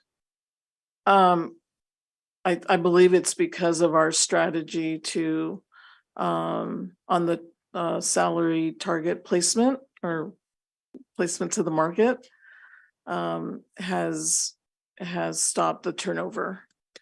As well as the positive work environment that As we've well been as- able yes. to reinforce for our employees, and particularly in a post-COVID environment. Great, thank you. All right, moving to city clerk.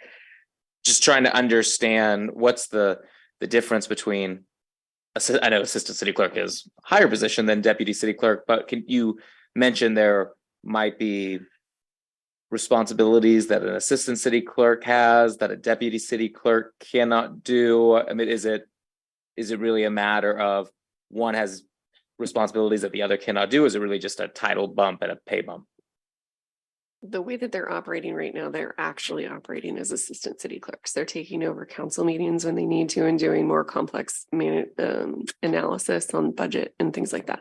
So I think before I started here, I think the structure was different in operations, but because there was just a need to make sure that everyone could do everything in the office, they could be interchangeable, to say that, at least because it's a hot market out there right now, and there's a lot of movement. Every city needs city clerk staff. And so it was just one way to make sure that operations were covered in the event that someone took a position somewhere else. Okay, thank you. And Molly, last question. I know we contract with a lot of external firms frequently for various litigation. Is that more cost savings for the department to do that rather than having a full FTE? Is it more for a subject matter expertise when we do it, a combination? Thank you for the question. So we do contract out almost all of our litigation, but we have a person in-house who probably spends about a third of his time managing the litigation, and I'm very involved as well. So we're active supervisors and participators. We help set strategy, we review motions, we are involved in all settlement conferences and negotiations. The reason that we send the rest of the litigation work out, the discovery, the initial drafting of motions, is really about expertise and also work pace. It's very difficult for an attorney, even one with litigation skills, to manage both a transactional and advice practice against a litigation practice. As you know, the litigation practice is very spiky in terms of what the needs are, and that makes it very difficult to timely meet the needs of your advice clients. So it's really both of those things, expertise and workflow management. And we do use a little bit of outside counsel dollars for very expert specialized advice on the transactional side as well. Okay, thanks. And I never appreciated that workflow and the balance there for the reasoning. Thank you. Julie? Yes, thank you. First of all, I just want to thank all of you for being who you are.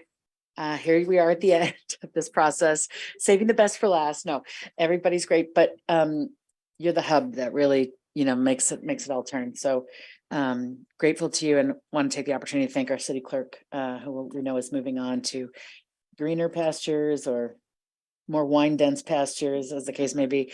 Really appreciate you. Great to work with you, Leslie.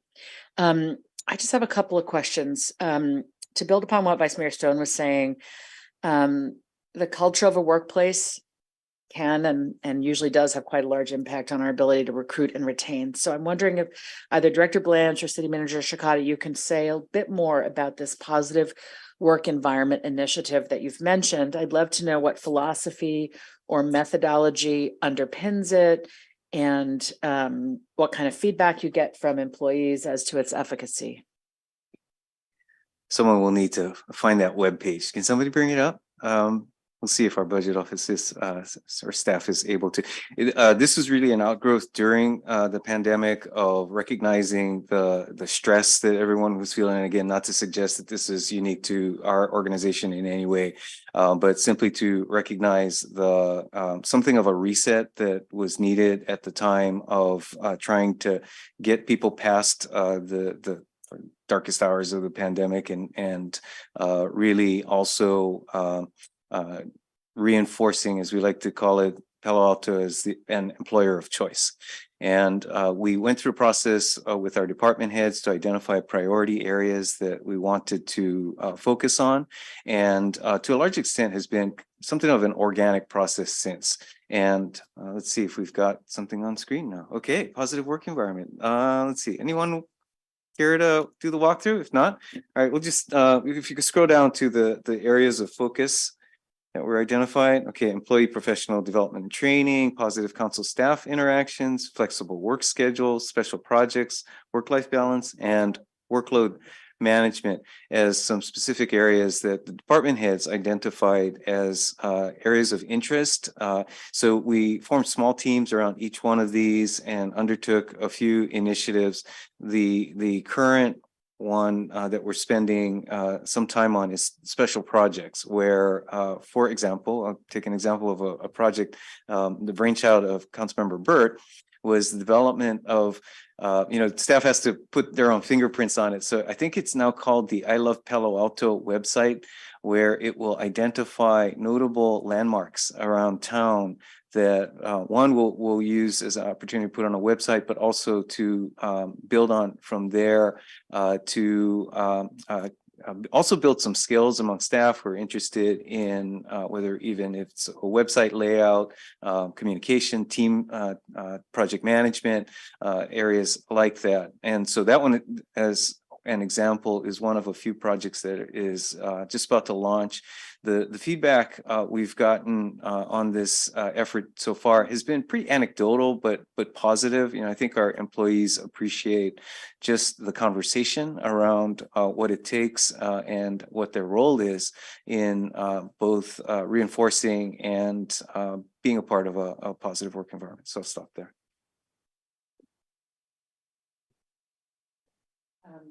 Okay, and just a technical question for the city attorney. I noticed in a number of places that you're adding a 0.5 FTE deputy city attorney. It looks like water and electric are both going to be drawing upon this person's expertise.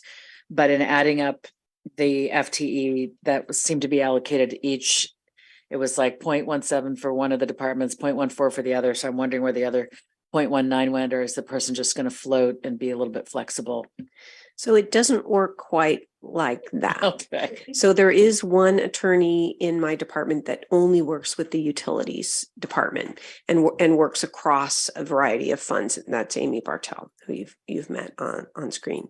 The other positions really are shared positions. So my position is allocated to the general fund, but in reality, some of the work I do supports the utilities. So it's a bit more kind of looking at as a whole. Thanks. Thank you. That's all. Thanks. Let me see. First, returning to Sandra and HR, I was want to follow up on the bus tour. And was that touring just city facilities, or is it more broad than that? It also includes Stanford. And what about community non-public facility spaces, and just really introducing these employees to a lot of aspects of our community, what they're serving and working in that are not public buildings. If I could, then that's the actual perfect example of the synergy between this activity and I had mentioned this I Love Palo Alto thing, where I'm not sure we want to advertise it, but we do drive very quietly by the garage. And so not to disturb anyone in the neighborhood, but it is part of the tour. And so adding to that other notable landmarks that help build the cachet for those new employees of the organization and the community that they're now a part of.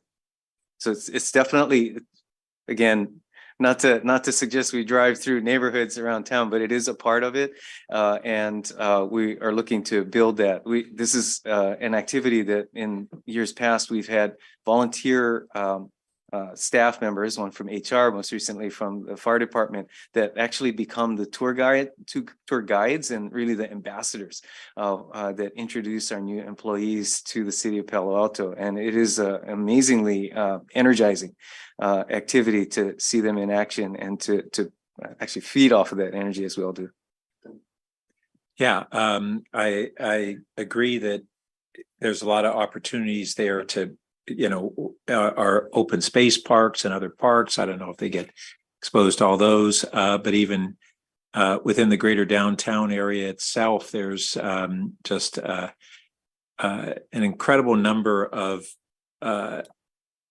underappreciated landmarks that have stories behind them. When I have visitors from delegations, I just tend to take them out the door, and it's amazing on the path to the HP garage of going by the Roth building, which Palo Alto Medical Foundation really created a community clinic model for the United States and was in the 1920s co-founded by a woman physician, which was in itself a very leading initiative. And then Ramona Street and its really important ethnic center heritage for our community through the first half of the 20th century. And then to tell you, when you take people and point to the first Facebook offices, the first Google offices, the first PayPal, the first LinkedIn, and their jaws drop. And we have virtually no signage. And I can tell you, people from overseas think that's an epicenter of the technology revolution of the world, and it's sitting there unsigned in our community. So I just want to raise some of that appreciation that, especially younger employees who think of what's happened in technology as central to kind of their lives and global transformation. This place really does have an awful lot that helps people identify and build identities with working here. I did want to ask on the need on the HR recruiters. I saw that you mentioned that we have 2 positions open. With what's happening and I appreciate that public people recruiting the public sector and private sector is not necessarily a one-to-one transferability, but the tech companies, that's one of the areas that they pull back most on as they've gone into different layoffs or hiring freezes. Are we seeing that that's changing the talent pool and availability of either in-house employees for recruiters or outside? Or are we seeing a kind of an inflection point? We had hoped that we would. In fact, one of the first opportunities we had to post was after I believe Apple had announced their layoff of recruiters. We didn't have anyone take up our hourly recruitment opportunity. I'm not sure if it's because of the pay. the private sectors, pays differently. Or what I've just heard internally as an anecdote is that some would like to take time to reflect, maybe get unemployment and reflect their next steps. So we haven't seen it yet. Okay. And then under ASD, and we had both the Coverly leases and the Bryant Garage space. Can staff provide additional context to what's happening in those areas? What are we looking at doing? What are the changes and the dynamics going on? Sure. I will do my best on that one. Thank you for the question. The Coverly site, it is exactly what the council is fully aware of, that we are looking at with CSD on the uses of the facility. The other piece of it is looking at the shorter term or midterm rentals that we do of the city's facilities, looking at the vacant space and making sure that there's an appropriate process to place when a vacancy arises. So there's that kind of broader piece on Coverly, and then the more tactical, I'll say, piece in terms of the immediate. On the Bryant Street, staff did do a RFP to solicit for brokerage services for the Bryant Street area, the Bryant Street storefront, I should say, and was unsuccessful at retaining any responses. And so as part of that, what staff has done is we have started to advertise it ourselves. And then we're also looking at doing just a public RFP.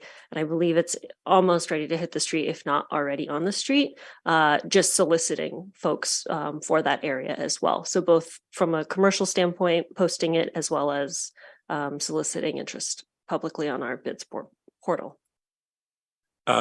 So first on the Coverly, we had this discussion earlier on the Coverly Capital Fund. And one of the things that I had been trying to understand in recent years is seen and heard of just aside from major investments that we need to do there on the existing buildings, there's a lot of small stuff, just tiles and paint and interiors. And I couldn't figure out why out of that $1.8 million a year, we weren't being able to make more progress there. Now I have a better understanding that we had been using those funds for what formerly had been other costs associated with Coverly that had been coming out of general fund.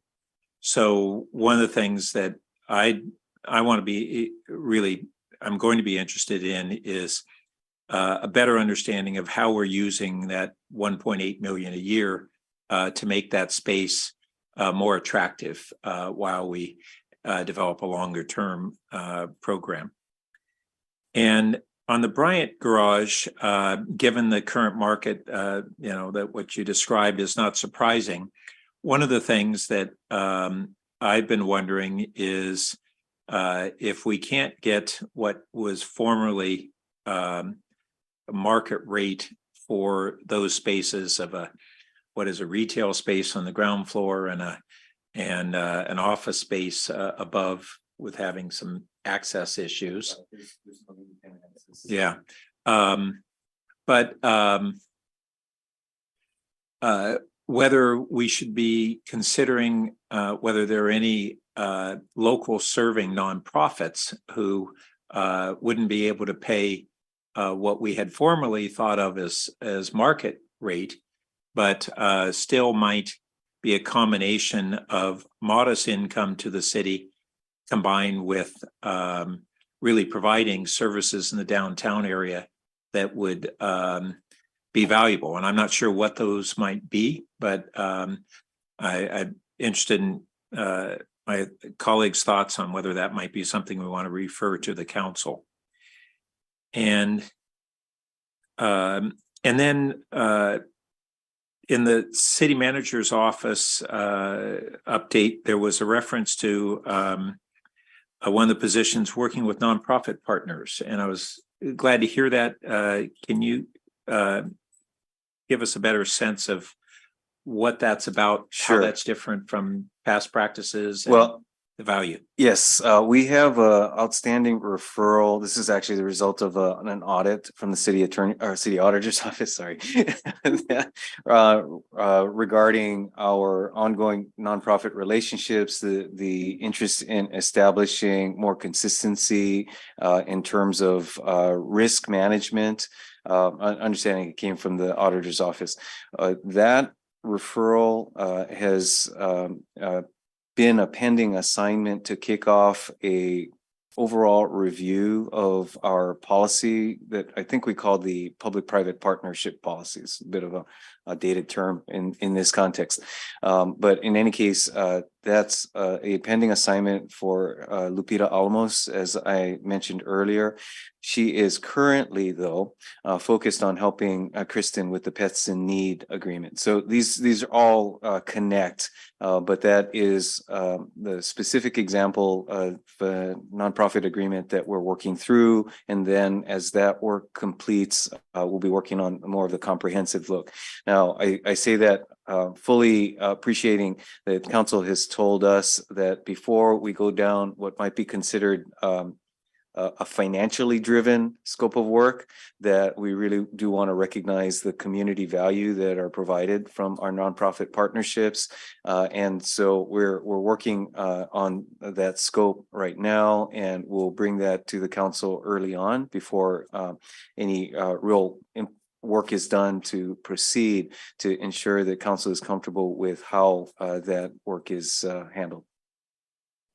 Okay, that's helpful. I had forgotten that this auditor kind of risk perspective on the nonprofits. I was much more focused on what I've been long interested in us doing, which is having an even stronger embracing and leveraging of the resources of our nonprofits and partnering with them, not just using them, but really partnering with them as an exceptional characteristic of our community. Every community has nonprofits.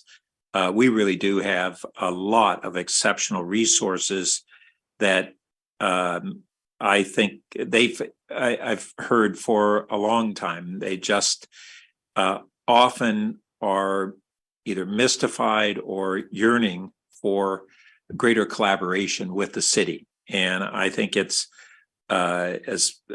remains an undertapped way that we can leverage what we're doing. We were talking earlier, some of you may not have heard it, but in our SCAP and electrification initiative, and just that we have this 50 to 100 volunteers that are going door to door to promote our heat pump water heater program.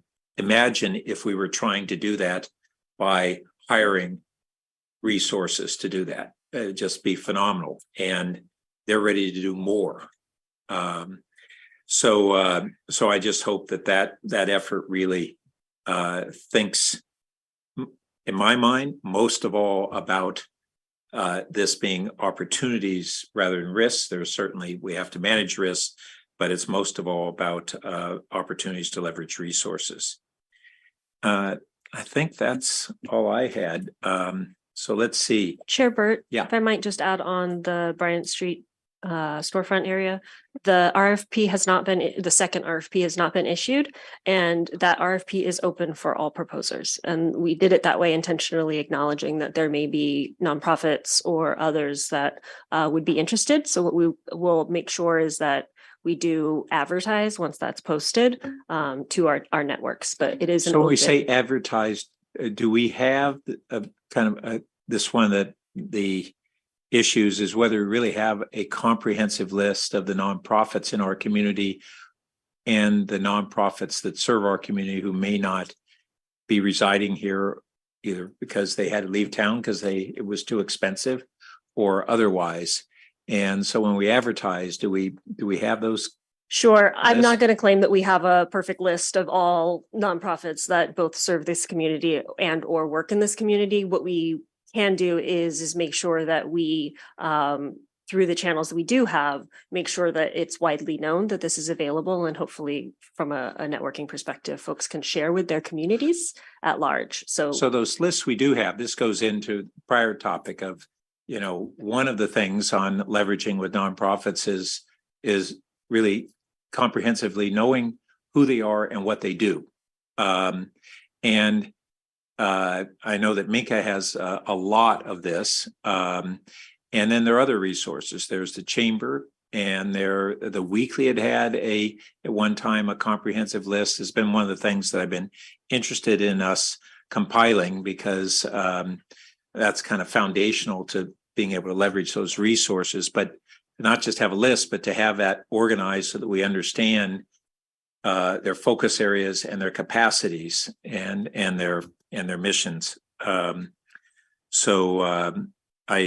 I'd really like to encourage us to think innovatively about how we reach those candidates if we're looking at advertising that space.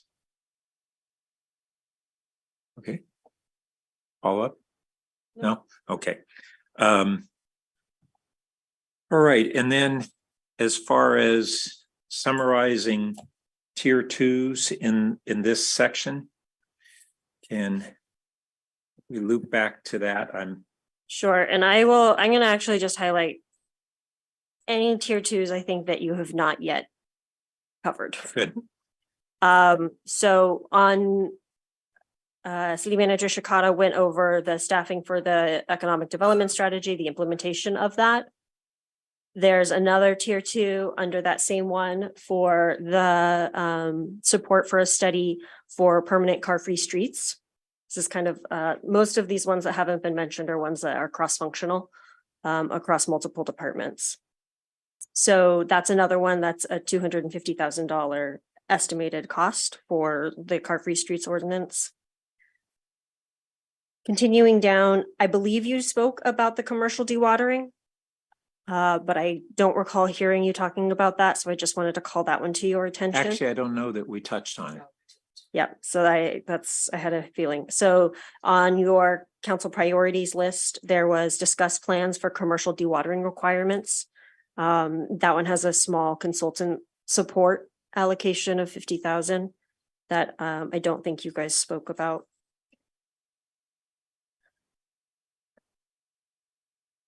Moving through, we intentionally skipped some of the PDS ones following the guidance of this director.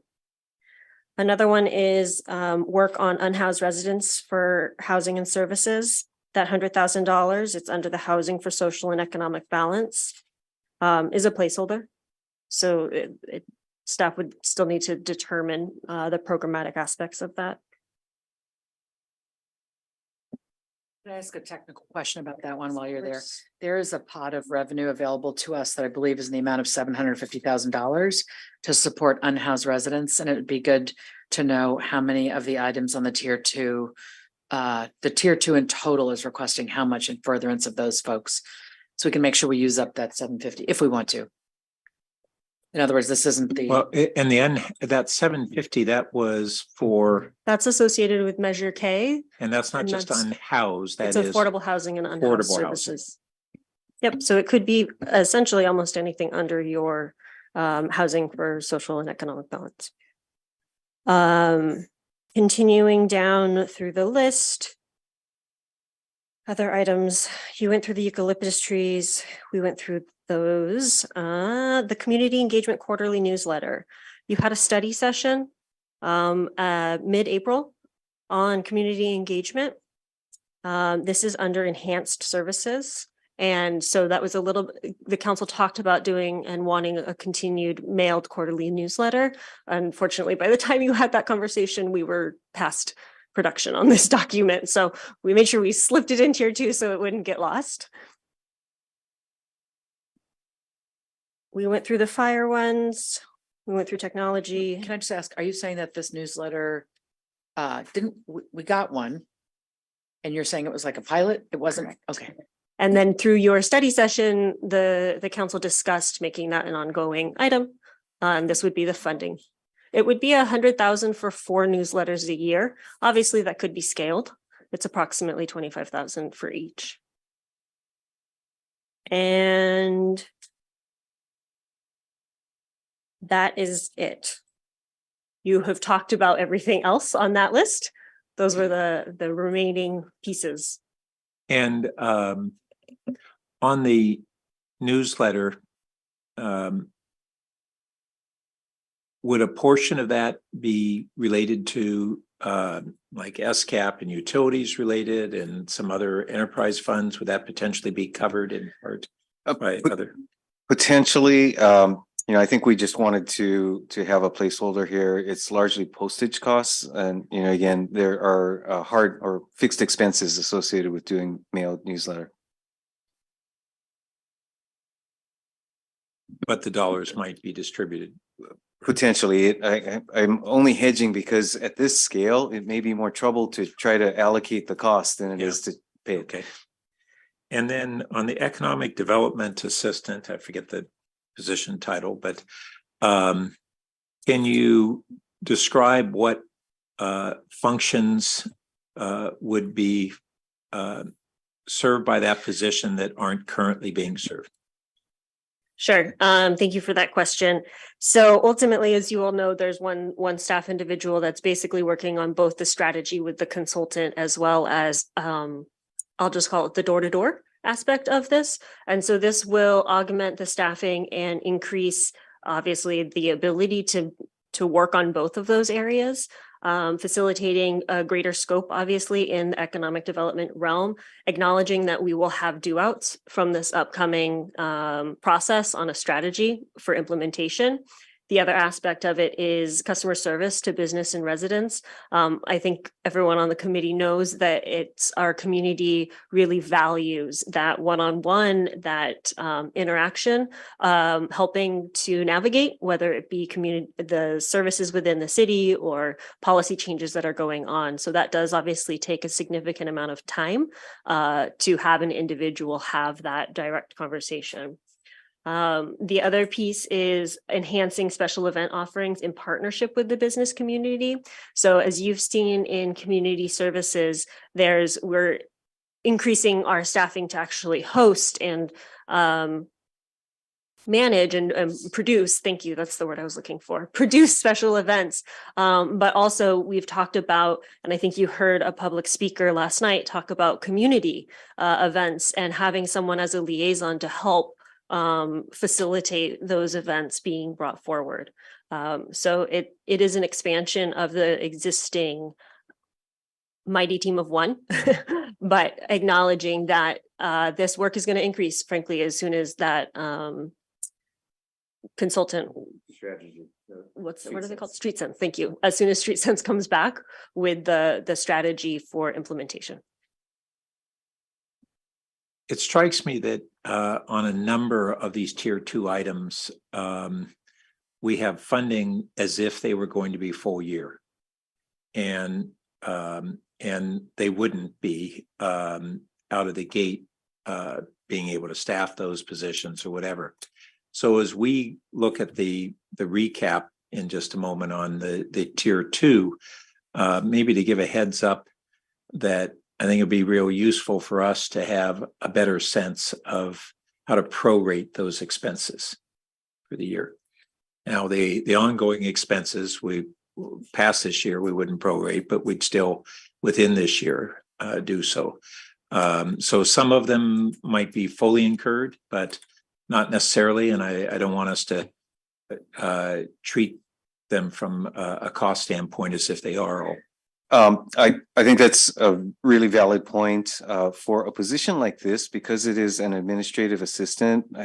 As a practical matter, some of these positions are easier to fill than others. So, depending on when we were ready to proceed, again, just using this as an example, it could actually be fairly close to full year. Yeah, and I assume some would be in that category. Okay. So, colleagues, do we want to have a motion on this section?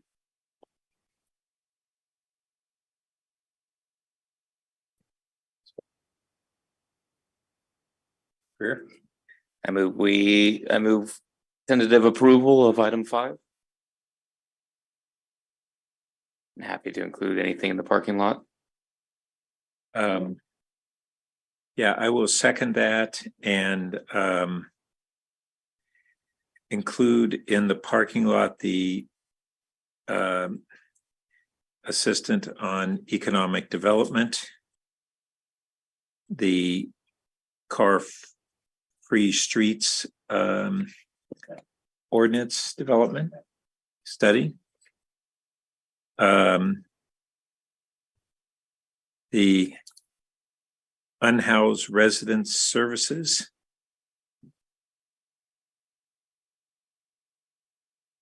and the quarterly newsletter, community engagement newsletter. Okay, works for me.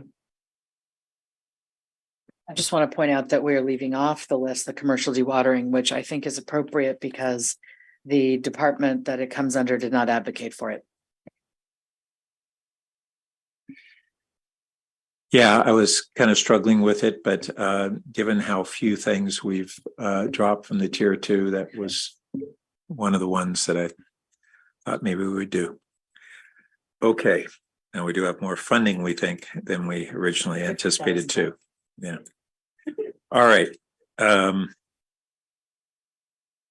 All good? All in favor? Aye.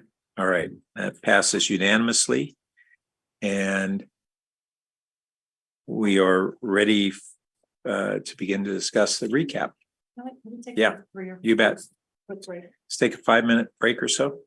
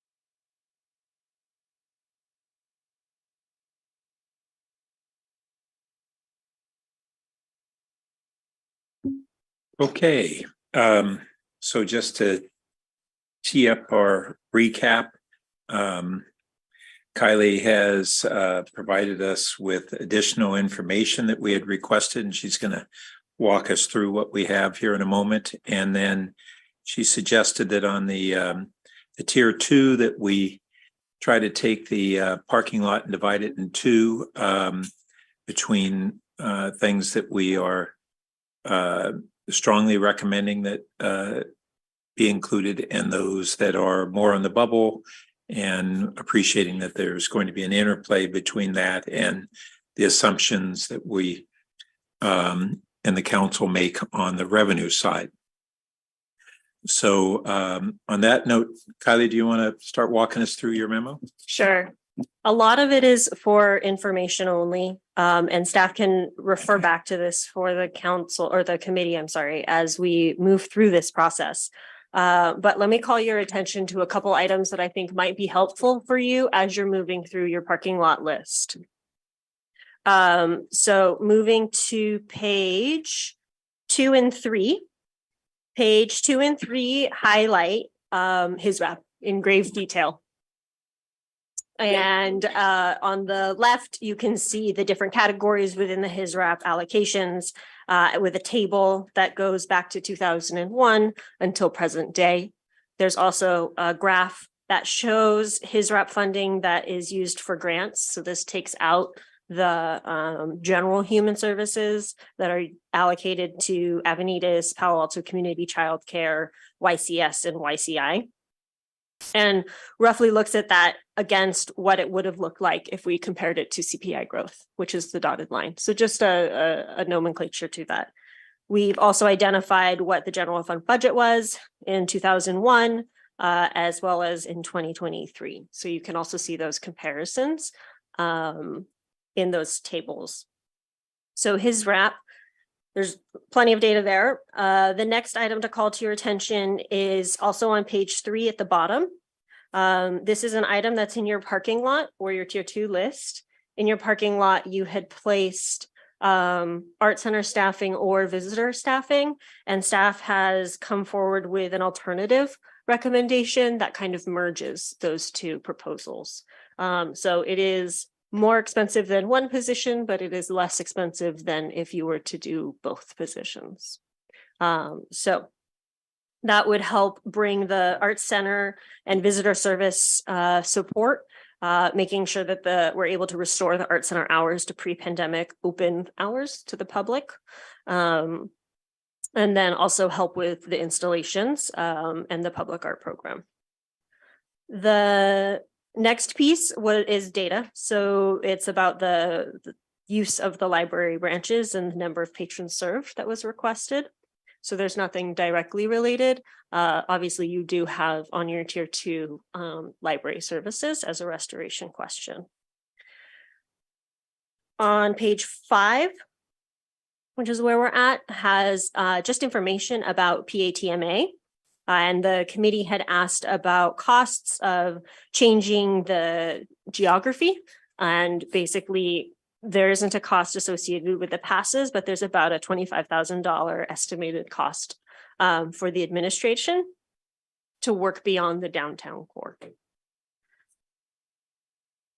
On the next one is also a parking lot tier 2 item, the Housing Ad Hoc Committee and staff at this time have not identified resources that would need to be added to support this. So really more information for you. Doesn't change the numbers. Your next item, so the last item on page 5 is the downtown housing plan. Staff just wanted to make sure that the committee was aware that on attachment C was the downtown housing plan and a request for $800,000 to support completion of the downtown housing plan.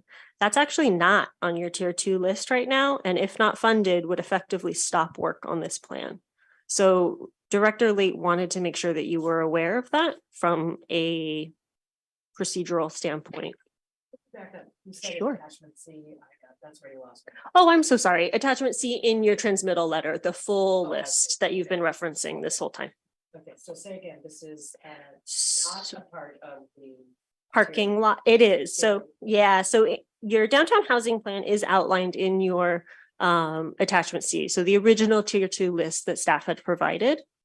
The council, or the committee, I should say, has not placed this in your parking lot.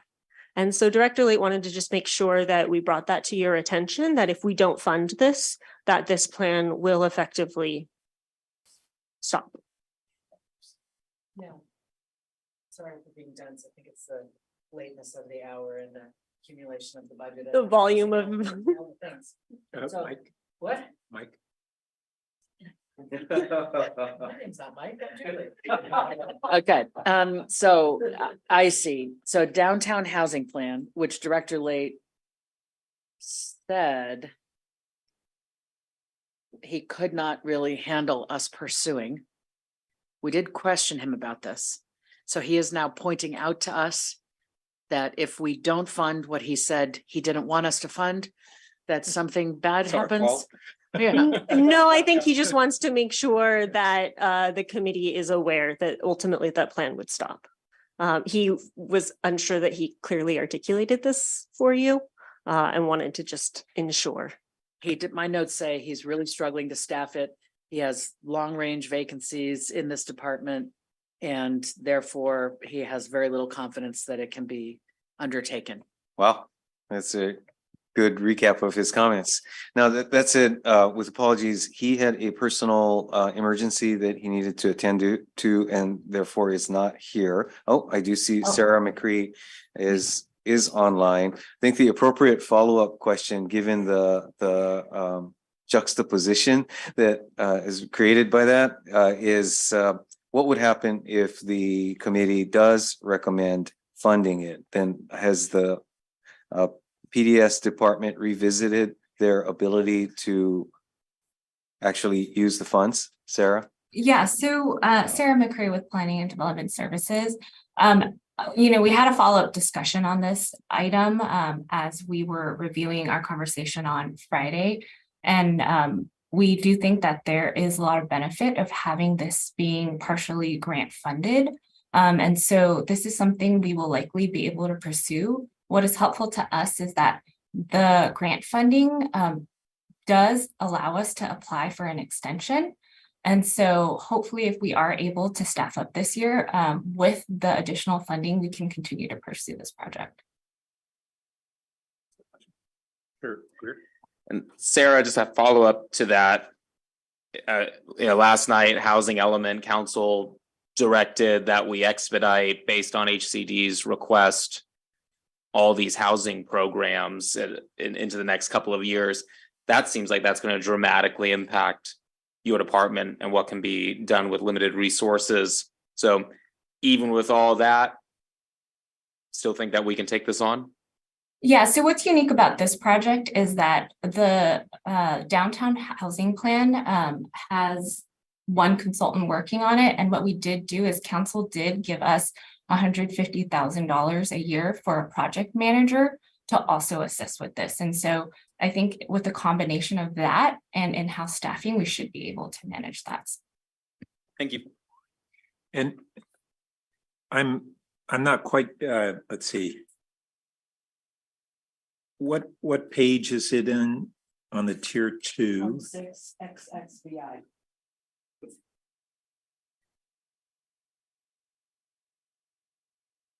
So the 550,000, that's out of general fund, correct? That is correct. And would that full 550 be needed to be able to keep the ball rolling, or? So Yeah. we're in the middle of evaluating proposals right now. I believe the minimum of what we need will be 300,000. The average proposal came in at about 1.1, and so that's kind of the minimum. We don't know the total cost until the contracts are completed or the negotiation of the scopes are completed and the evaluation is complete. And so we likely will need the 550 based on the scopes that we're seeing. And that 550 leverages How much in the grant funding? 800,000. Okay. All right, thank you. Let's see. Oh, we still, Kylie, we still pause there for a moment. Yeah, we did pause there. Just really quickly, the committee asked for information on the K-9 unit. There's information here. Again, that wasn't something that's on your tier 2 list, so you can likely read that at your leisure at a later time. And then the last piece was a discussion over Coverly custodial costs. And so staff did look at and broke down the 5-year CIP dollars into FY 2024 dollars. So in FY 2024, to zero in on janitorial costs, it's about 2 million. I'm sorry, 0.2 million. Thank you. If the committee wished to move salaries for custodial support from the Coverly Fund to the general fund. And just there's also clarification on when this was done. This was done as part of a referral from the council back in 2019 to identify savings in the general fund. So this was actually an off-cycle budget transaction, part of council's request for staff to find savings for pre-funding of pension. So those are all the pieces in here. Now we can re-reference these as we move through your parking lot list. Don't expect you to digest all of this at this moment, but wanted you to be aware of the follow-up that's in here so we can help you navigate your review of the parking lot.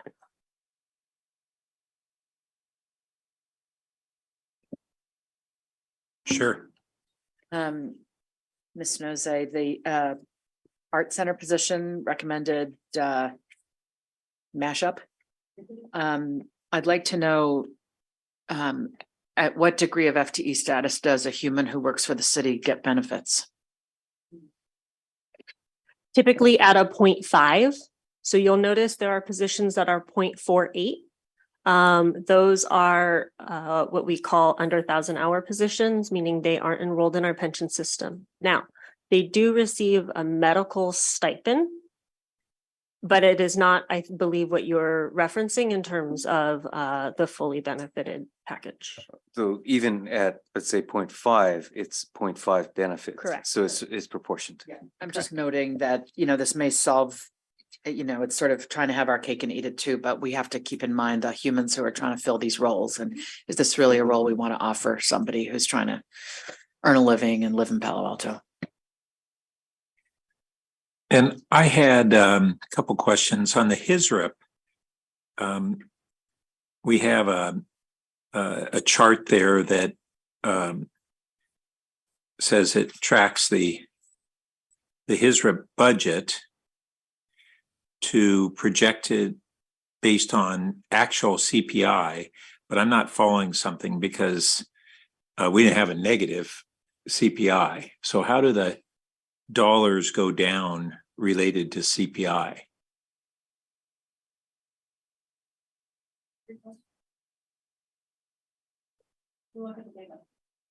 Okay. And the other thing that I'm be interested in is the correlation to the general fund, because our budget doesn't necessarily track CPI. So do we have maybe just 2 data points? What are, and it may take a minute to look They're this up. in the note on the table. In 01, general fund budget was 108.8 million, and in FY 2023 was 247.4 million. Where am I missing that? Right here, the tiny print under here. Oh, okay. Oh, got it. Could we get on our chart, maybe some do the quick math on the percentage of general fund that his rep was? Yeah, and we have a legitimate question of should we be looking at his rep in isolation or his rep combined with other general human services, because as Kylie noted, it's a little apples to oranges, because back a decade or more ago, there were things in the HISRIP funding, I think, that have been peeled off and are in the human services category now. Is that correct? I think those were taken off consistently throughout. Is that correct? As I'm reading the note for Avenidas and Palo Alto Community Childcare. Okay. We gave it to you both ways. So if you're looking at the table, the actual table that shows you the dollar values, the first column reflects those entitlements, the Avenidas, PACCC, YCS, and YCI. The second column reflects the grant funds. And then the far right is your total. Right. So we do actually provide it in both ways, given the But committee's when we discussion. look at just HISRIP, it's a question of whether going back to 01, did we move anything from HISRIP over to general human services side? So if some people, some of us may be looking at the HISRIP dollars, and it drives the question is, should we look at that or should we look at the total? And I can't track what those agencies that moved from the grant process to the entitlement. And if there's any splitting of that, we didn't look agency by agency. We simply looked at entitlements versus. And the dollars, I mean, what HRC reviewed, it was it this 651,000? Yes. Okay.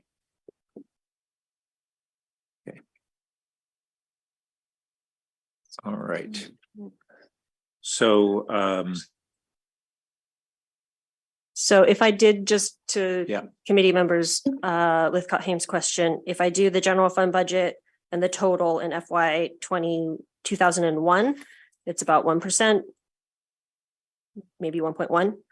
And if I do FY 23 against the essentially 1.9 million, it's about 1.8. I think I did that right. and I think we may want to also look at just the HISRIP as a percent general fund too. So in case you get a chance to do that calculation too. Okay, and then let's see. And you're going to look at this negative CPI, which would be great if we had in a lot of circumstances. It's a formula error. Okay. So you should ignore that. Okay. And let's see. Oh, just on the Coverly, I see that we really, I guess in FY 2019 moved not just custodial, but landscaping services, fire sprinkler and repair, parking lot sweeping and supplies and equipment. Those were all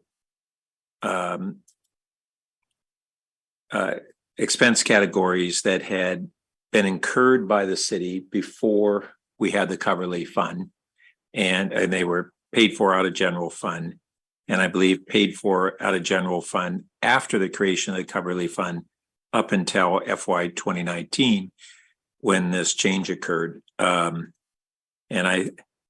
we may want to hear again the what Kristen read off in the council motion, but my interpretation of the motion today, as well as its intention at the time, as well as how it was carried out for the following 5 years, is all consistent with this 0.9 million not being covered by the Coverly Capital Fund. I mean, these aren't capital improvement dollars. These are just routine maintenance dollars. I do note in the language that Director O'Kane articulated from the podium, the second piece of the sentence was "and ongoing maintenance." But it begs the question. It was major maintenance. If I can tell you, if you go back to the council meeting, the discussion was around how do we have the dollars needed that haven't been getting spent to do the upkeep to keep these buildings in proper shape as opposed to cleaning the grounds and all that. Yep, and not to dispute that at all. I think the key additional fact that staff was able to find by researching is noted here that in 2019, and I believe this was December of 2018, there was a follow-up council direction to find $4 million, which was ultimately used to fund the Pension 115 Trust, and this was one of the sources that was tapped for that purpose. Yeah, and I don't know whether during that discussion, whether the original motion was brought forward to be clear on that. I can tell you that at the time in 2014, when we had this discussion, 2013 and 2014, the council made a commitment to the community and to PAUSD that if we dropped PAUSD receiving those funds, it would go to these deferred capital investments that were needed to keep those buildings in good shape. That was what the discussion was all about and what the motion was about. I know it because I made the proposal and I made the motion and it got adopted. So anyway, that's my statement on that.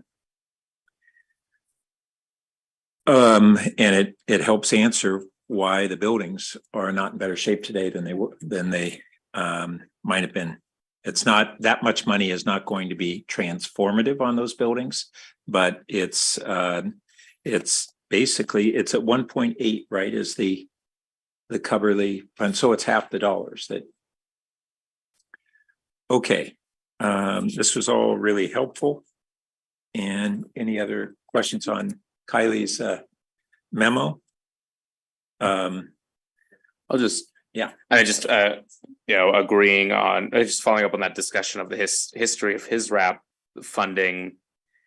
I mean, definitely the budget increased significantly from that time, but the dollar amount in his RAP, not so much. And especially with Kylie's math there on the percentage that it went down. I guess it wouldn't be proper for the budget discussion to go forward with a policy of a percentage of the general fund. I think that's something that we should look into in the future, is possibly tying it to the general fund around 1%, or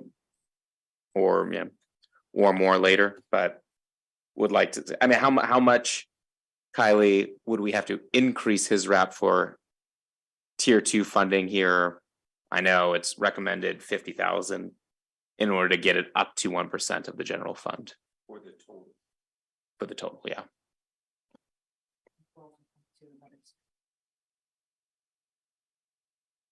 Another 600,000. It's approximate. Okay.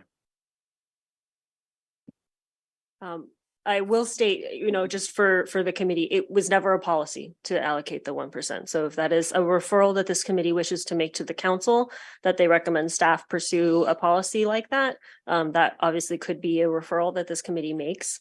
I caution against policies like that.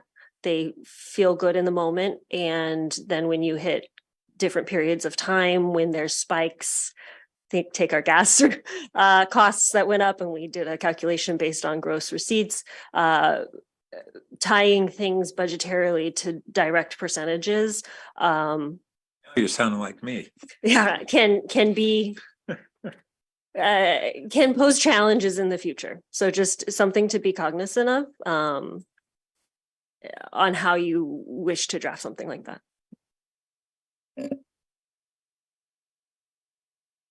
Julie?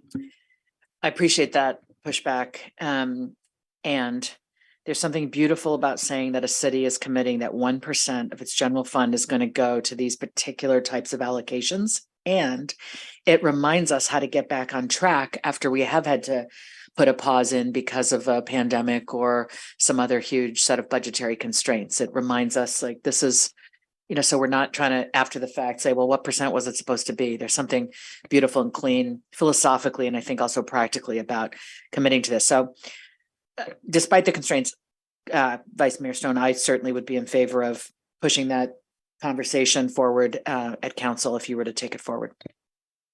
And I would add that there might be a couple other approaches that we take to get there. One is whether it is a policy or a goal. And the second is, do we get there all in 1 year, or do we spread it over a couple of years? Yeah, I think at least a referral to council or policy and services to have this discussion. I don't think today is the time to put forth any concrete proposals. I think Kylie made a good point, and I like what Pat just added on to it. But ultimately, morally agree with kind of Julie's point as far as I do think that is an important statement of the city. And we have always really received kind of pennies on the dollar on the investment of his rep to these nonprofits and what they give back to the community. So I'd like to see that as a referral to some degree. Well, and connected with that, many of the nonprofits are able to leverage city dollars. And I think I'd be interested in understanding what that leveraging potential is in this decision making. Because if it brings them, $3 for every one we put in, that's a different story than if it's just our dollars. And I know with some of the organizations, at least, that there's a leveraging, but I don't know the spectrum on that. Okay. So you want to let's see your tier 2 list? Yeah, please. Or your parking lot? I shouldn't call it tier 2. It is a subset. So I will let either Paul or Jesse share their screen. And through your tentative motions, you have put in your parking lot. Oh, why do I keep doing that?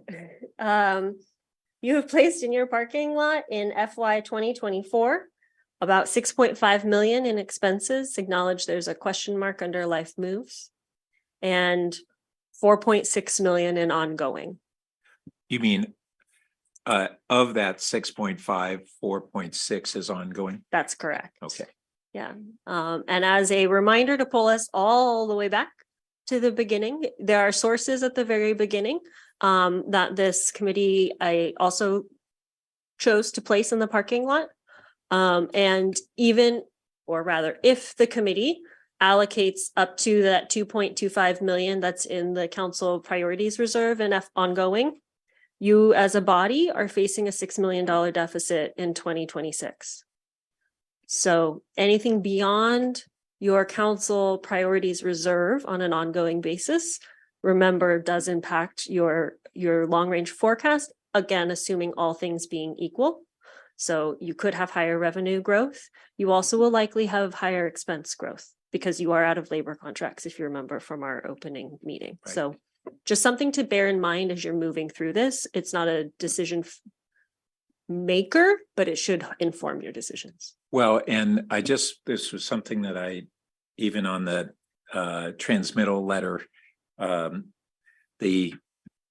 we aren't facing a $6 million deficit. We are projecting, based upon the following assumptions, a $6 million deficit. I'm not sure how else an organization plans their financials. So yes, well, they are projections. It's not a fact. That's the difference. It's not a fact any more than in when we began FY 22, it was not a fact that we were going to have a $6 million deficit when we had a $40 million surplus. These are projections, and they almost invariably change, and we project conservatively, and they almost always change to the upside. And so it is important that we plan accordingly to whatever conservative assumptions we have, but those are not facts. We take facts and then we make assumptions and we make projections that are in many ways subjective. We try to look at them as objectively as we can, but we all have different variations on those assumptions. That doesn't mean I'm not willing to take those projection assumptions as what we're using going forward, but to characterize them in, I think, the most accurate way.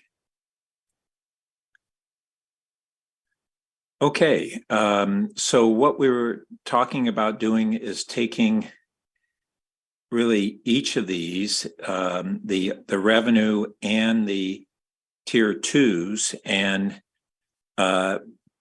dividing each of them in two buckets. Ones that we want to make as a recommendation, and others that are in a bubble that might go to the council. And it's not only on the expense side, we should do that on the revenue side. You know, as I look at this, there are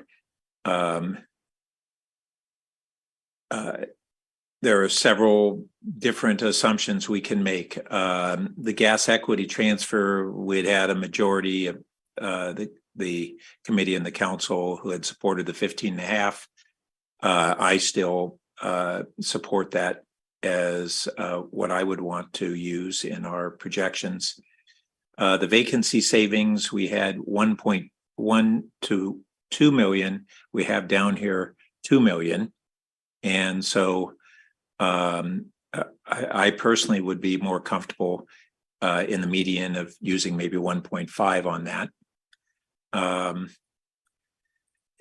And the others, I think I'm pretty comfortable with using as assumptions, bearing in mind that we are at the very upper end of our BSR with this projection as well at 20%. So on the revenue side, what do the two of you think? I've got a technical question. I'm sorry. Sure. Yeah. Yeah, it didn't light up. So I did see your body move out of the corner of my eye. I have a technical question, which is I process best in when I can write on the piece of paper, and I'm wondering if it's possible for a staff member to print this slide so I can see the total that we're working with. That would be enormously helpful to me. Thank you. In progress. Would anyone else like a copy? Yes, please. Yeah, thanks. That's helpful. Okay. I mean, on the revenue side, I was one of the council members that supported the 18% equity transfer. So I would continue to support that. Here, I'm fine with splitting the baby on the vacancy savings, and also supportive of the others. Also, if we're talking about splitting the baby of vacancy savings, maybe doing the same for the equity transfer and at least getting 500,000 out of that. And I continue to look at this list, and we didn't do a great job winnowing it down, and I understand why, because looking at the list right now, it's really difficult to figure out what we would remove. So that's what I'm thinking on the revenue side.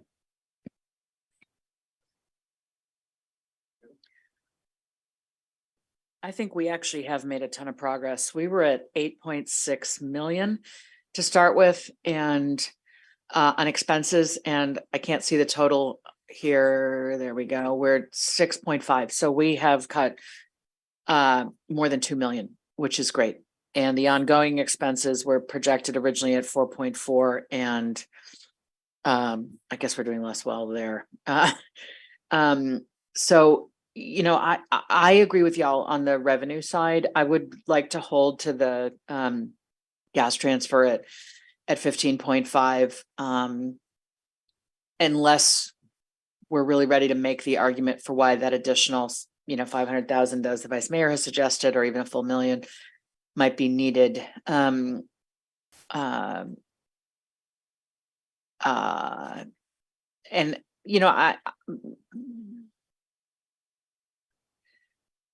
I'm fine with splitting the baby in half, as we said on the vacancy savings. I think the chair said 1.5 million. I think the vice mayor might have been thinking 1 million. I'm not sure. Can you clarify when you said split the baby? No, I meant 1.5 as well, Okay. Given that was between 1 and 2. Okay. Oh, sorry. Time of day, not thinking clearly. Okay. Yes. So I would be fine with that. Well, let me also bring up that on the ongoing expenses, which are an important thing for us to dwell on. If we retain the gas equity transfer at the 15.5 this year, but I think had we in the forward projections for the next couple of years, it used the 15.5. And so if we go to 18 and return after this year to the normal transfer rate, then that mitigates 1 million of the ongoing costs, if I understand it correctly. Or at least the next couple of years. Had the budget, the forecast, long range forecast assumed 15.5 indefinitely or just for a couple of years? Indefinitely. Okay, so that would return 1 million on an ongoing basis. And then on the vacancies, I think it is something that is a valid question of what we should project on an ongoing basis on vacancies. I don't know what's the best we've ever had on vacancy rates. Well, like I said, these numbers, the 1 to 2 million, reflect our savings annually over the last 3 years.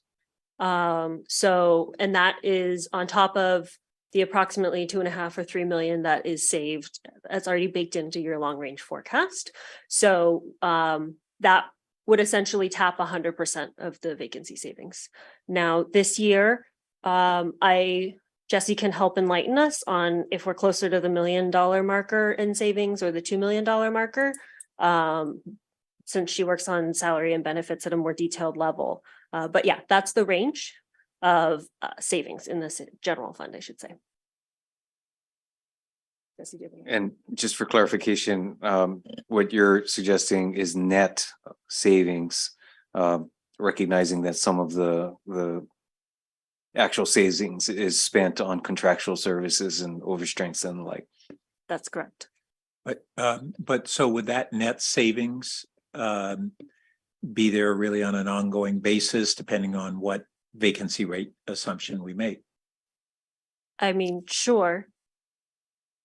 As an aggregation. As an Lots of things aggregation. that change within it, but. Sure. as an So, aggregation. I mean, yeah. But like we looked at in terms of the data points, we have about an 8% vacancy factor, if I remember correctly, after we backed out some of the items, and then we are carrying a 3%.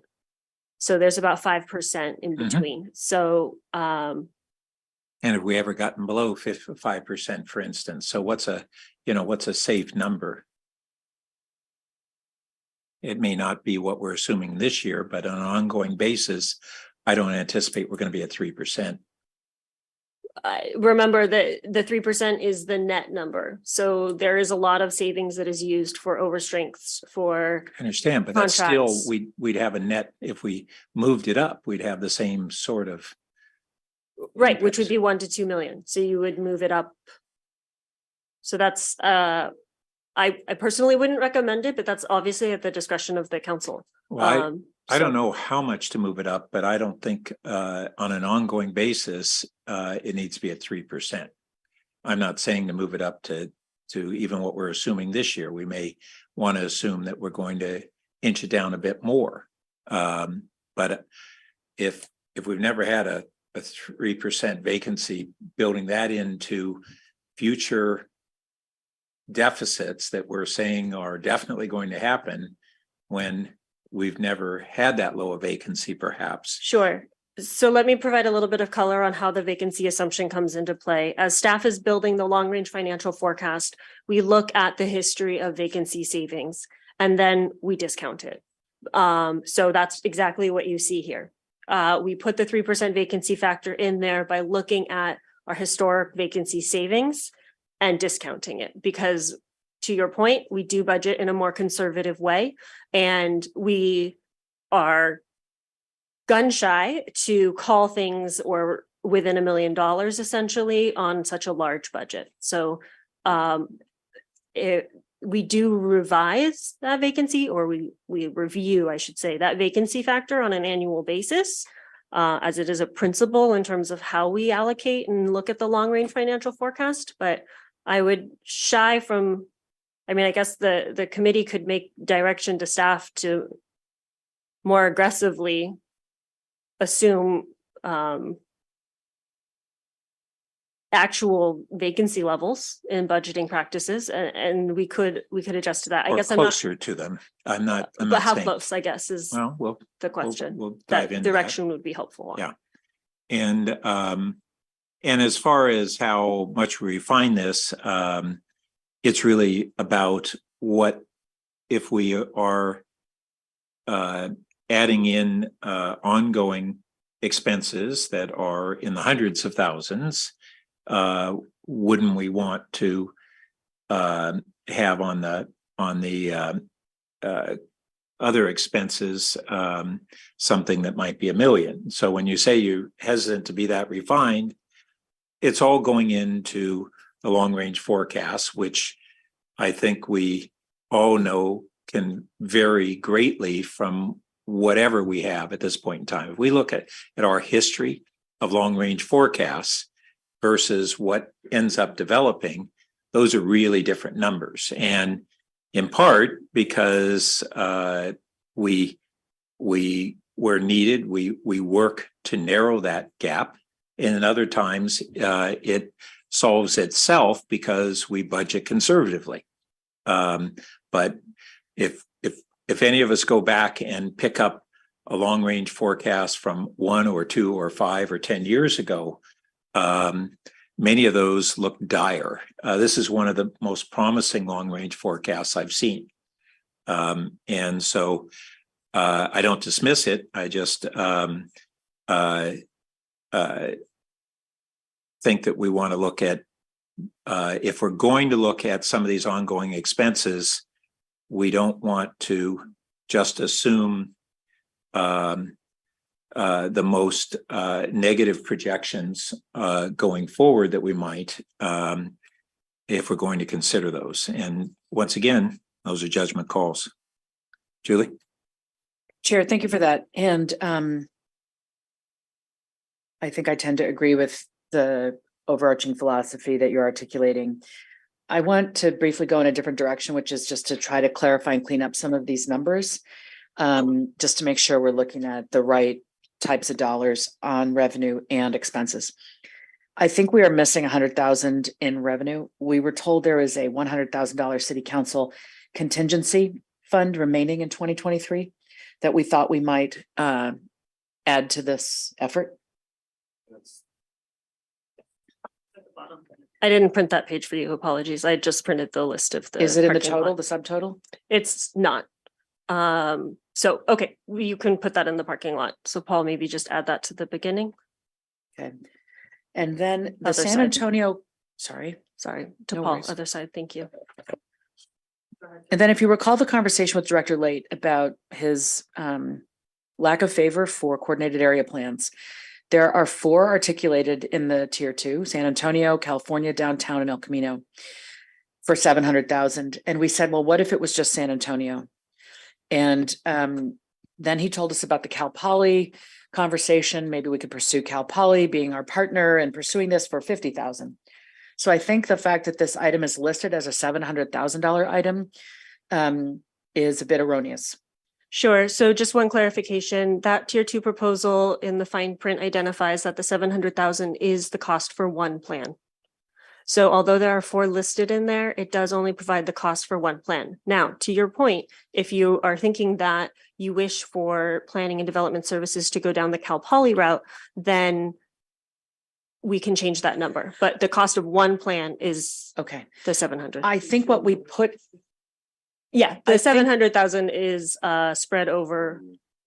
Okay, what I'm trying to say is, I think in that conversation, when we put this item in the parking lot, we specifically directed it to be in, because Director Late was so reluctant. We were trying to listen to that and honor it. Let's just change it. No, I'm just trying to clarify that I think that's what I may be wrong. Is there, I don't know who recorded what, maybe we can see what the motion says, but that if we were contemplating 50,000 versus 700,000, that's a big difference and a big opportunity for us in this current exercise. The downtown housing plan, we have been encouraged to add in the memo we just received, and that is 550,000, I believe. So that would, be an additional expense that I don't believe is in here. And then the electric vehicles is an $800,000 expense. And I think it contemplates a complete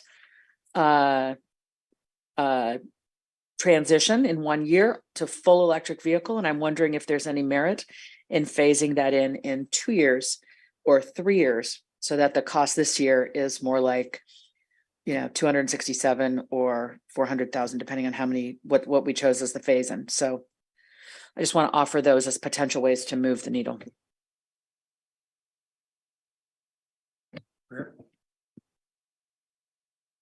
Yeah, a couple others that, from the discussions as well, that may not be fully reflected here in the price. Remember, there's discussion on the eucalyptus tree removal, and that staff is currently going for various grants on that. And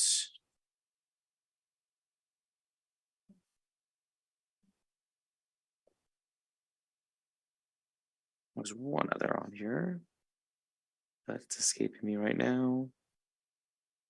On the sea level rise and adaptation plan, didn't Brad say just this morning that kind of the immediacy of that has changed based on recent studies, and it may not be necessary until. And there he is. So I'll just stop talking and he can remind us. Just to clarify, I think what we're planning for this is to try to award a consultant contract for this additional work by the end of the calendar year. So I was explaining the reasons why we're a little bit on pause, trying to figure out exactly the next steps, but we do have a goal of using that additional funding to get the work started during fiscal year 24. And can I ask, so Brad, if we did it by the end of the calendar year, halfway through our fiscal year, would we budget in a way that is full 200,000 because it's become encumbered at the time we award the contract? Is that the way we do it? Most typically, but I don't think that that's required.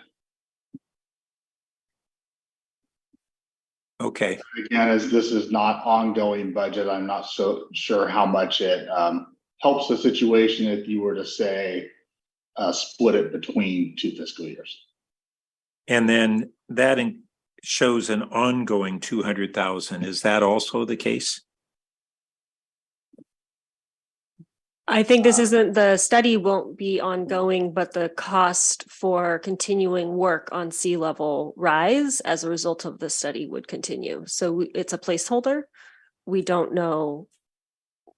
We need the study first. Okay. And then actually 2 more questions. Cypress Lane alley improvement. I don't really know why that's necessary right now. I mean, just looking at things to cut, that alley for as long as I can remember has been in that same terrible state. Is there any particular need for it to be done now? There's no particular time sensitivity to it beyond. And related to that, can we fill potholes there without owning it? Clearly, I mean, just Arnold Schwarzenegger can. Middle of the night. If my personal experience is an indication, you can't really fill. It's just, it's more of a roller it's in coaster than bad a shape. pothole. Yes. I see. It's dirt. It's basically dirt. Okay. Well, yeah. Okay, thanks.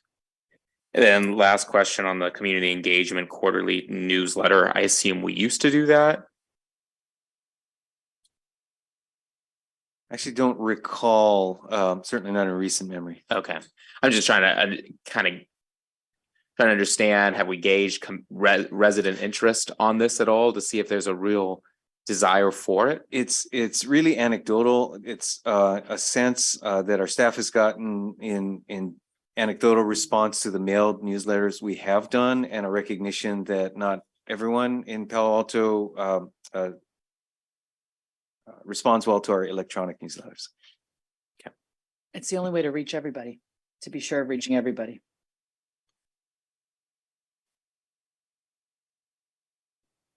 Okay. And I had a couple, are you good? Yeah. Okay, can you remind me it says therapeutics program, and I'm not remembering what that's referring to. Sure, that's that program with Community Services Department to increase our programming that has to do with accessibility. So I believe Director O'Kane is on the line. I'm not sure if she's able to jump on to expand on that. There she is. Thank you, Kristen. That's outreach to homeless or? No, I'm sorry. No, that's okay. Thanks for the question. This mental is health. staff to help with families who have who want to enroll in our classes who may have disabilities or children with disabilities. Got it. Thank you. And under the library hours, it says can be a minimum of 145,000.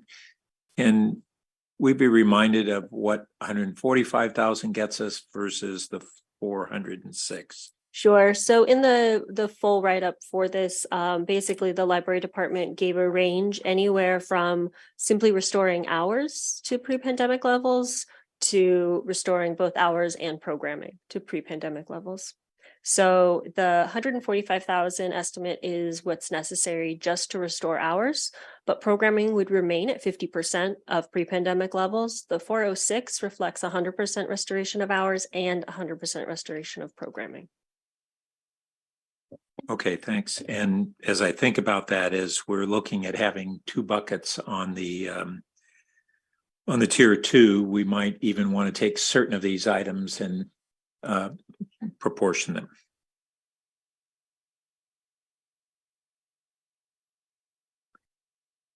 And the zoning code update shows that $500,000 is ongoing as well.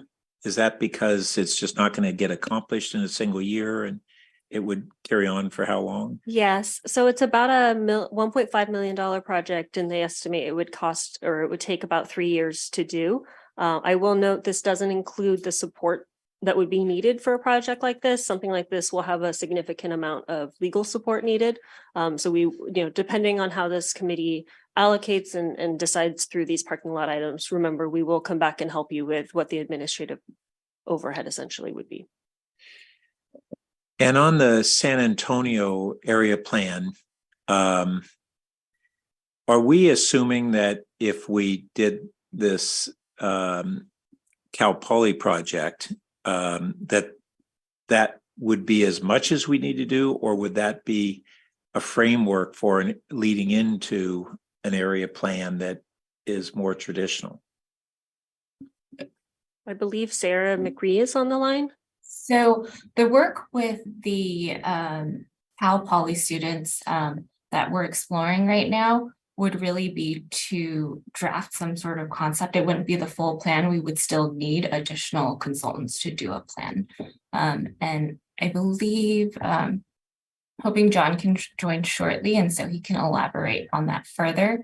And I don't know if Philip Cami, if he's on the line, if he has any additional information on that.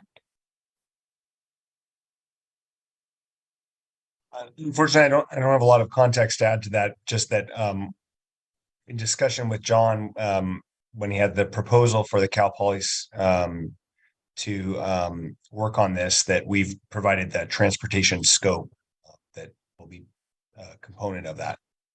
Okay. Yeah, I believe it's just a draft that'll inform a larger plan, and so it will cost us more than just the amount that we need for the students to. Okay, so that is along the lines of what I was assuming. So what we might be able to consider is that we're 50,000 this year to get this thing going right away. And then we would have the full-scale budgeting in the following year, perhaps. Okay. And then follow up on the newsletter. We do have the monthly utilities newsletter. And would it not be possible to piggyback on that mailing? And I'll just add that there are things that get stuffed in that envelope that are nice but not essential, and so if, once a quarter we remove some of the other items and put the newsletter in instead, would that be a good savings? Let's see, I'm trying to recall the percentage of households that do not receive the mailed utility bill, and I'm thinking it's around 20%, maybe off, but there is that consideration. The other is, quite frankly, the production cycle for the utility newsletter is long, and as such, likely that the information in the mailed newsletter will be potentially a bit stale. So I think those are the trade-offs. We could certainly look more closely at it. Well, and that last part, I'm not talking about them changing what they put in. It's just whether we get to insert in their envelope. In order to do an insert in the envelope, I think it's at least a month, if not longer. And again, not to defend that, but that is a consideration. Well, I guess oh, right. Okay, because it's a rolling mail out. It doesn't happen at a single date. It occurs over the course of a month, based on billing dates, and that is, I think, part of the reason that, again, it's the information can become a bit stale. And I'll just add that the idea that the mailing gets to everybody, and I think that we still have, when we get hard copies of the mail, a lot of people take what they would construe as junk mail and automatically circular file that. And so it's a question of using multiple means to try to get to almost everybody, but I don't think of the newsletter as the end all in that regard. It does hit a lot of people that we very well might not hit otherwise, and I think that's valuable. I just want to add, if I may, that all I mean by it is we have all the mailing addresses for residents, but we don't have every resident's email address. And we don't know how many of them know about our website and this and that. So it's the opportunity to push to everybody that I don't think is replicated in a digital format. But I hear you that many might toss it into the trash.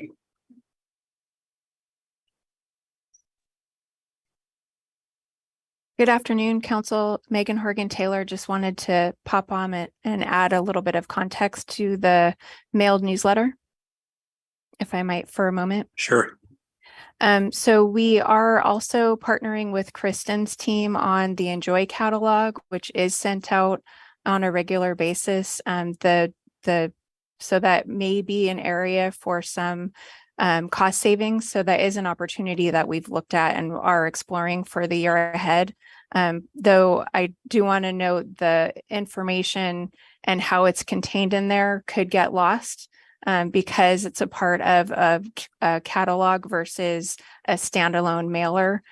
So council member, to your point, the opportunity that somebody may not look at a summer catalog for city updates and throw it away because they're not interested in summer camps or things like that. There could be opportunities of lost exposure from that. We do actively provide printed materials in our utility bill inserts and partner with the utilities department regularly to do that. To the city manager's point, it is a much longer lead time and the information that we share is much more evergreen than our printed newsletter will be. So there is opportunity there quarterly to share more timely information. Okay, thanks.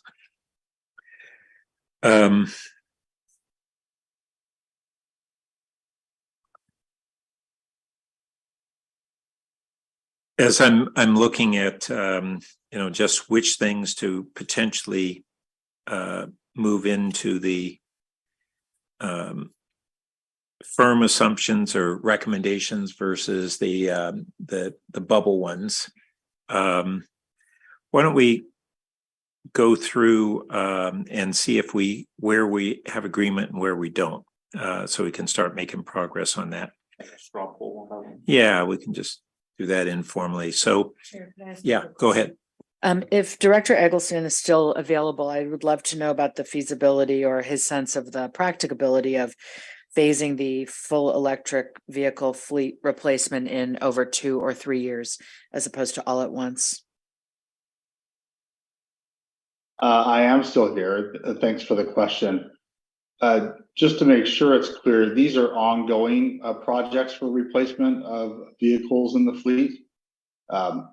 So what the current proposal here in tier 2 is just to make practically all the replacements for the fiscal year 24 project electric. And then I think what's envisioned in the ongoing is that we would continue doing that through future years projects. So if what you're suggesting is that instead of funding, say, the whole 800,000, we started with a third or a half of that and phased it in over multiple years, vehicle replacement projects, that could be done. That would mean that in the meantime, there would be other vehicles that we would still be replacing with internal combustion engine equipment. Brad, following up on that, are out of those vehicles that we have as prospectively to have electric replacements in this fiscal year for 800,000, are there some that stand out as being pretty cost-effective alternatives and others that are a great premium to go electric at this point in time? The ones I would describe as cost effective are really the 18 that we had said are already in the proposed and that don't require the tier 2 funding. As a general rule right now for the heavier equipment, the cost of the electric replacements is roughly double the cost of the internal combustion. And you may not have kind of the refinement right now, but out of those vehicles that are not truly cost effective yet, but you pay some premium, is there really a range of premiums that we're having to pay amongst those others? And that maybe that's something you'd have to loop back on if we were looking at doing that in 2 phases. Do we get 2/3 of them of that remainder electrified this year for 400,000, and it would be 1/3 of them that we'd get for the additional 400 or something to that effect? I have the numbers, the figures in front of me, or I should call them estimates. For each of these 8, the cost of the electric equipment is somewhere between 450 and 800,000. So it's not as if of the 8, there are, say, 4 of them that could be funded with an extra 100,000 or some smaller amount. They're all roughly on the same order of magnitude scale, where we're talking about a premium in the hundreds of thousands of dollars for each vehicle. And any difference in the projected longevity of those vehicles? I don't have information about that. So the reason I'm asking all this is we're trying to figure out if we cut that in half, what would be the impacts of that? I think the result would be that we would plan to proceed with probably 4 of those replacements being electric vehicles, and the other 4 still being internal combustion. Okay, thanks. I would also note that most of these are diesel vehicles, and don't lose sight of the fact that we did switch to renewable diesel a year and a half ago, which at least has the benefit of mitigating or resulting in lower greenhouse gas emissions from the diesel we do use. No, I had forgotten that. So that's worth considering. Thanks. Yeah. Because Brad, we're still replacing at sort of the end of life or end of, whatever our current replacement policy is. What does it look like if we, kind of cut this in half, buy the 4 new EVs, and then push off purchasing the other 4 to the following year just extending it by 1 year? I think we could do that. I get a little nervous if we think of the strategy for dealing with the pricing overall would be just to keep pushing things off, that eventually that's going to cause a problem. If we're talking about this 1 year, I think we can accommodate that. Yeah, and I'll add that, we're in an unusual period where electric vehicles are in this real transition into becoming more cost effective. I think that the larger vehicles are generally lagging the consumer ones in that trend. And so it may be a few years before we really see the progress that we'll eventually get in cost reductions there. Yeah, if I could just add along those notes, the advanced, the Clean Fleet regulations have just been approved by the Air Resources Board in the last couple of weeks. These are going to drive heavy equipment and trucks being available in electric versions over time, and I would expect that pricing on them would start to improve and go down as they become more common and there's more demand for them. So actually, the suggestion of phasing this in by potentially not purchasing some of these units and only providing half the funding this year, I think is quite workable. Good, that's helpful. Thanks. Okay. All right. Going back up to the revenue side, are we good with using the $750K for housing and homeless services and building that into the budget? Now, we haven't gone through See what? Yeah, what correlates to that. And just for full disclosure, I know this may sound odd.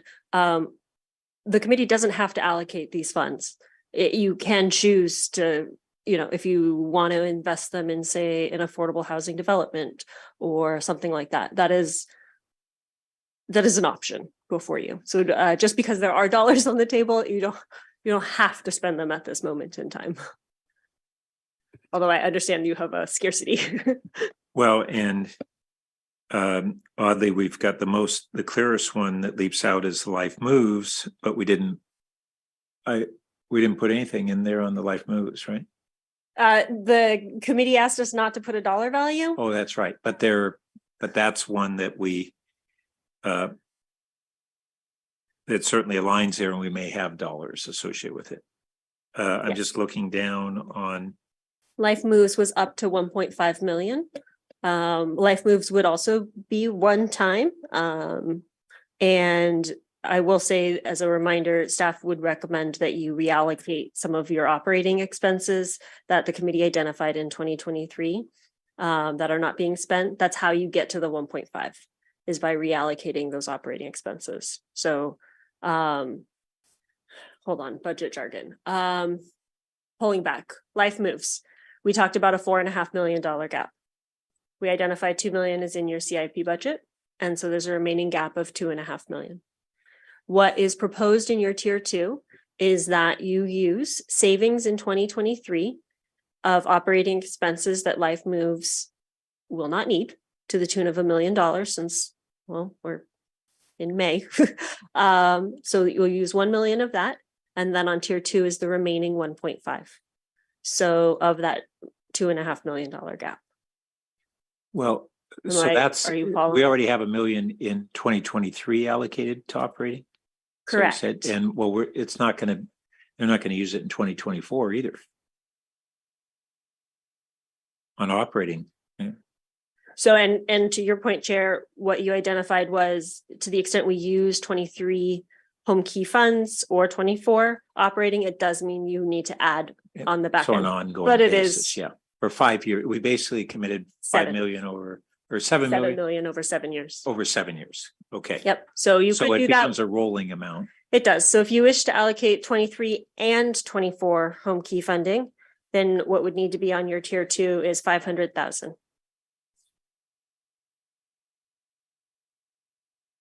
Which you could then use Measure K for.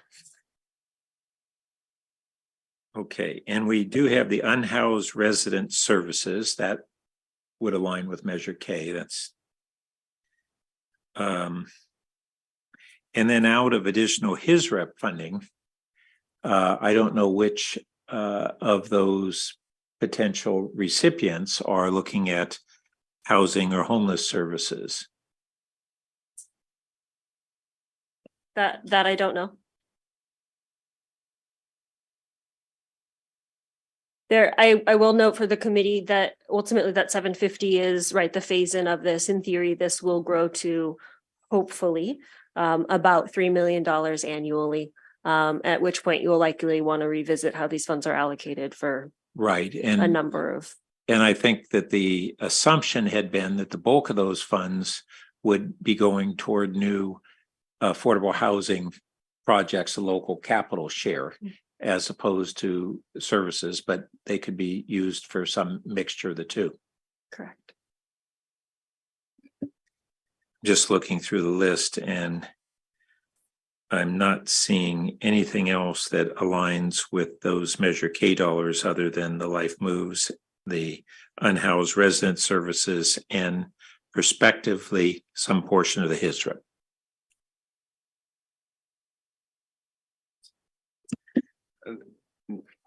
Not as a recommendation, but you could rationalize the planning work as leading toward housing, whether it be the San Antonio, Charleston, or downtown. Good point. Okay. So are we good with first saying that we're going to include the 750 as part of our revenue? Seeing okay. Second, the projected, but not in our hand, additional surplus from revenues for FY23 of $2.5 million. Are we good with building those into the budget assumptions? Okay, yes.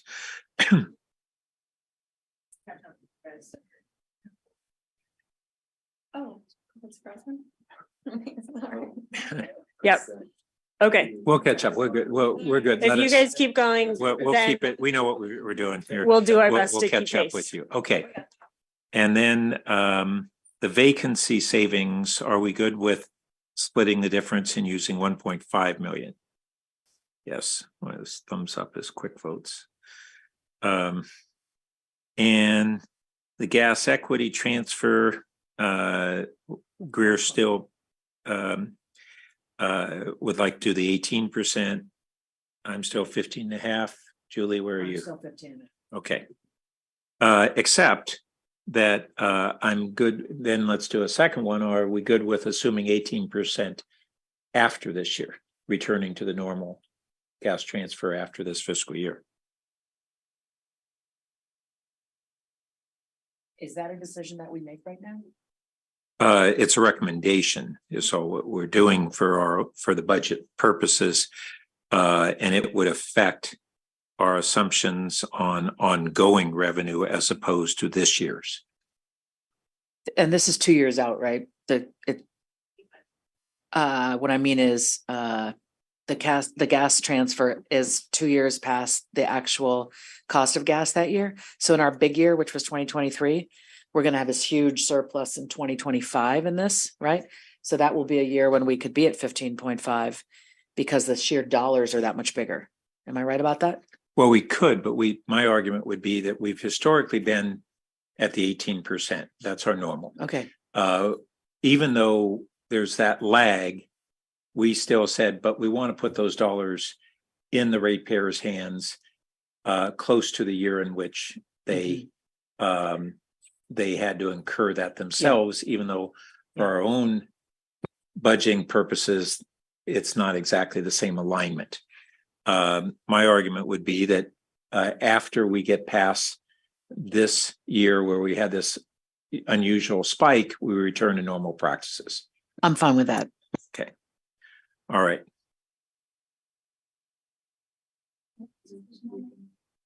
What was the decision on the 18%? 15.5% this year, use 18 going forward. And I assume you're good with that. Okay, so then that takes us to 7 million this year. Is that my math right? Yes. Okay. And 4 million ongoing. Well, that's good news on the ongoing. Okay, then we got all these items to figure out which ones are strong tier 2 recommendations and which ones are bubbles. So let's just, we may at the end reconsider them again, but let's start with which ones. Is it easier for us to look at which ones would be in the bubble? Is that the easier process, or just either way? I would prefer the opposite, because I just think our passion, our priorities are going to come out with which ones do we really All right. want in the tier 2. Okay, HISRIP funding. This year it's 150,000. And when we were talking about this percentage basis, it was going to jump even more than that. So if we put the 150 into, and that's on top of 50 that's already in there, is that right? If we put the 150 into the strong bucket, call it bucket number 1, and we might put additional amount going forward, the ongoing, of something else, or let's say, I'm sorry, we got 2 issues. We've got that created a third bucket. We would have a question whether we would have in the bubble this year something above the 150. 400,000 to get us to the 600,000, which is approximately. Yeah. So, and we were talking about splitting that over a couple of years to get to that. I'd be good with if we put in the bubble category 2, half of that instead of, would be an additional 150,000. Do we? Oh, wait a second. So Kylie, if we have this bubble group, if we put, so say in the case of the HISRIP, we put 150,000 in the strong recommendation, and we wanted to put in the bubble an additional 150,000, is the best way to list that as 150 in the bubble as opposed to the 300 as the alternative, or? No, I would put 150 in the green column, and if you want to do another 150, leave it in the yellow column. Because it would be additive. Is that what you're asking? Well, I'm just asking whether that second column, if it's the alternative is the 300, do we put 300 in the other column? We just put 150 in the other column. No, I think what is in the yellow remains your increment of change. Otherwise, you're going to be doing a lot of math. Yellow. I don't even know what you're talking about. The parking lot. I'm sorry. Your parking lot on the far right. Yeah. Yeah, but we have, in this case, so on HISRIP, if we want to recommend 150 in the firm, and we want to have another 150 in the bubble, where's the bubble? Your bubble's on the right. That's your parking lot. I see. Okay. It's Sorry, I hadn't caught up with Yeah. the changes. It's becoming your bubble. All Now, right. ultimately, this is your Okay. communication to the council. So how are we with on the HISRIP? How are we with this recommendation? I'm fine with that as a starting point. What I want to say is this 150 gets us to what it was the maximum that the HRC sought in their additional allocation. It gets us to a total of 200. So they will feel that they have been heard and that they were funded at their maximum. And then we can propose that going forward, we're hoping to tie it to 1% of general fund. So I like this. And you're talking about phasing in the 1%, right? So 150 additional doesn't get us, but we would need an additional 400 to get us. Okay. Yeah, something like that. Okay. Then on the Arts Center install or visitor staffing, where we basically didn't recommend that the Arts Center get both of the positions. They'd get one of the two and they would figure out how to best utilize that. Yes, and that, remember, is one of the items in your memo at your places. It is on page 3. Thank you. At the bottom of page 3. A revised proposal would be, instead of one or the other, what's outlined there, instead of a 1.0 FTE for the installation crew, change that to 0.48, and then the visitor service staffing change from 1.0 to 0.75. But that would be 71,000. versus what we have in here. Correct, it is higher. 117.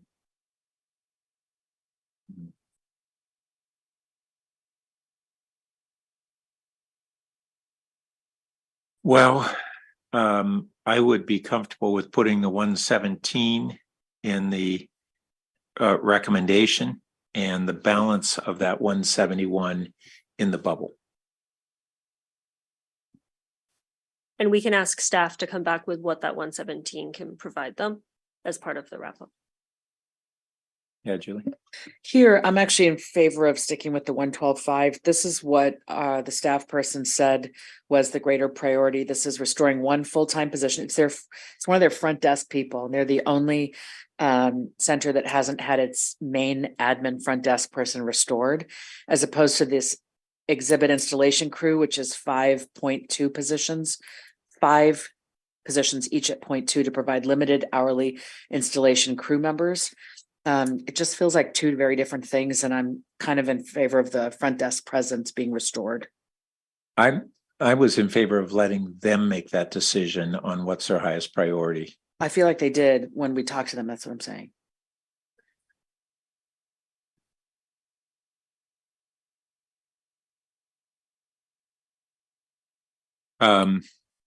Well, by having the dollar allocation, I don't know how we came up with 117 versus. The value of the 5 positions that are each 0.2. Oh, I see. We rounded up and gave them that option.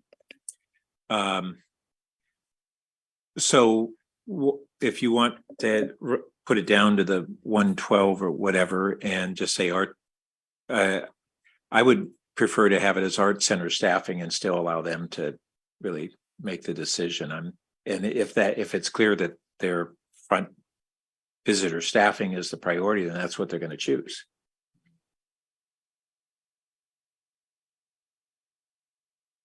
I'd be in favor of that. It was 112.5. Okay. Is the exact amount. 112.5 it is. So we'll put that in the green. Okay. JMZ coordinator. This is the volunteer coordinator, right? Yeah, let's I'd support, I think let's insert the word volunteer there just so everybody is real clear on it. Maybe I'm sure your report will be more clear, but are we good with putting that in the I am not in favor of it only because the staff person did not advocate for it. And I kind of feel like with tier 2, they've already made their budget allocation. Tier 2 is like the secondary bucket. If they're not going to advocate for it in tier 2, I don't feel like, unless it's a strong priority for me personally, which this isn't, I'm not going to be advocating for it. That's where I'm at as well. Just trying to find places to cut. This isn't on, I don't think this rises to the level of some of the others. Well, I'll tell you why I was in favor of it is because I think it really leverages resources. And I'm not recalling whether we had asked them whether they supported. I don't remember that conversation. Yeah. Well, I started asking every staff member that. I brought up the tier 2 and we have tough decisions to make. Which of these do you want to advocate for? And there was no comment on Junior Museum and Zoo. All right, well then let's put that in the bubble. Are you good with it in the bubble? Okay.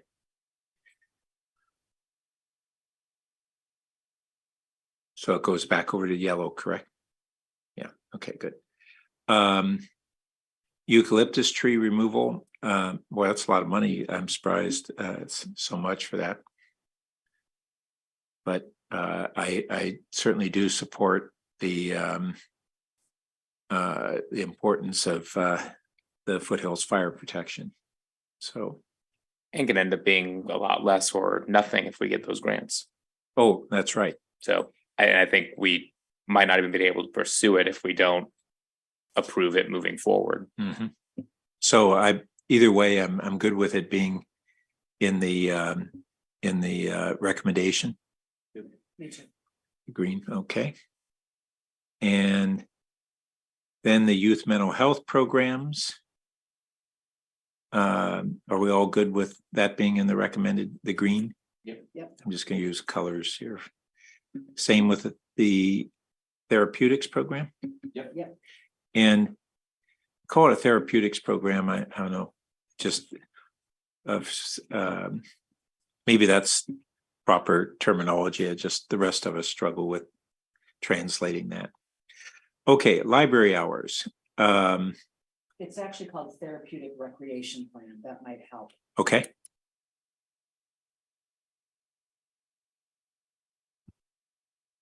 I kind of like the suggestion that you were putting forward earlier, Pat, I think on library hours, kind of I think you mentioned sort of splitting it here. Yeah, put the 145 over in the green and the balance in the bubble on the programming. Yeah. And, by the time this comes to council, we can, maybe library staff will even look at refining the programming part. Okay. Committee, may I ask a question on that? Sure. The 145, as you noted, is associated with the hours restoration. Would you like some rough costing for a program restoration? Would that be helpful?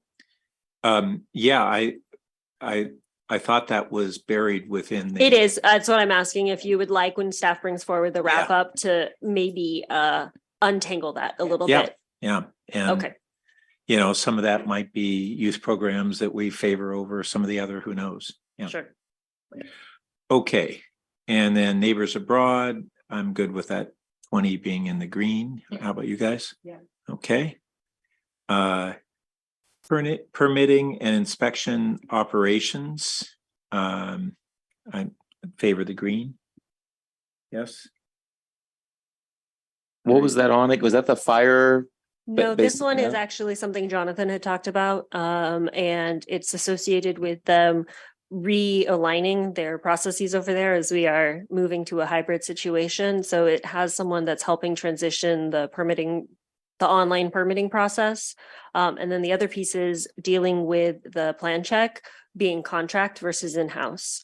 And right now, plan check is primarily externally managed with contractors, but we are struggling on that end. And so they're looking at transitioning to, I believe, more on-site staffing.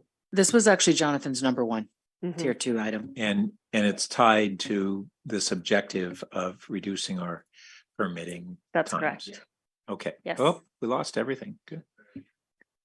The systems, we're overloading it, so we just, refresh every once in a while.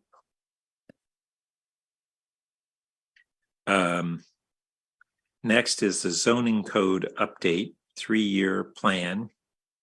It's a lot ongoing. I guess a question I would have is, I can tell you, well, this is really more the document than the changes to the zoning code. Is that correct?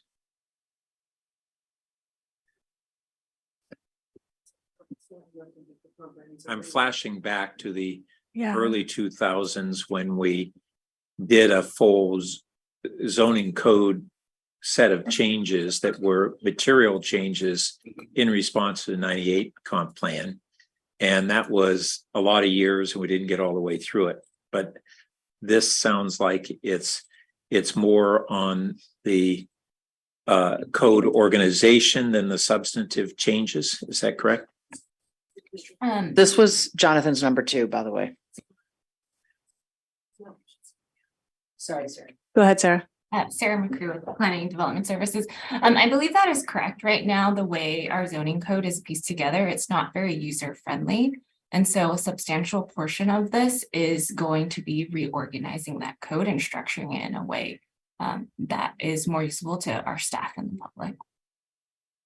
And I should note too, we have this down as ongoing, but it's only 3 years ongoing. And so that's going to be a distinction we'll want to be making in ongoing. So we're not worried that they're permanent. So I would be good with moving that update to the green. It's a lot of money, but it's important. And we have the bird safe glass and wildlife protection. Good with green? Yes. Okay, good. Moving right along. And then the San Antonio corridor area plan, are we good with 50,000 in this year and then have the 700,000? Really, it's San Antonio area plans and other area plans is really what the ongoing's about. Is that correct? It would be this year. I mean, Each cap costs about $2 million. yeah. So what I'm saying is that the ongoing is not the San Antonio area plan continuing indefinitely at 700,000. It would be after 3 years, approximately. We then go into the next area plan. And that's, so when we put this, this row here, and we say it's ongoing, it's the first 3 years or 4 years are about the San Antonio, and subsequently it's about other area plans. Sure. You are looking at about a 16-year horizon, so costs will Well, escalate. yeah, and But- I'm not saying we'll stick with that. That's what we're budgeting for right now. Mhm. So So- does this include Yeah. then sort of direction on pursuing the Cal Poly partnership? Yeah, Okay. that the 50,000 would be for this fiscal year of the Cal Poly to get it launched and kind of get their framework under an assumption that we'd go into the full scale plan the following year. Great. And that 3 year is once again, we've assigned to the housing committee tentatively a deconstruction of the area plan process to try to cut that. Okay.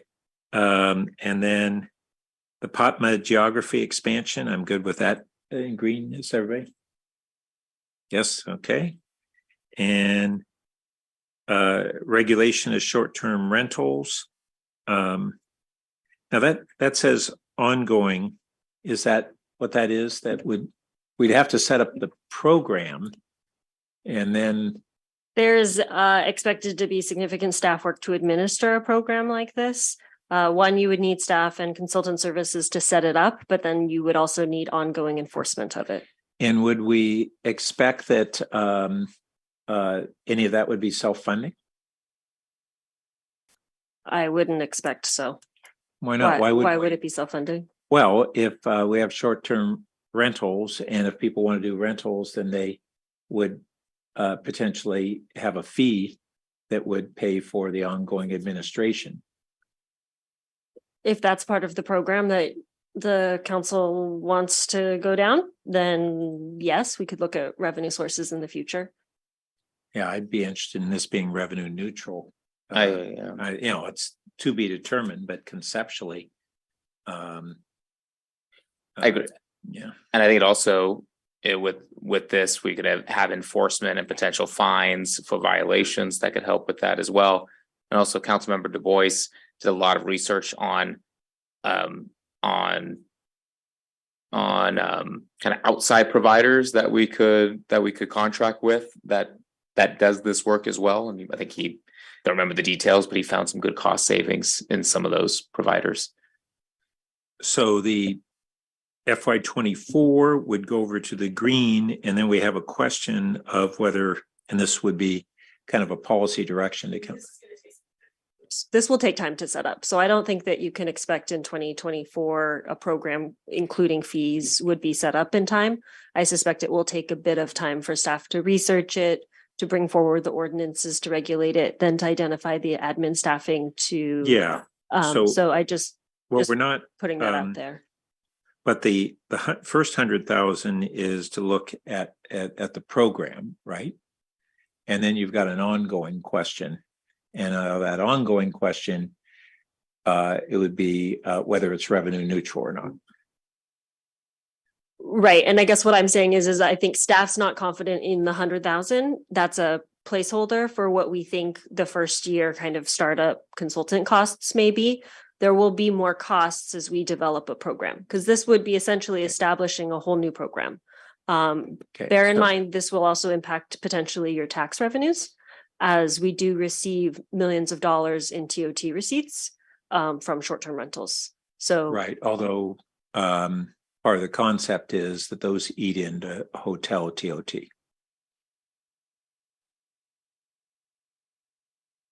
Yeah, that's been big part of the assumption that's been made. You know, we don't know one for one, but sure, I have no data on whether that is something that would materialize or not. So what I think I'm hearing is that even if there was a program that was a fee recovery of costs, we would have more than 1 year of expenses to establish the program. Okay, so it's still that puts this into that category again on, is it ongoing for a limited period of time past 2024 or indefinitely? And we're going to want to have this presented to council in a way that just differentiates between things that are future costs versus ongoing costs. I think that's what we're talking about. And future, where we might have a definable time horizon, and ongoing is more indefinite.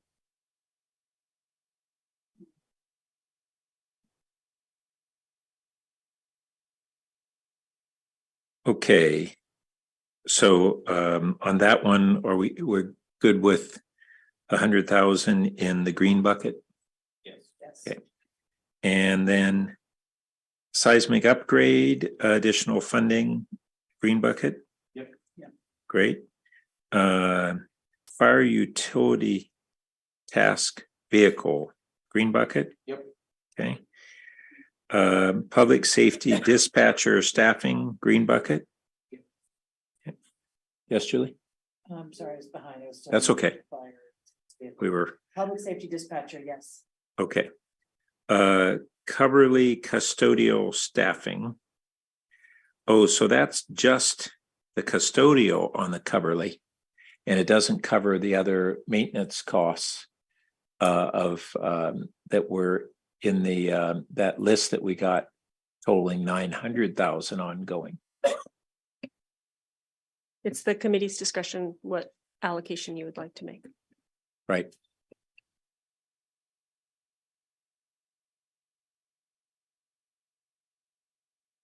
It's if we have that full 900,000, it's a significant budgetary impact, but you know, we have the question without that, we don't have the dollars that are going into the capital plan that are intended to have the kind of more major maintenance at Coverly that is behind. Yeah. Just get clarity from staff. I took the following notes in the Coverly Property Infrastructure Fund: 61% are capital, 39% are custodial / landscaping. So of the 1.9 million, if it's 39% that is in fact custodial and landscaping. First of all, are my numbers right on what was said about Coverly? Yeah, those numbers are correct. So the 1.9 is the revenue side, but the expense side is a mix of capital and operating. And so I think the piece we're talking about is the operating and maintenance piece, and that's about $900,000 on the expense side. So of your 1.9 million that's coming in every year, you're spending approximately 900,000 of that on these operating and maintenance type positions, and then the remaining million goes towards your capital program. Right. So we're talking about then taking of the 900,000, the suggestion is that we would take away 240 of that and revert it to Cubberly expenses, to proper. Well, Help. my concern and I think recommendation is that the 900,000 that is going to operating and maintenance needs to be paid for out of the general fund, not just the 240,000. Yeah. It's a big pill to swallow, but I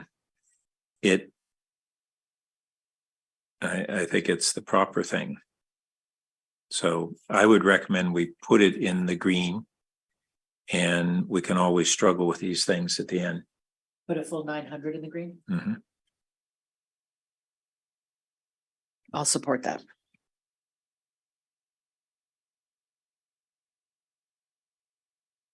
And just for the committee's awareness, time check, we do have another committee starting. So we probably have about 20 more minutes. All right, we'll race through. Thank you. Greer, where are you? So I'm lost on the jump from the 240 to was 900. just custodial. It wasn't all the operating and maintenance. So when you back of this page, I mean, since this isn't our final decision, and we're running short on time, I'm fine for that for now. okay. Sea level rise and an adaptation plan. Now I'm forgetting where we left off on that. We needed to continue with the 200 to keep the. Again, it's plan the going. committee's choice on this at your pleasure. The 200,000 initially is for the plan. The ongoing costs are for ultimately staffing and implementing the plan. So I'm good with that being in the green. Yeah. Cypress, do we put it off a year or not? I think we put it off. Okay. Doesn't solve the ongoing, which is really our bigger one. Life moves. It's where we were gonna pull the operating funds not used this year or next year, right? Yeah. And but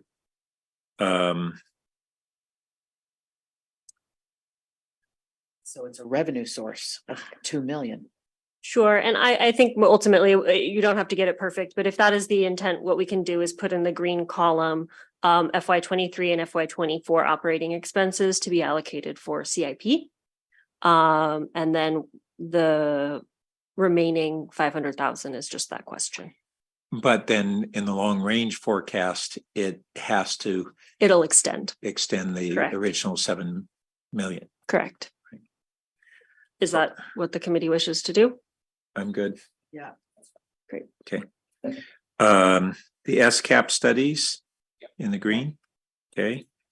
The full electric vehicle replacement, 400,000 and 400 in the 400 in the green and 400 in the ongoing. Is that right? It's fine. Yeah. Yep. 400 in the green and And- 400 in the ongoing. Do you mean the yellow side parking lot? Um, Or do you mean, no, I mean in the ongoing got it. So don't phase in, just leave it at for right now. 400. So half of them. Okay. Yeah. Transportation modes staffing in the green. Can you just tell me what it is? Those are planning staff, transportation planners associated with support of the SCAP plan. So grant funding, if you recall. Yeah. And Leverage dollars. the 3-year work Okay. plan. Airport noise reduction. Yes. Green. Yep. Economic development assistant. Yeah, this is moving Steve from an office of 1 to an office of 2. Yeah. Where are you on it? Okay, green. Car-free streets. This is the study, correct? Then yeah, Yeah. I'm supportive of that. And unhoused resident services, green. Yep. And the newsletter. I feel like I'm in a minority here. I'm kind of pushing for it. It's probably me being a little old school and like whatever. So I'm okay with not putting that in there if that's the direction y'all want to go. Well, we can put in the yellow, and in that time frame, we may have refinement from staff on alternatives. I really liked your letter. You had a letter on the front page of that thing, Okay. and I thought it was good. Trying to find my vote. All right. So a couple of things. One on that letter, the engagement newsletter, you can always have it if you want, right? It's a quarterly basis, so you could choose to do it every 6 months. And the other thing to let you all know is looking at the list. We are looking at least another attorney for administration, or like we're talking overhead costs. We're looking at likely another recruiter. And we're looking at some sort of procurement staff to pull on all these consultants and execute on this stuff. So just awareness. I couldn't tell you what that dollar value is now, but I can tell you that each of those positions are over 200,000 each. So just, we will as staff bring forward a recommendation for what the administration needs are to support all of these investments. I just don't want it to blindside the committee.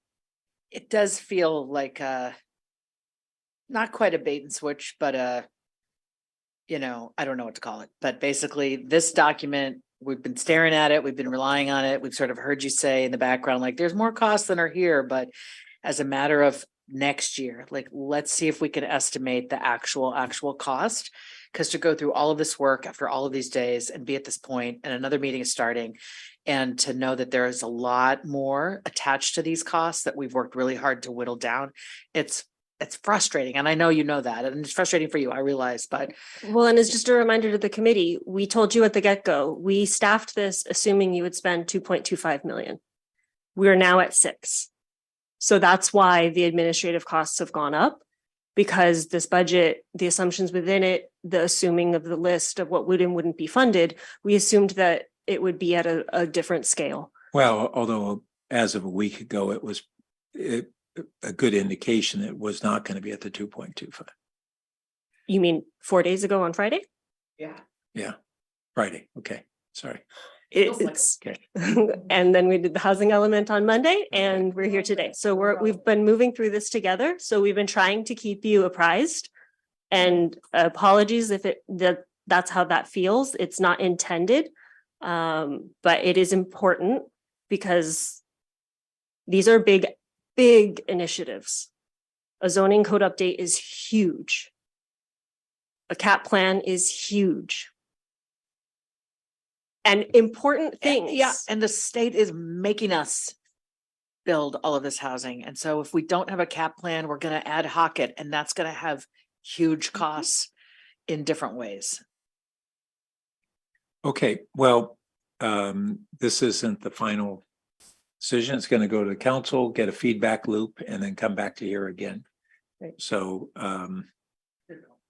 these are our recommendations as of now, and we're waiting to hear some more information on the other administrative costs. I will say that even as I didn't make the point earlier, when even on like HR and the recruitment for some of these positions, but we have 2 HR recruiter positions short right now. And what I had meant to ask Sandra is, well, wait a minute, you fill those positions, are you still really short a person?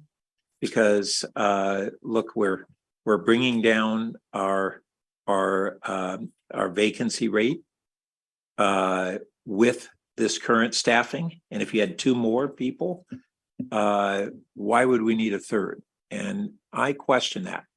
And I don't know it goes back to some of these other areas where if we make progress on filling positions, are we really short for these additional this green bucket?